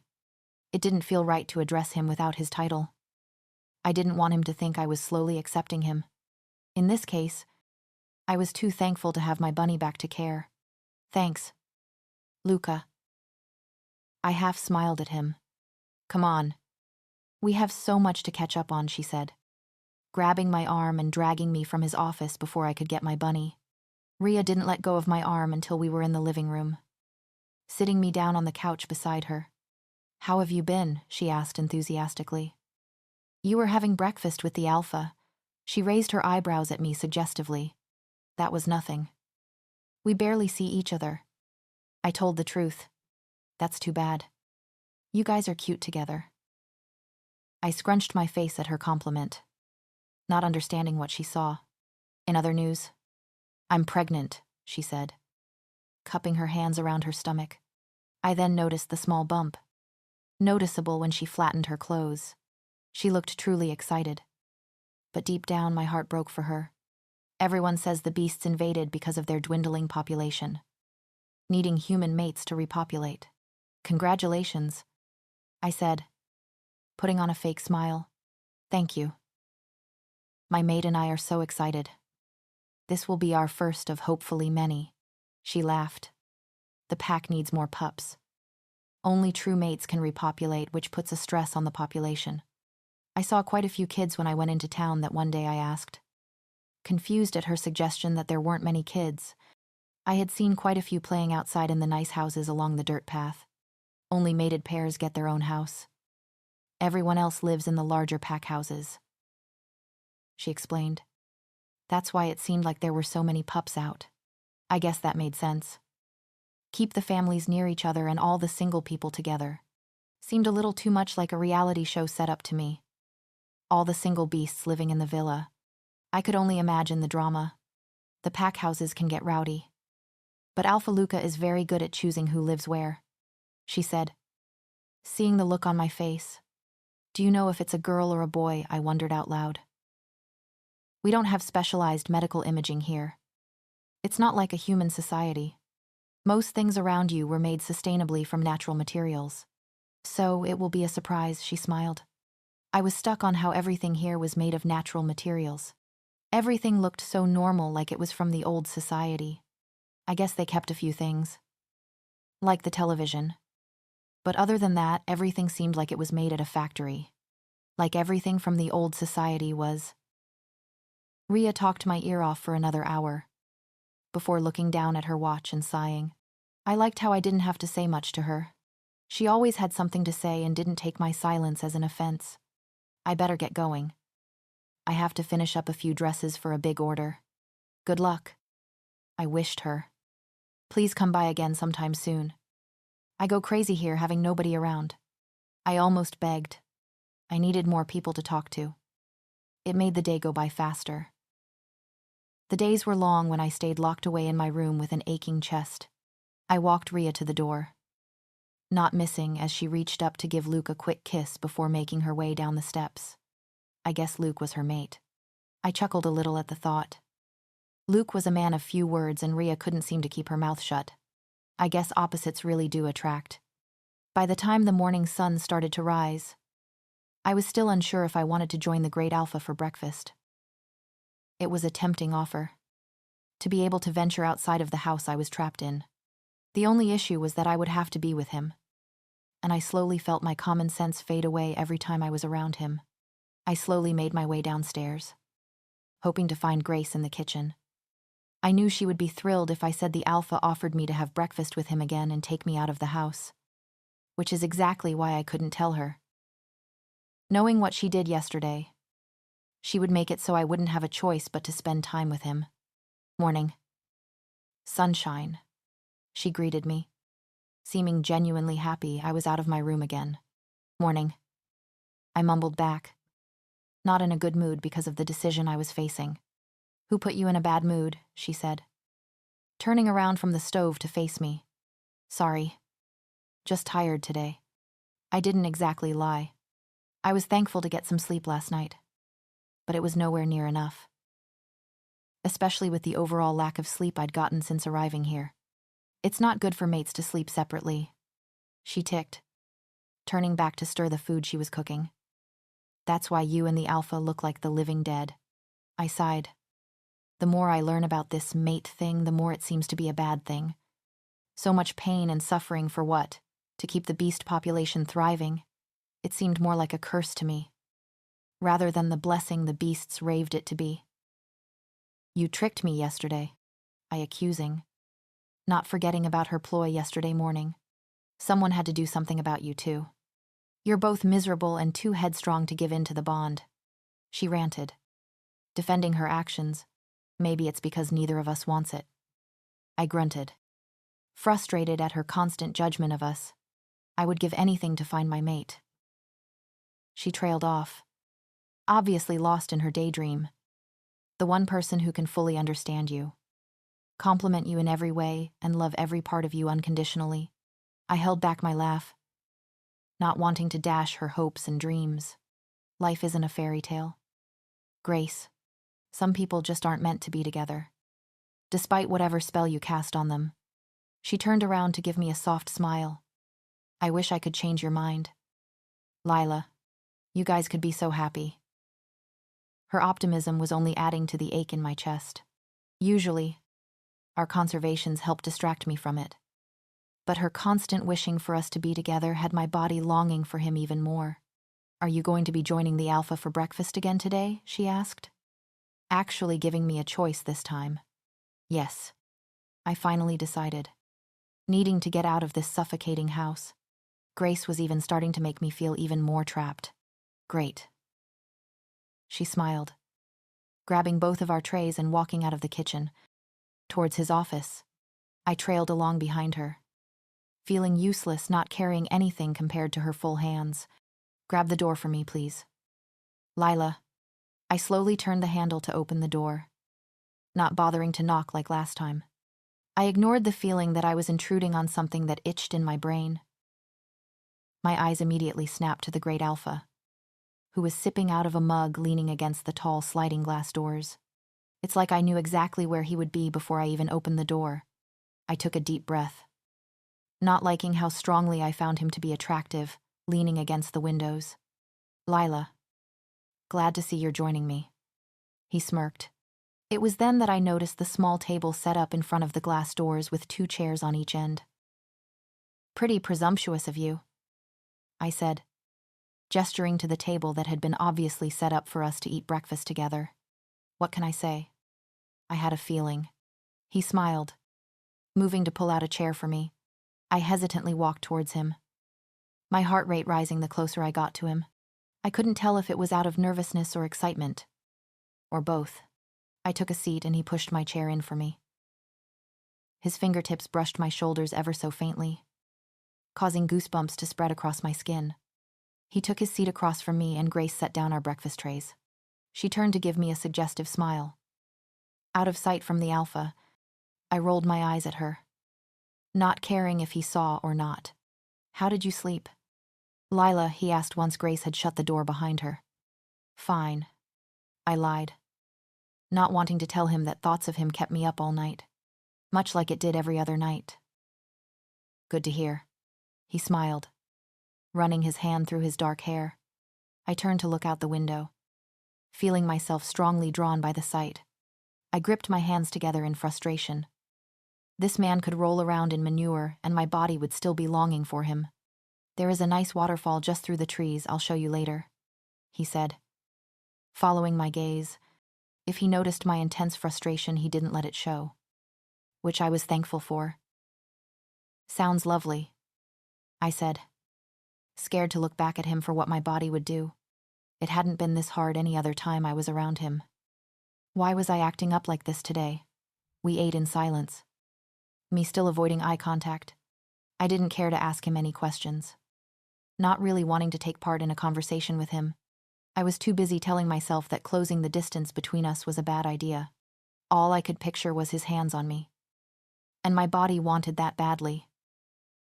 It was making for an uncomfortable breakfast. So, what did you do before the war? He asked, clearing his throat a bit. I finally worked up the courage to look at him and instantly regretted it. The intense look in his eyes was making me want to act recklessly. I was in high school. I hadn't really started my life yet.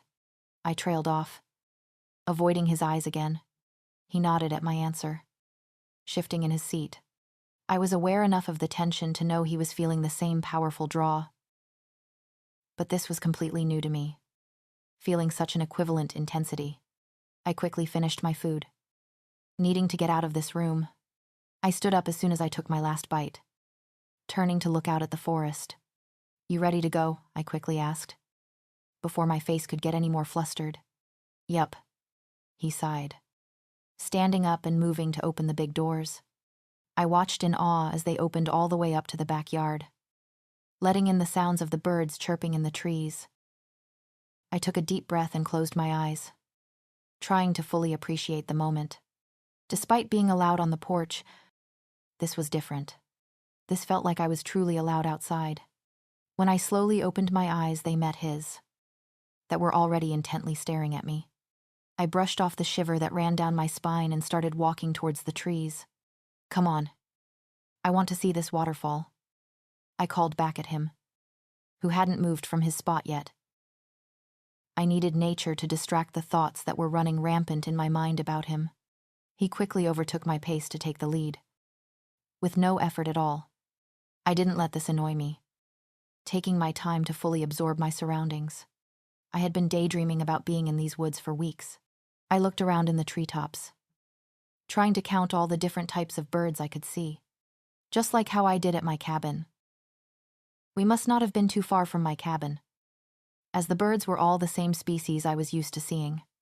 It wasn't long before we came across one of the most beautiful waterfalls I had ever seen. To be fair, I had not seen many. But even if I had, the beauty of this one would likely top them all. The water fell from the top of a large rock face, at least 100 feet tall. The water fell into a decent-sized lake. I was surprised that I couldn't see this from the house, seeing how we hadn't walked for that long. "Wow," I said, completely hypnotized by the falling water. All I wanted to do was get inside and swim.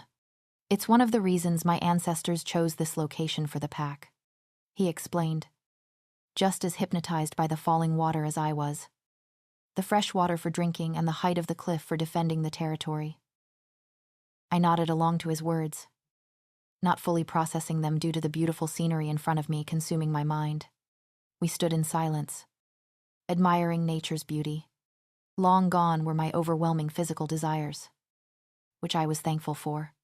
I was interrupted by the feeling of his hand on my lower back.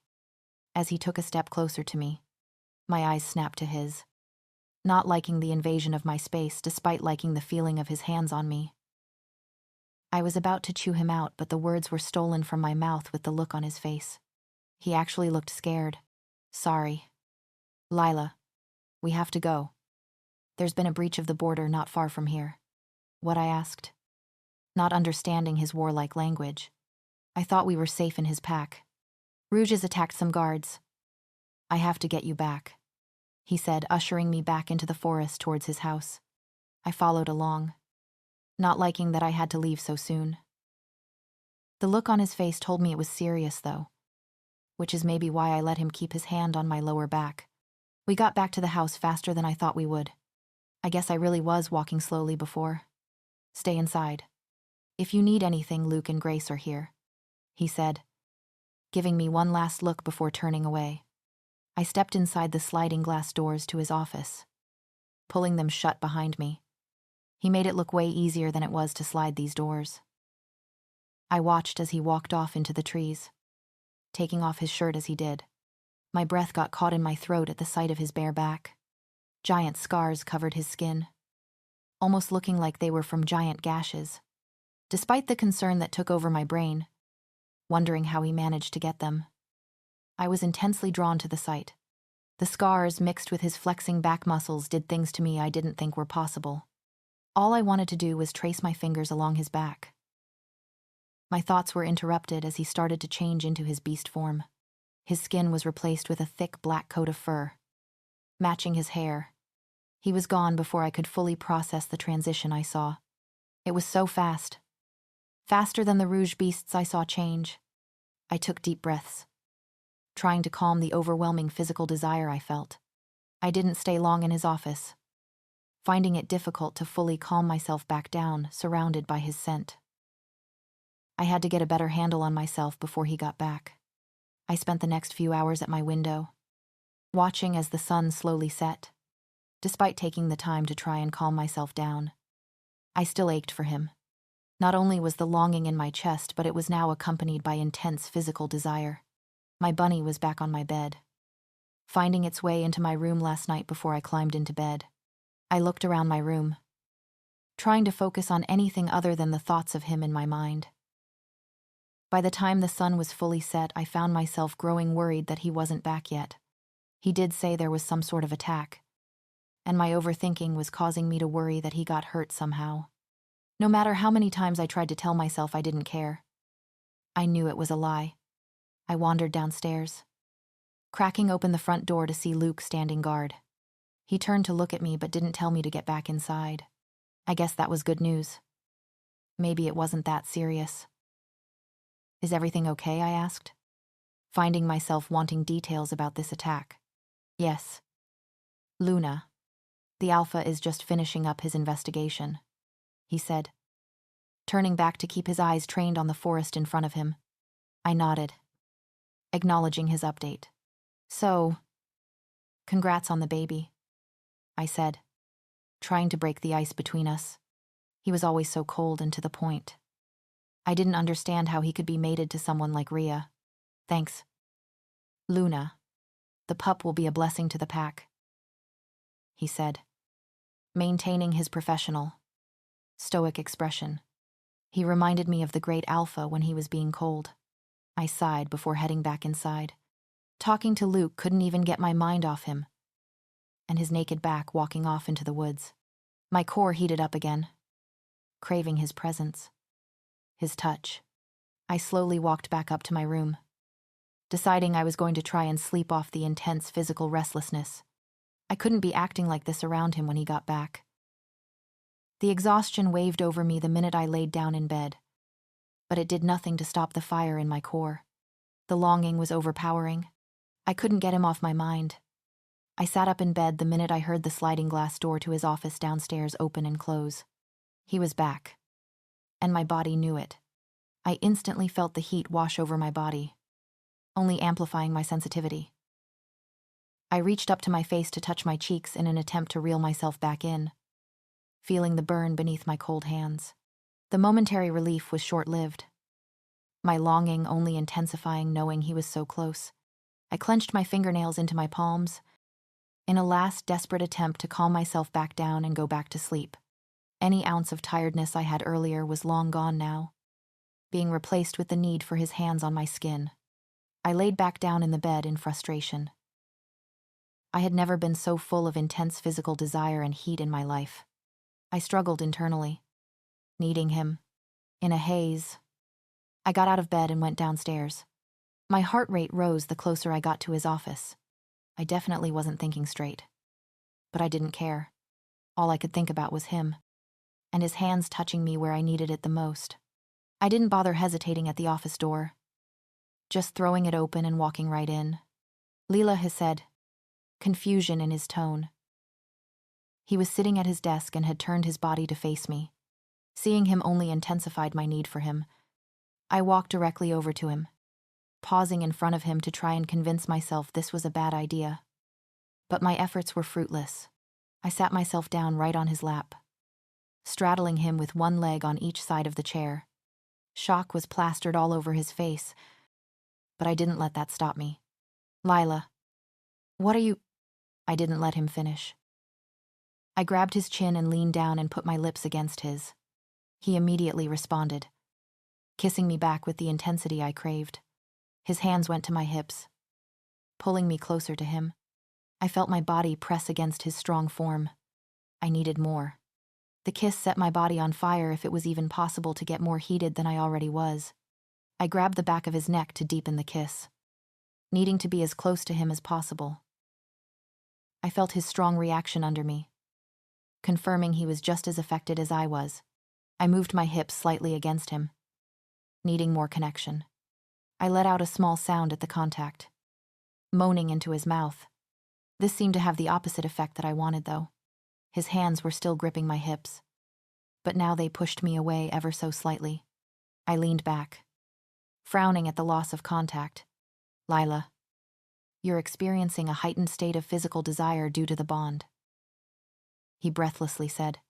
I scrunched my eyebrows together, not knowing what that meant. Was that his beast way of telling me I was hot? I leaned back in to kiss him again, but he stopped me before I could reach his lips. I frowned, frustrated at the rejection. It's a phenomenon that female werewolves go through once a lunar phase after they've found their mate. I've never heard of a human mate experiencing this. Though, he trailed off, still breathless from our kiss. I don't care. Just shut up and kiss me, I said, leaning back in. I needed more. The kiss had only intensified my desire for him. I wanted all of him. No. Lila, I'm not going to take advantage of you, he firmly said, despite every emotion on his face telling me he wanted to keep going. It's not taking advantage of me if I want it, I said, needing his touch again. I ran my hands down his chest, feeling the grooves of his muscles under his shirt. You're not thinking straight. He trailed off, moving his hands from my hips to grab mine before they trailed too far downwards. You're all I can think about. I need you, I practically begged, not caring what I sounded like. I leaned back down to kiss him and was surprised when he let me. My satisfaction was short-lived before he pushed me away again. You're all I think about, too. But I can't engage physically with you like this. His hands drew circles on my hips, sending intense sensation straight to my core. Then don't. Just touch me, I whispered, leaning back in to reconnect our lips. He let me kiss him with intensity this time, matching my need with his own. His hands squeezed my hips before pulling me closer to him again. I made a sound of desire at the increased contact. I ran my fingers through his hair, grabbing it to pull myself as close as humanly possible to him. I pressed my body closer to him, needing more. This time he let out a groan, and it was quite possibly the most appealing sound I had ever heard. You're so beautiful, he whispered, kissing down my neck. His hands were helping my hips move closer to his, giving me the connection I craved.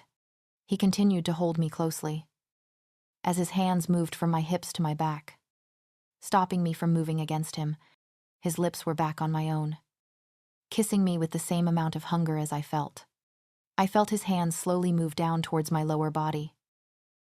He held my core closely, and I resisted the urge to rock my hips into his hand. Tell me if I go too far, he whispered, breaking our kiss. I leaned back in to kiss him again as my answer. I would take anything he would give me.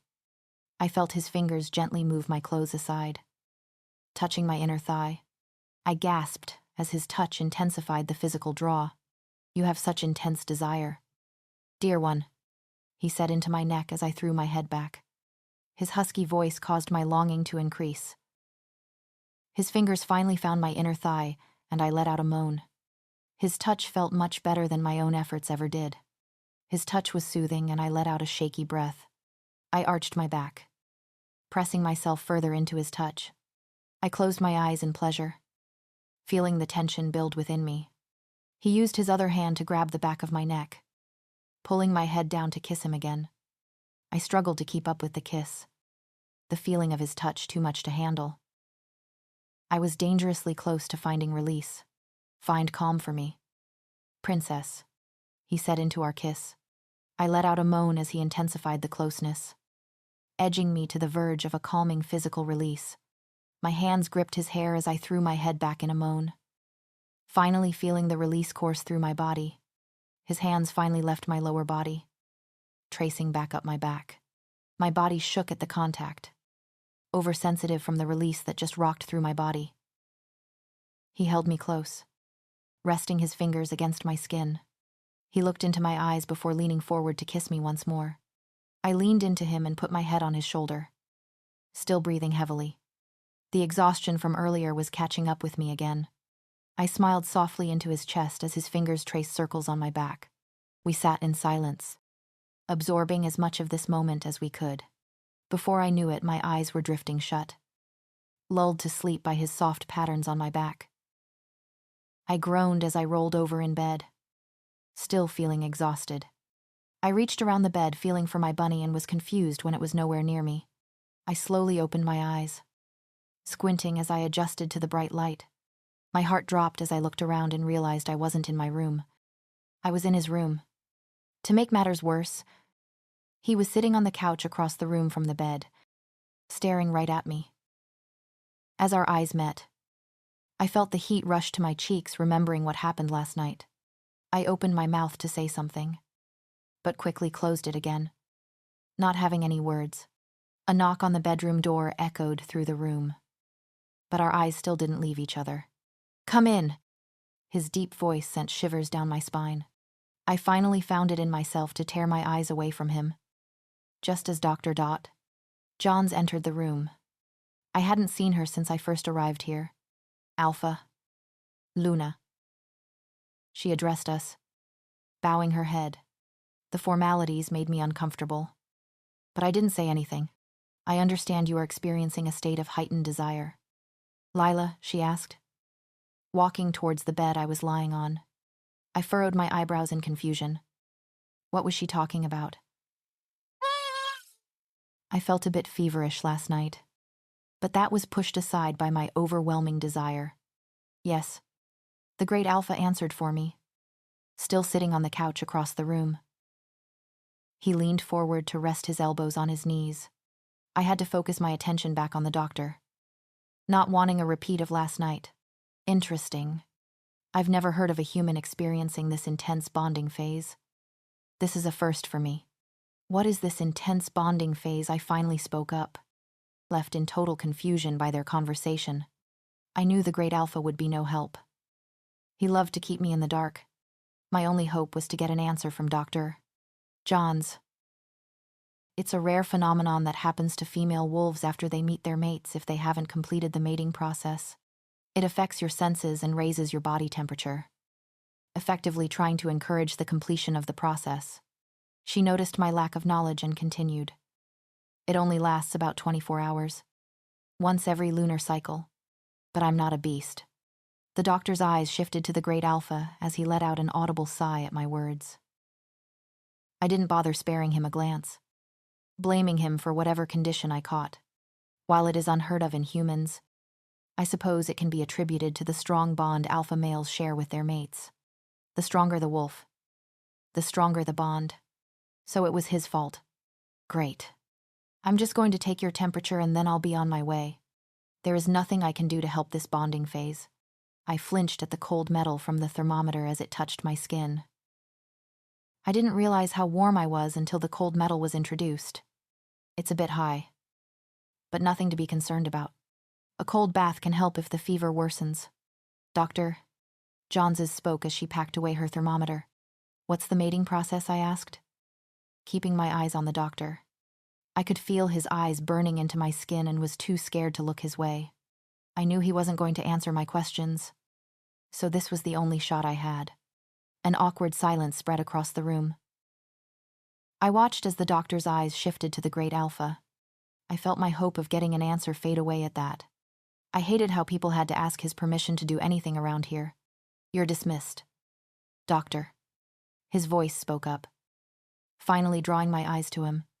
He stood up to open the door for her, ushering her out of the room. The click of the door shutting behind the doctor as she left made my heart rate rise. I didn't trust myself to be left in a room alone with him, especially a bedroom. His bedroom. I held my breath as he stalked over towards the bed, keeping his eyes on me like I was his prey. And I was. I had to force myself to lean back into the headboard, putting as much distance between us as I could. He frowned at my movement, sitting down towards the end of the bed. How are you feeling? He asked after a pause. All right, given the circumstances and the condition you seem to have given me. I spat out, suddenly feeling angry again at the situation. The fever was only feeding my anger now. He rolled his eyes, causing me to have to hold back a smile. I loved how my words could get under his skin. Okay, that's how it's going to be then. He moved to get up, causing me to shoot forward in the bed. I was tired of him never answering my questions. You can't just constantly leave me in the dark. You never answer any of my questions, leaving me confused and alone. I've been an absolute mess, between this aching in my chest and my emotions being all over the place. If you're not going to let me go home, at least tell me what's going on. He stood up, facing me after my outburst. I saw his jaw clench and his eyes darken. Typical beast. I didn't bother to back away as he walked to stand directly beside where I was sitting. If he was going to kill me, at least this suffering would be over. Watch yourself. Lila. You blame me. But you're the one constantly running from your problems. Why would I spend my time educating a human who only glares my way when we are in the same room? I opened my mouth to reply but was instantly cut off. Oh. Except for last night. You couldn't seem to get enough of me then, practically begging me to engage physically with you. Do you really think I would engage physically with a human? My jaw visibly dropped at his words. I stood up to get in his face. No way was he going to say that to me. Huh. I didn't see you complaining. I smirked. Maybe next time I'll go find some other beast. I'm sure they would actually accept my advances. His hand came up to grab my jaw, forcing me to look directly into his eyes. Despite the dangerous look on his face, his grab was soft on my skin. Watch yourself. Princess. Nobody else can make you feel the way I do. He leaned in close, so I could feel his breath on my lips.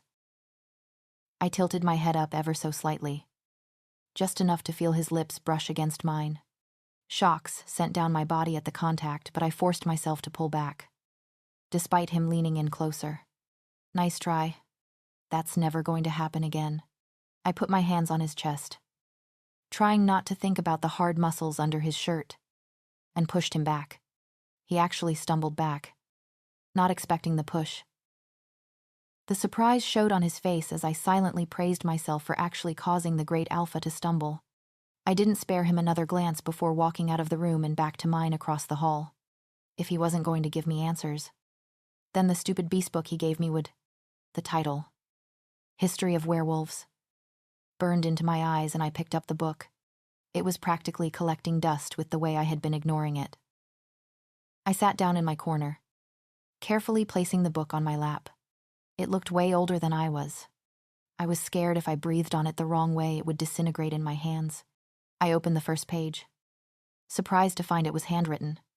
Beautiful scripture decorated the first page, along with a drawing of a beast in their animal form. Whatever beast wrote this book was talented.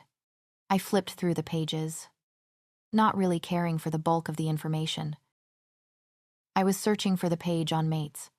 This seemed like the real deal, not like the propaganda they put in the human village bookstores. I finally flipped to a page that had mates sprawled across the top of the page in fancy writing. I finally felt some of my anger and frustration calm down at the opportunity to get some answers.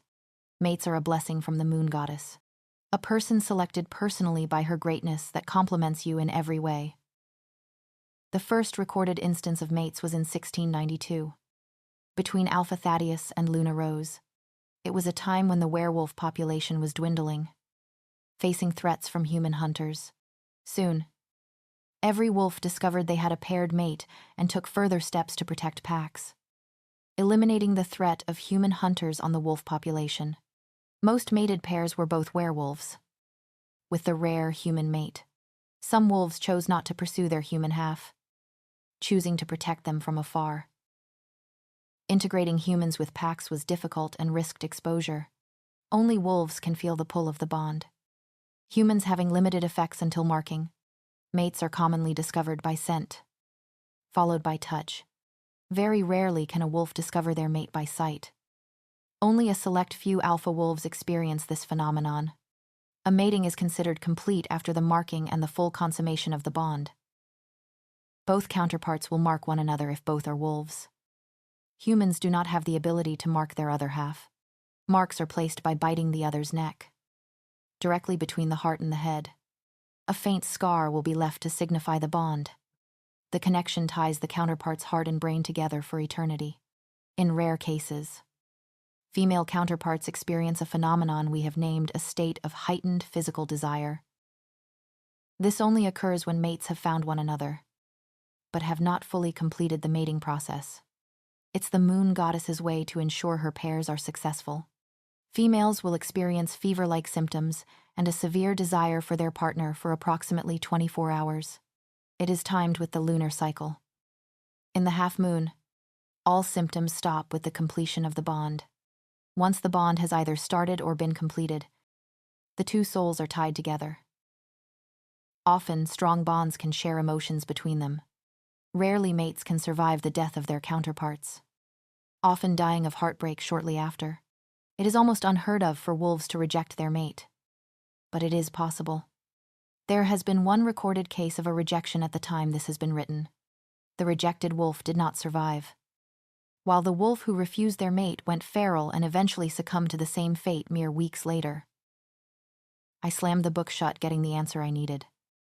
And I didn't like it. I didn't want his teeth anywhere near my neck. It was barbaric. He was crazy if he thought I was going to let him sink his teeth that close to my carotid. A wave of heat washed over my body, reminding me of the predicament I was in.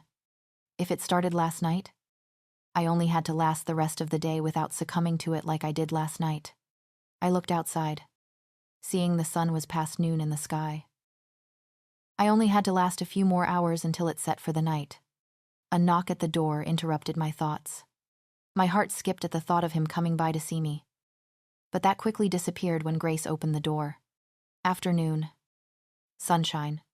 She beamed, carrying a tray full of food. You missed breakfast. You must be starved. I shrugged, not feeling the hunger.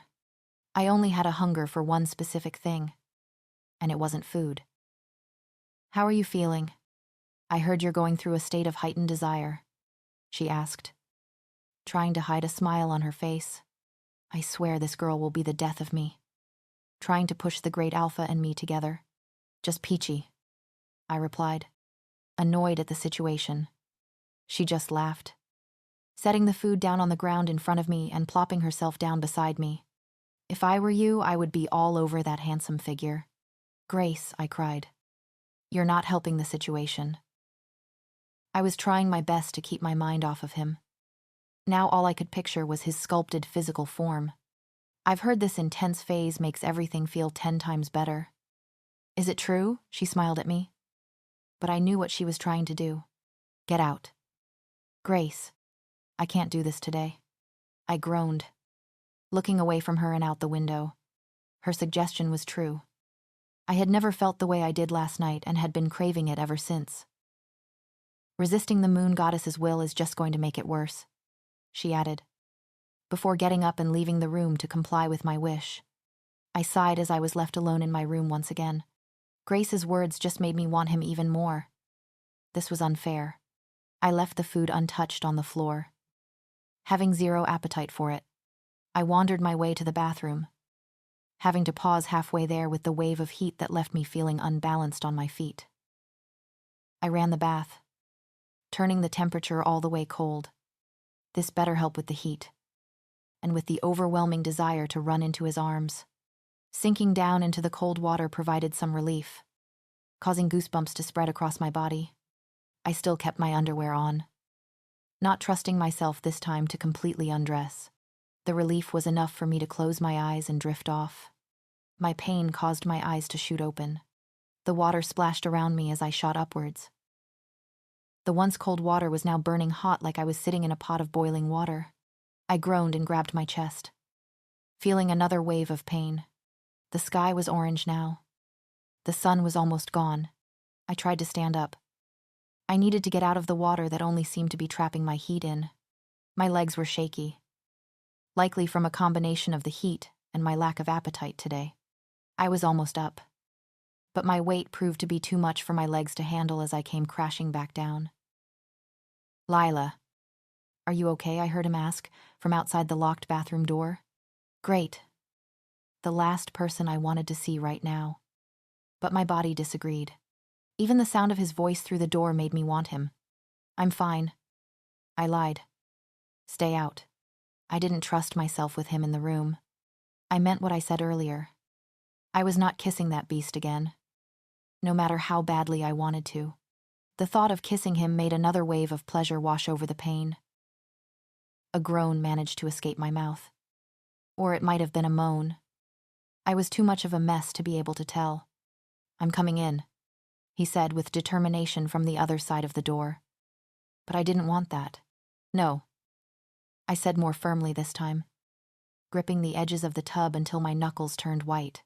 My head whipped to the door at the sound of it coming off the hinges. Typical beast. Not caring about anything or anyone's wishes.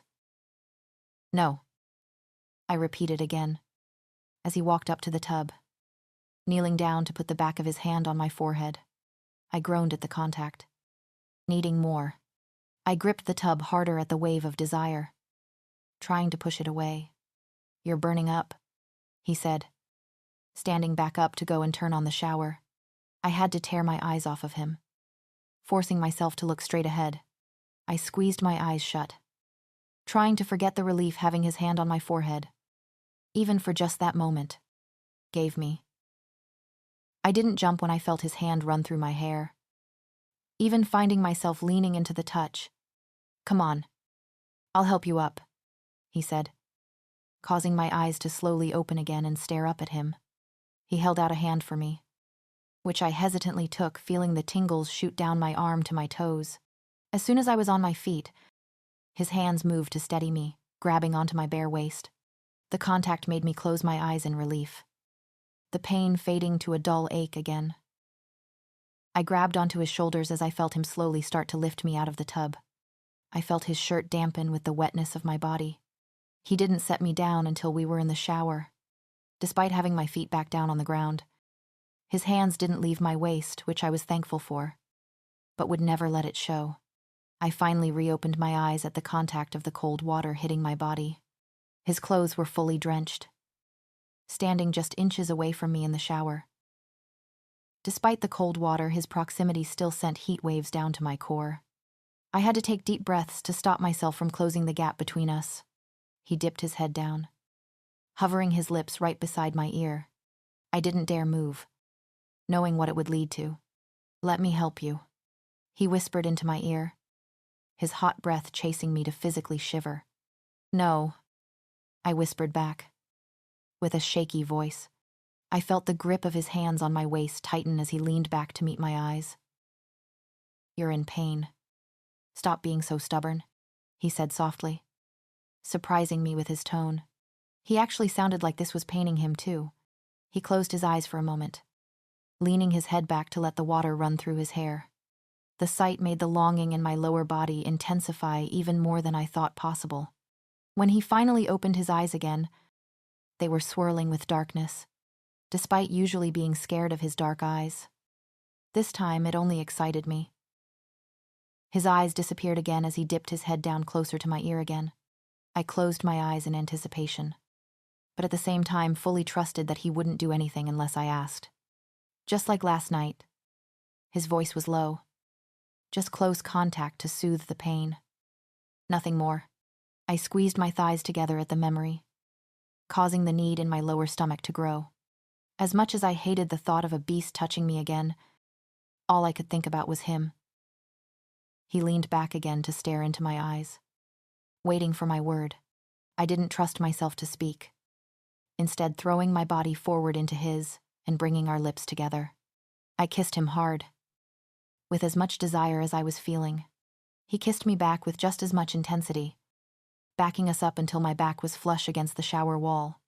I felt his hands trail down my body from my waist, grabbing the sides of my thighs.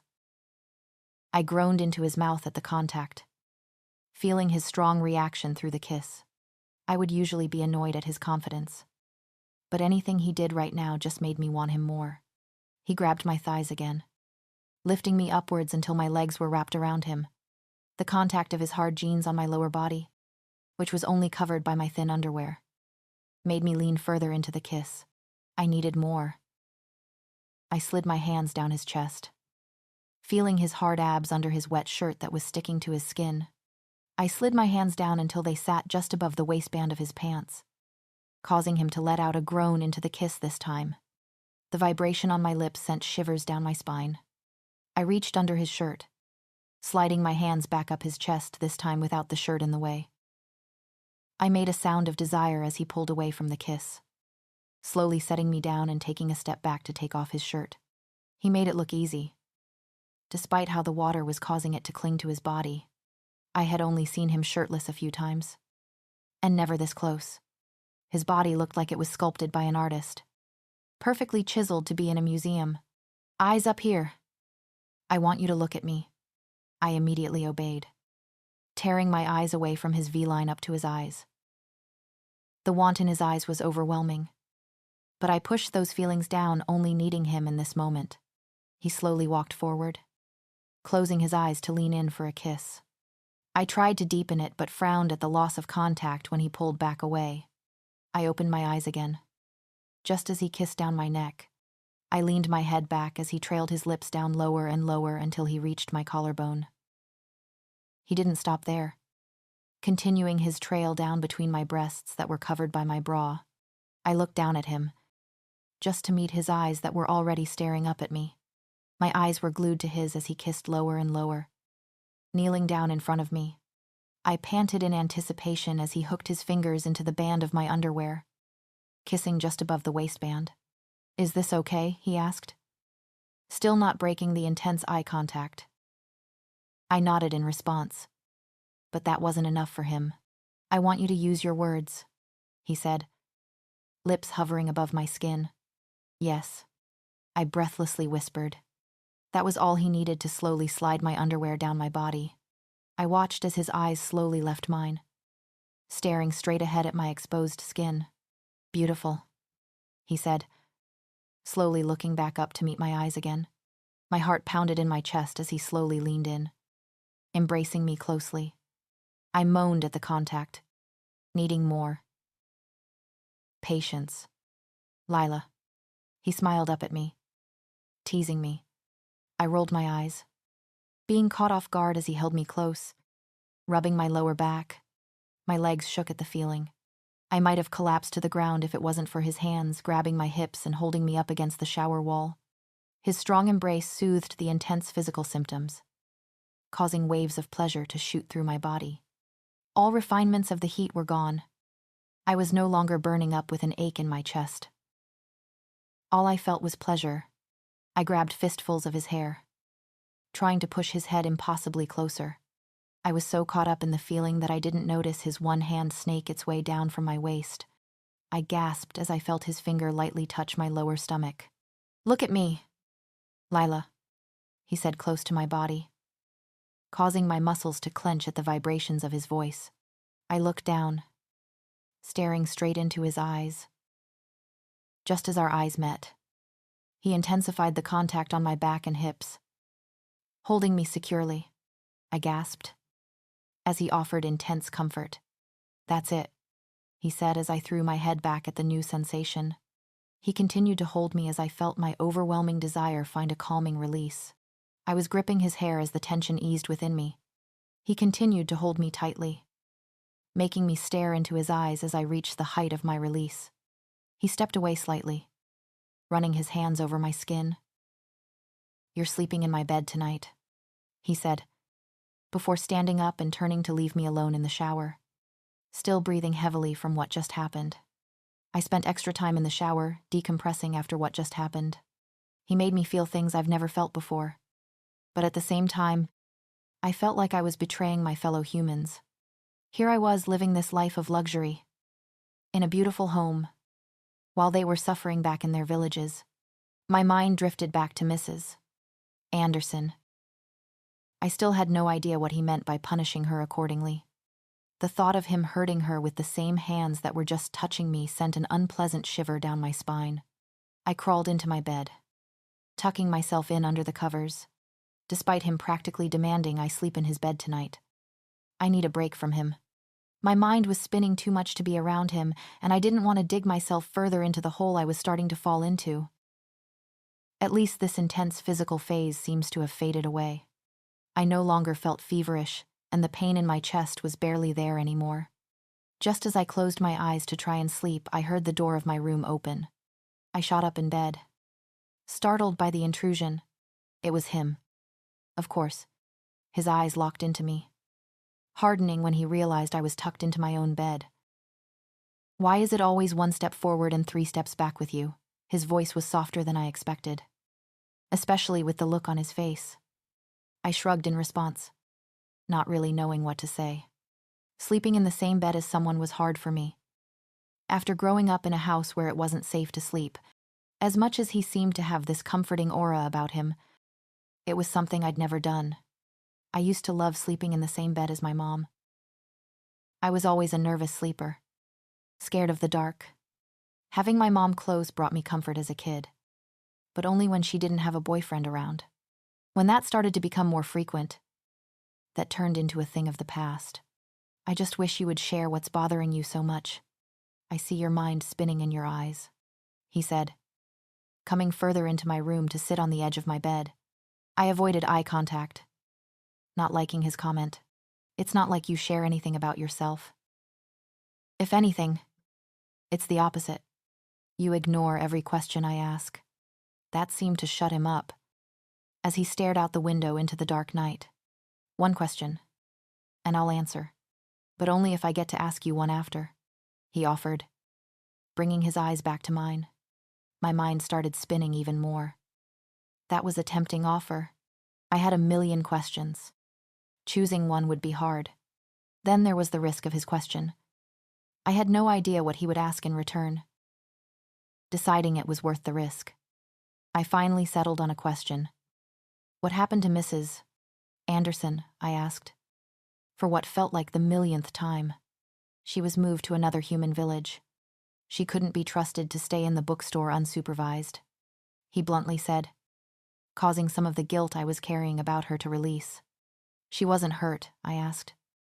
Surprised he would let her live. I've heard the stories about his ruthlessness when it came to humans. Physically, no. I have guards keeping a close eye on her in case she tries anything like that again. She had to leave all of her stuff behind. But I'm not completely heartless. Lila. He genuinely looked hurt that I would suggest he hurt Mrs. Anderson. But what about those rouges? I whispered, scared of his answer. Seeing Fern's head on the ground, tossed so carelessly aside, had haunted my dreams a few times. That was different. They were actively part of a rebel organization. I do regret the way I handled that, though. My anger blinded me. I don't regret killing them. But I regret walking you back through the scene. I paused at his admission, staring at him, trying to determine if he was telling the truth or not. I didn't forget how he found me locked in the basement of the Rouge house. I had never seen so much blood. I just figured it was his typical behavior. Him living up to his name. That was like 3 questions in one.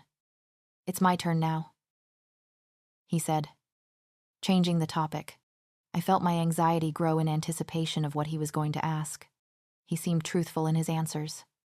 But there were things I just wouldn't tell him. What are your nightmares about? You get them nearly every night. I froze at his question and instantly looked down to fiddle with my hands. How do I answer this without actually answering bad people? I settled on saying, not daring to look back up at his eyes that I knew were glued on me. You have to give me more than that. Lila, he said, scooting an inch closer to me on the bed. I scooted back a matching amount to maintain the distance between us. Bad people who have done bad things to me, I quietly added, feeling like I had been punched in the stomach at the memories. Silence overtook the room, which I found myself thankful for. I didn't want any more questions. I felt his hand reach out and touch my leg through the blankets. This finally made me look up at him. The pained look on his face surprised me. I hope someday you'll be comfortable enough to share everything with me, he sadly smiled, breaking my heart in the process. That had to be one of the nicest, yet saddest things anyone had said to me. Good night, Lila. Have a good sleep, he said, giving my leg one last squeeze before getting up and leaving the room. The pain in my chest was back now, at full force. I had never planned on telling a single soul what happened to me in the old society. Not out of shame or embarrassment, but merely because I planned on spending my life alone in my cabin. I was the only person who couldn't break my heart. Therefore, I was the only person who could keep my secrets. Even if I did have someone to tell, the fear of opening up to someone and not having them believe me held me back. It took everything to tell my mother, just for her not to believe me. That hurt my soul more than any of the abuse ever did. I found my mind drifting to Mary. I wouldn't want her to ever be scared of telling someone what happened to her. I would want her to live fearlessly, not letting anything hold her back. Why couldn't I apply those same thoughts to myself? My heart broke even further at the thought of the girl who had been taken from the human villages, knowing what she was likely experiencing right now. I hope to God it wasn't James, and that he was long dead by now. But when was life ever that easy for me? I picked up my bunny, deciding I wasn't going to let him hold me back anymore. I thought again of Mary and was reminded of little me. I wouldn't want little me scared to live, scared to share herself with the world. My feet carried me to my door, then to the door across the hall from mine. I didn't bother knocking, returning the favor. I slowly turned the doorknob and instantly met his eyes as he was sitting up in bed. We didn't exchange words as I walked over to the empty side of the bed, pulled back the blanket and slowly crawled in. I faced my body away from him as I lay down. Just because I was here didn't mean I was going to fall into his arms. I heard him lie down in bed, moving around to get comfortable, but respecting my space. Once he had settled, I allowed myself to fully relax and let the exhaustion wave over me. "Good night, Luca," I whispered, closing my eyes to hope sleep would come fast. The sun shining in through the windows didn't even wake me up. It was the chirping of the birds outside that finally pulled me from my sleep. The first thing I noticed was the arm across my waist, pulling me into a warm chest. I somehow made it all the way over to his side of the bed in my sleep, which was impressive considering how big his bed was. I stretched my legs out, forgetting what it felt like to have to stretch in the morning from not moving in your sleep. It had been so long since I slept long enough to actually need to stretch in the morning.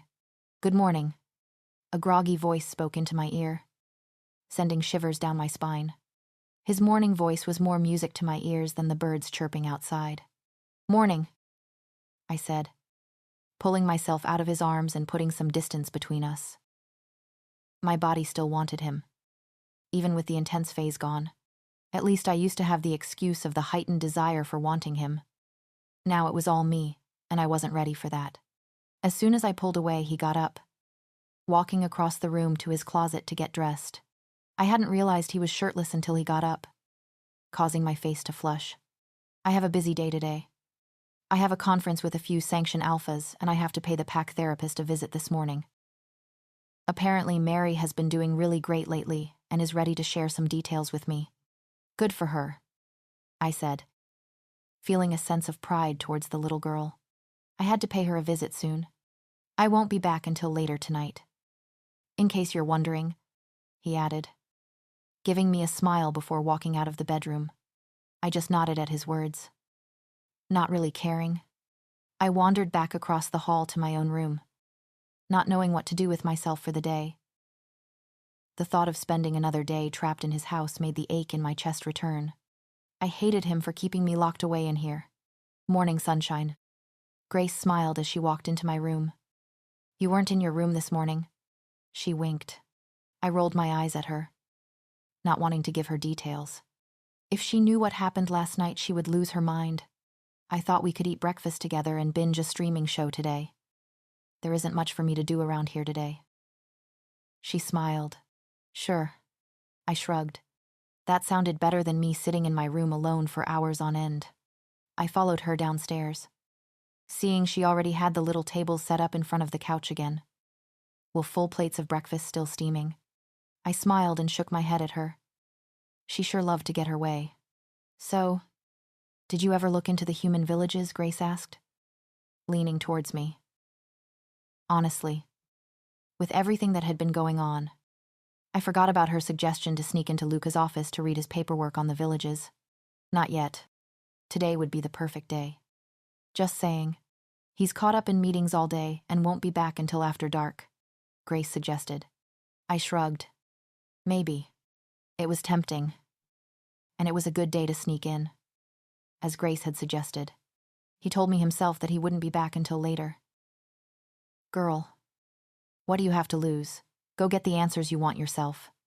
She turned her attention back to the television. She really was the devil's advocate. We stayed glued to the couch all day, watching episode after episode. As much as I hate to admit it, I was into the show, loving all the drama.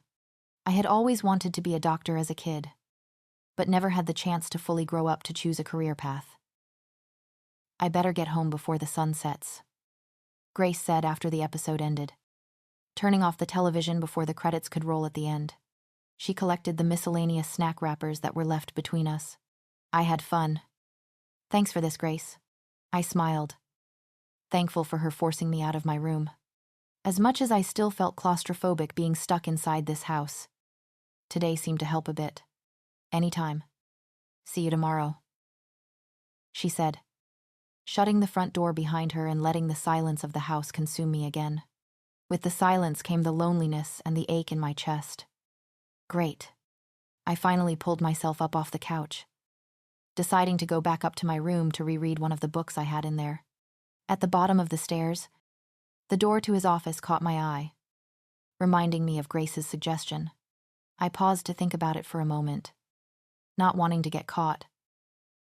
Although he did say I could go wherever I wanted in the house, what did I really have to lose?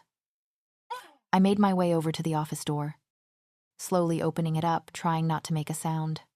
My heart pounded in my chest. Not wanting to get caught, I felt like I had to be super quiet. Not wanting the beast who guarded the house outside to hear me in his office and tell him the room was dark, the only light coming from what was left of the sunset. I didn't dare turn on the light, not wanting the light to spill outside and illuminate the forest. That would be a dead giveaway. I walked over to his desk, taking a seat in his giant chair. A shiver ran down my spine at the reminder of what happened in this chair the last time I was in his office. I pushed those thoughts out of my head, on a mission to get some answers about the human villages. There was a neat stack of files on his desk. The top one labeled Northeast Villages. I cracked open the file, eager to read any of the information inside. Apparently, the human villages in the Northeast were responsible for fruit production. Many of the humans worked long hours in citrus fruit fields. There weren't really any details on the human workers, though. Mostly just statistics on crop production and distribution. I found similar findings in the other files in the pile. Different villages in different areas were responsible for different things. Mostly different times of farming. Some mining, some lumber. There were even a few manufacturing plants that human villages were centered around, processing the different crops to make things like flour and sugar. It was quite the system. But nothing spoke to the treatment of the humans or fair wages.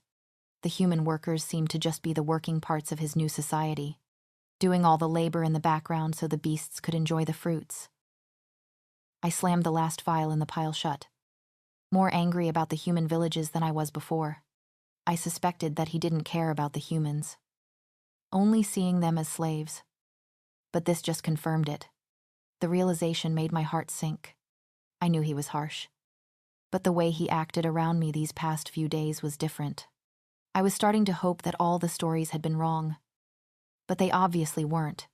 I stood up from his chair, not having anything else to snoop through on his desk. This wasn't a completely wasted mission.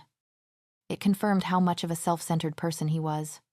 I just had to keep reminding myself that when I was around him, I walked over towards the giant sliding glass doors, admiring the last bit of the sunset. I wondered how many other humans were seeing the same sunset from the fields they were forced to work in. I turned to leave, worried that he could walk through the door any second since the sun was fully set now. As I turned to leave, a lone file caught my eye on the coffee table in front of the couch. Before I could fully think it, though, I walked over the file and picked it up. I scrunched my eyes together as I noticed the name. Mary, sprawled across the front of the file. Why did he have a file on Mary? I cracked it open and was met with transcripts from her therapy sessions. What an uncaring person. Invading her privacy. I guess beasts didn't care about doctor-patient confidentiality.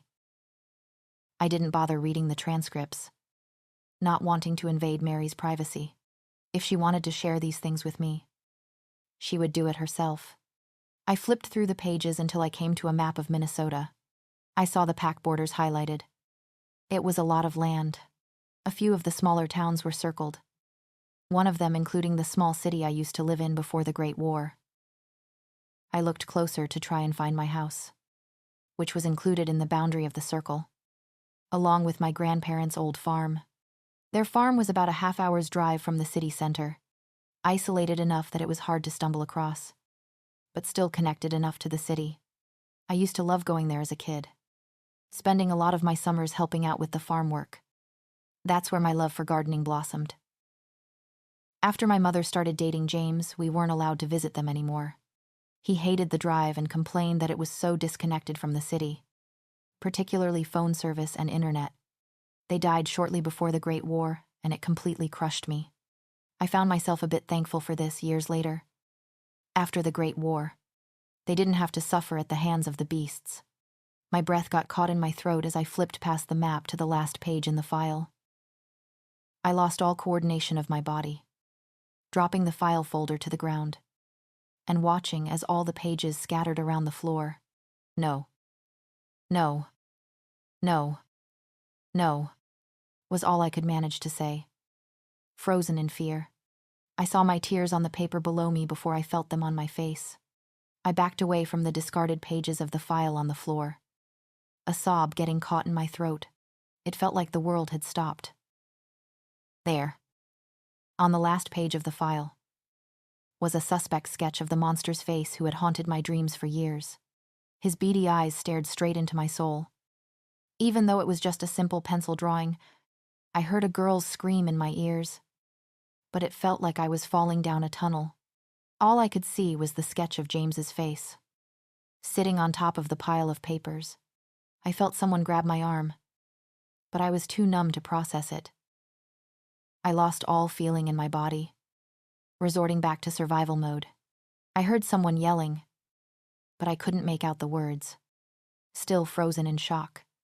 I heard ringing in my ears like a bomb went off in the room. All I could see was his face on the sketch. He was alive. Hands grabbed my face, and I was snapped back to reality as a concerned face appeared in front of me, blocking my line of vision from the sketch. Realizing I was the girl who was screaming, I shut my mouth, feeling the rawness in my throat set in. Lila. What's wrong? Luca's words came out fast and panicked. I saw him look me up and down, scanning for any sign of injury. No, I cried, feeling my knees start to give out under my weight. He caught me, moving just enough to the side so I could see the sketch again. It was like watching a train wreck. I couldn't take my eyes off it. Out of the corner of my eye, I saw him follow my sightline to the sketch on the floor. He pulled my body into his chest, putting a hand on the back of my head so my cheek rested against him. Shh. You're okay, he whispered, rocking us back and forth. It did nothing to stop my hiccups that were out of control. My biggest fear had just come true. I cried so hard I didn't even notice him picking me up and carrying me out of the room. I cried and cried until it felt like I had no more tears, but they just kept coming. He never let go of me the entire time and kept rocking me back and forth until eventually I cried myself to sleep. I woke up to find myself clinging to Luca. Even in my sleep, my fingers stayed tightly clenched around his shirt, pulling him impossibly closer to me. As soon as I began to stir, he immediately noticed, looking down at me like he hadn't gotten even a moment of sleep last night. The bags under his eyes were dark, exhaustion written all over his face. He didn't say anything as we stared into each other's eyes. I knew he was going to ask a million questions that I honestly didn't want to answer. I appreciated the silence. As soon as I saw him start to open his mouth, I pushed myself out of his arms. I managed to crawl all the way off his bed to my feet before he called out after me. Lila. You can't just walk away after that. I froze, figuring me making it out of his bed was way too easy. He would never just let me walk away and try to forget last night ever happened. I sure can try to, I replied, forwarding myself once again towards the exit. I didn't want to have to explain my breakdown from seeing James's sketch. That meant sharing more about myself than I ever planned to do. Ever. Just as my hand was reaching out for the doorknob, a force pulled my arm backwards. Figures. He wasn't letting me get away this time without answers. Lila. I'm serious. If you know anything about the rebellion, you have to tell me. They're dangerous. I dryly laughed at the irony. They were no more dangerous than the beasts that I was surrounded by. But if James was a part of this rebellion group, they were a lot more dangerous than I had originally thought. He was truly unhinged, both due to his actions and his mentality. I know nothing that would help you. Believe me, I said, meeting his concerned expression with a blank one of my own. Let me be the judge of whether it would help or not, he said, still not letting go of my arm so I couldn't leave. I tried to keep my expression calm. Despite my pounding heart in my chest, he could insist all he wanted to, but I would not tell him about what James did to me. How about I tell you everything I know? And then you add anything you know, he suggested. not dropping the topic. It was a tempting offer, to hear all the information he had on the human rebellion. But nothing would tempt me enough to share everything. Not even if he was offering to let me leave and go back to his cabin. I always told myself I would take what happened to me to the grave. My silence only seemed to frustrate him. The hand that wasn't holding my arm clenched into a fist, and I saw the anger swirl in his eyes. So much for his nice guy act. He was back to being a typical beast again. After a failed attempt at calming himself down, he was dragging me out the door of his bedroom. He said nothing as I was pulled alongside him and towards the stairs. "Wait. Where are we going?" I asked, trying to keep my panic at bay. I didn't appreciate being dragged around like a rag doll, and I couldn't help but think of the worst-case scenario. Would be drag me all the way to the cells like with Claire. "If you're not going to cooperate, then I'll sit you down and we will go through every page in that file until I find what upset you so much." He clenched his jaw, all emotions once again void from his face. No.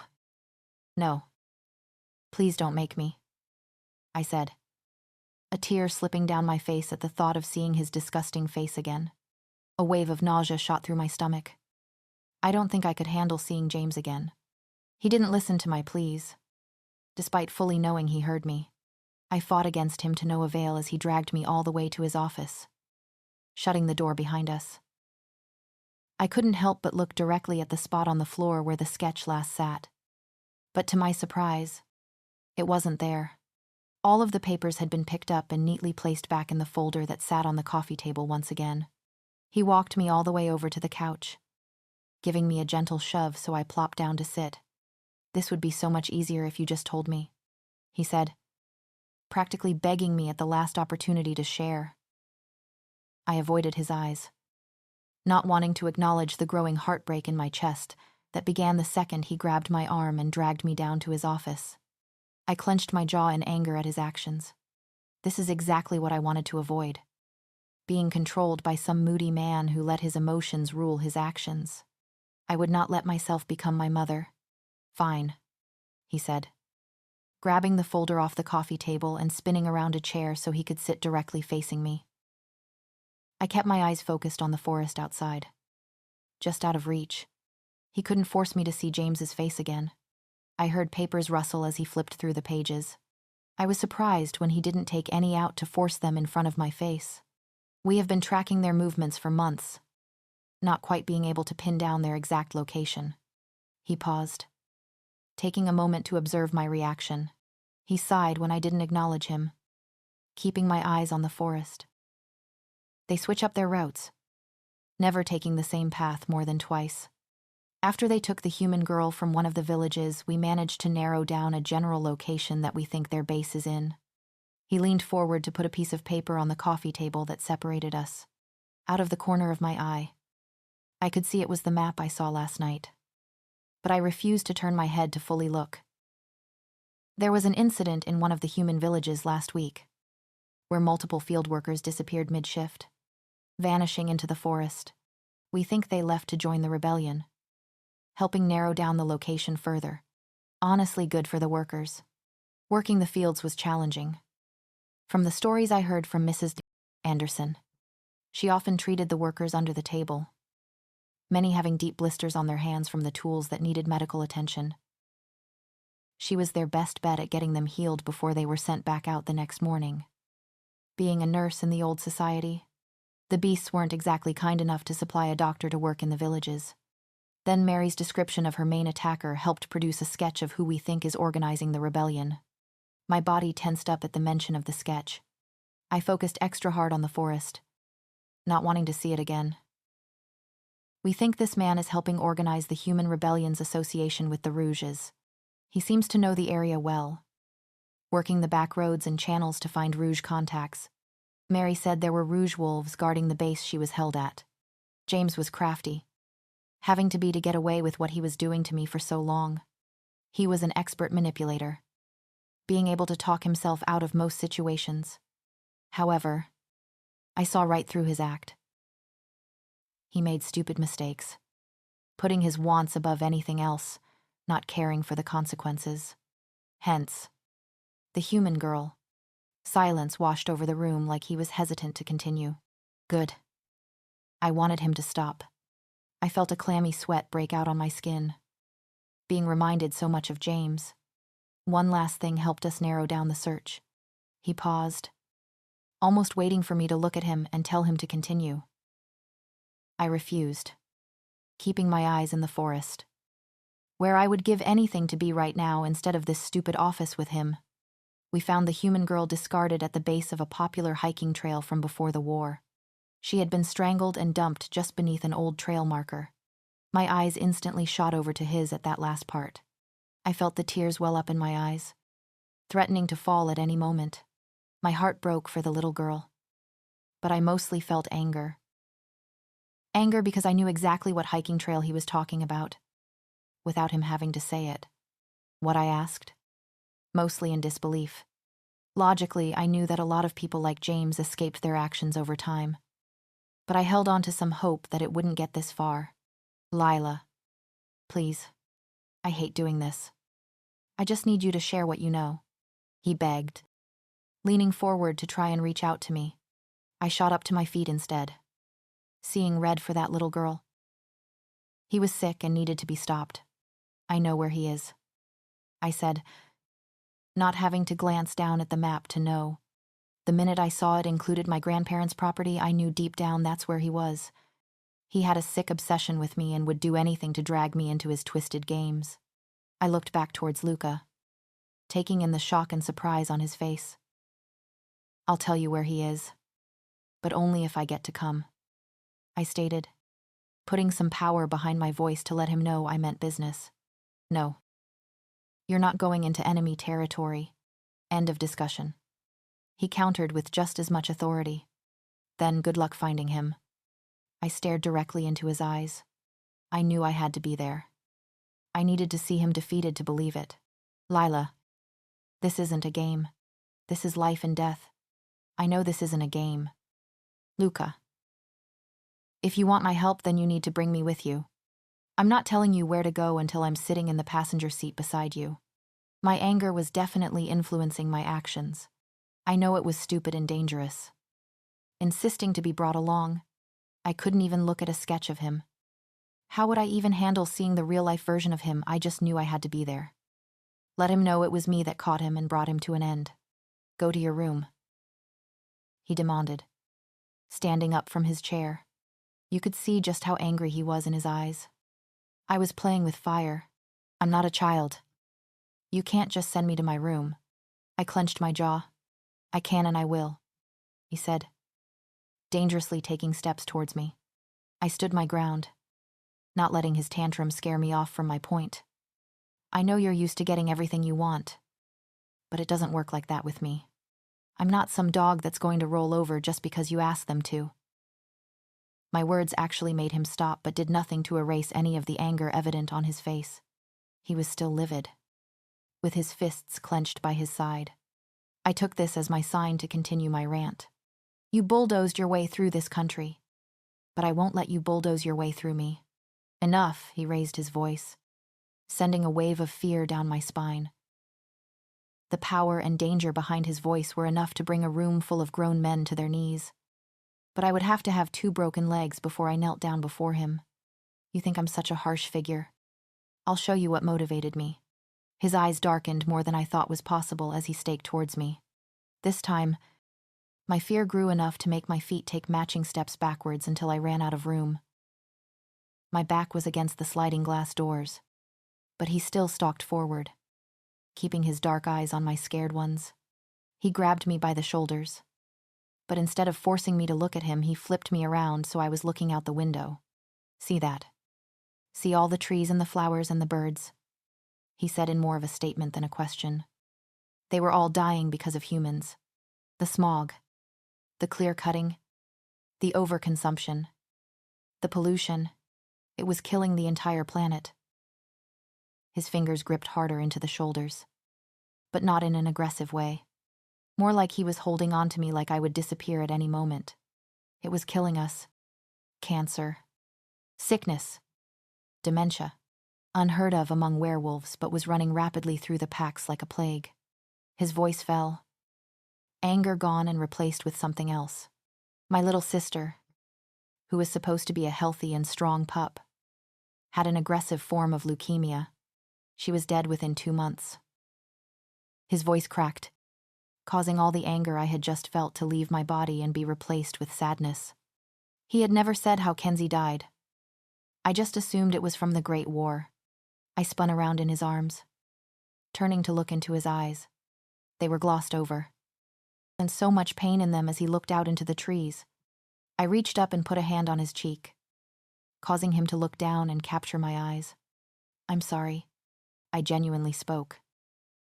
After she died, I was so angry at humans for polluting nature, taking away its beauty and causing such sickness. So I started the war. But it got out of hand so fast. A haunted look crossed his face as he looked away from me once again, almost like he was ashamed. The humans fought back with their weapons of mass destruction. And they did exactly that.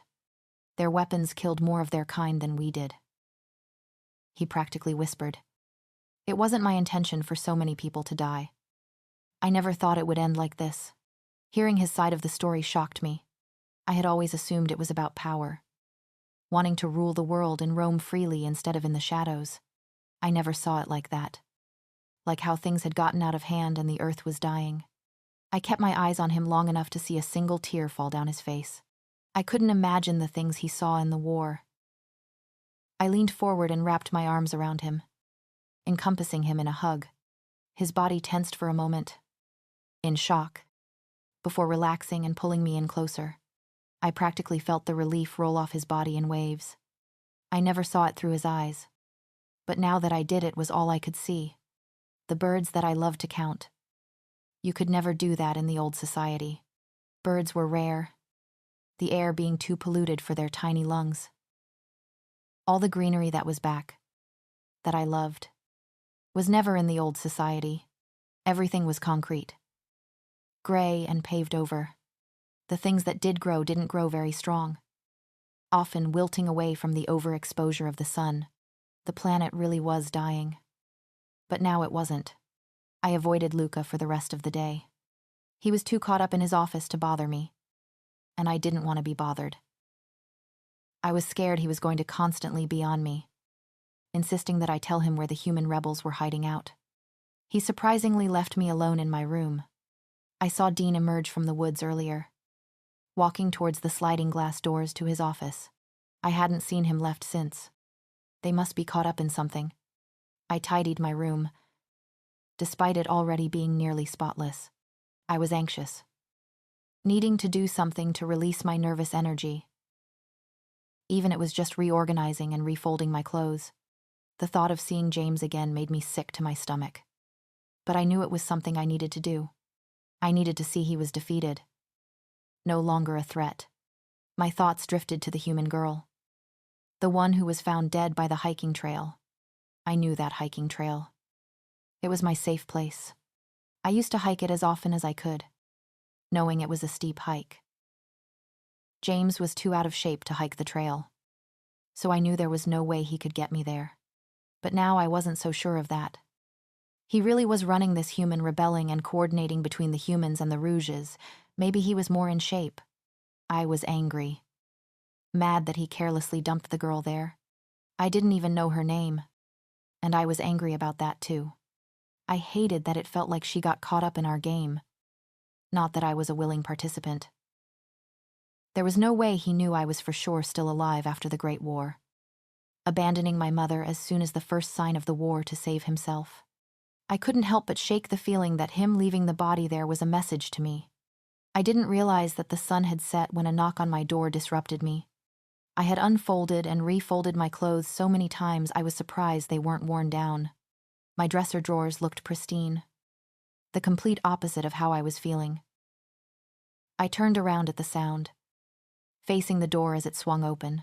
It was Luca. I wasn't surprised he was here. I was shocked that it took him this long. "What do I have to do for you to reconsider?" he asked, walking over to take a seat on the foot of my bed. I stayed frozen by his dresser, despite fully expecting him to come and convince me not to go. "Nothing. I'm going," I said, turning back towards my clothes. I grabbed a shirt that felt out of place in the drawer, pulling it towards my chest to help refold it to perfection. You can't, Lila. I can't let you. I won't let you. It's not safe. I ignored his words, placing the shirt back in the drawer. I closed the drawer for the third time today, finally feeling satisfied of the state of my clothes. I pulled open the drawer just below, revealing some of my pants.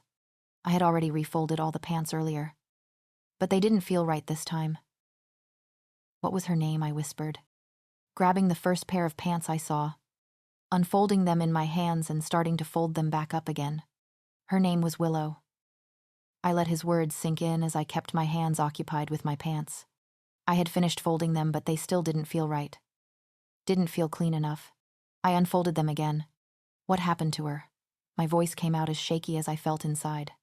She was brought back to her village, to her parents. They are having a funeral tomorrow. He stated the facts. Like it didn't bother him at all. I couldn't understand how that didn't break his heart. It absolutely destroyed me. My vision was blurred as I tried to focus on the pants, hands shaking as I attempted to fold them again. The tears welling up in my eyes, making it nearly impossible. A hand was placed on top of my shaking ones. I was so caught up in keeping my focus on folding my pants, I didn't even notice him get up. I didn't look at him, not trusting myself to, as he took the pants from my hands. I could see him folding the pants out of the corner of my eye, placing them back nearly in the drawer and shutting it so I wouldn't grab another pair. Can we go? I asked, almost surprised that the question came out of my mouth. I turned to face him, trying my best to clear the tears from my eyes. Do you want to go? He asked, soft eyes staring back into my own. I nodded in response. I didn't really want to go. The thought of seeing such a small body in a coffin made my heart break. But I felt almost responsible in a way. I felt like it should be me in that coffin instead.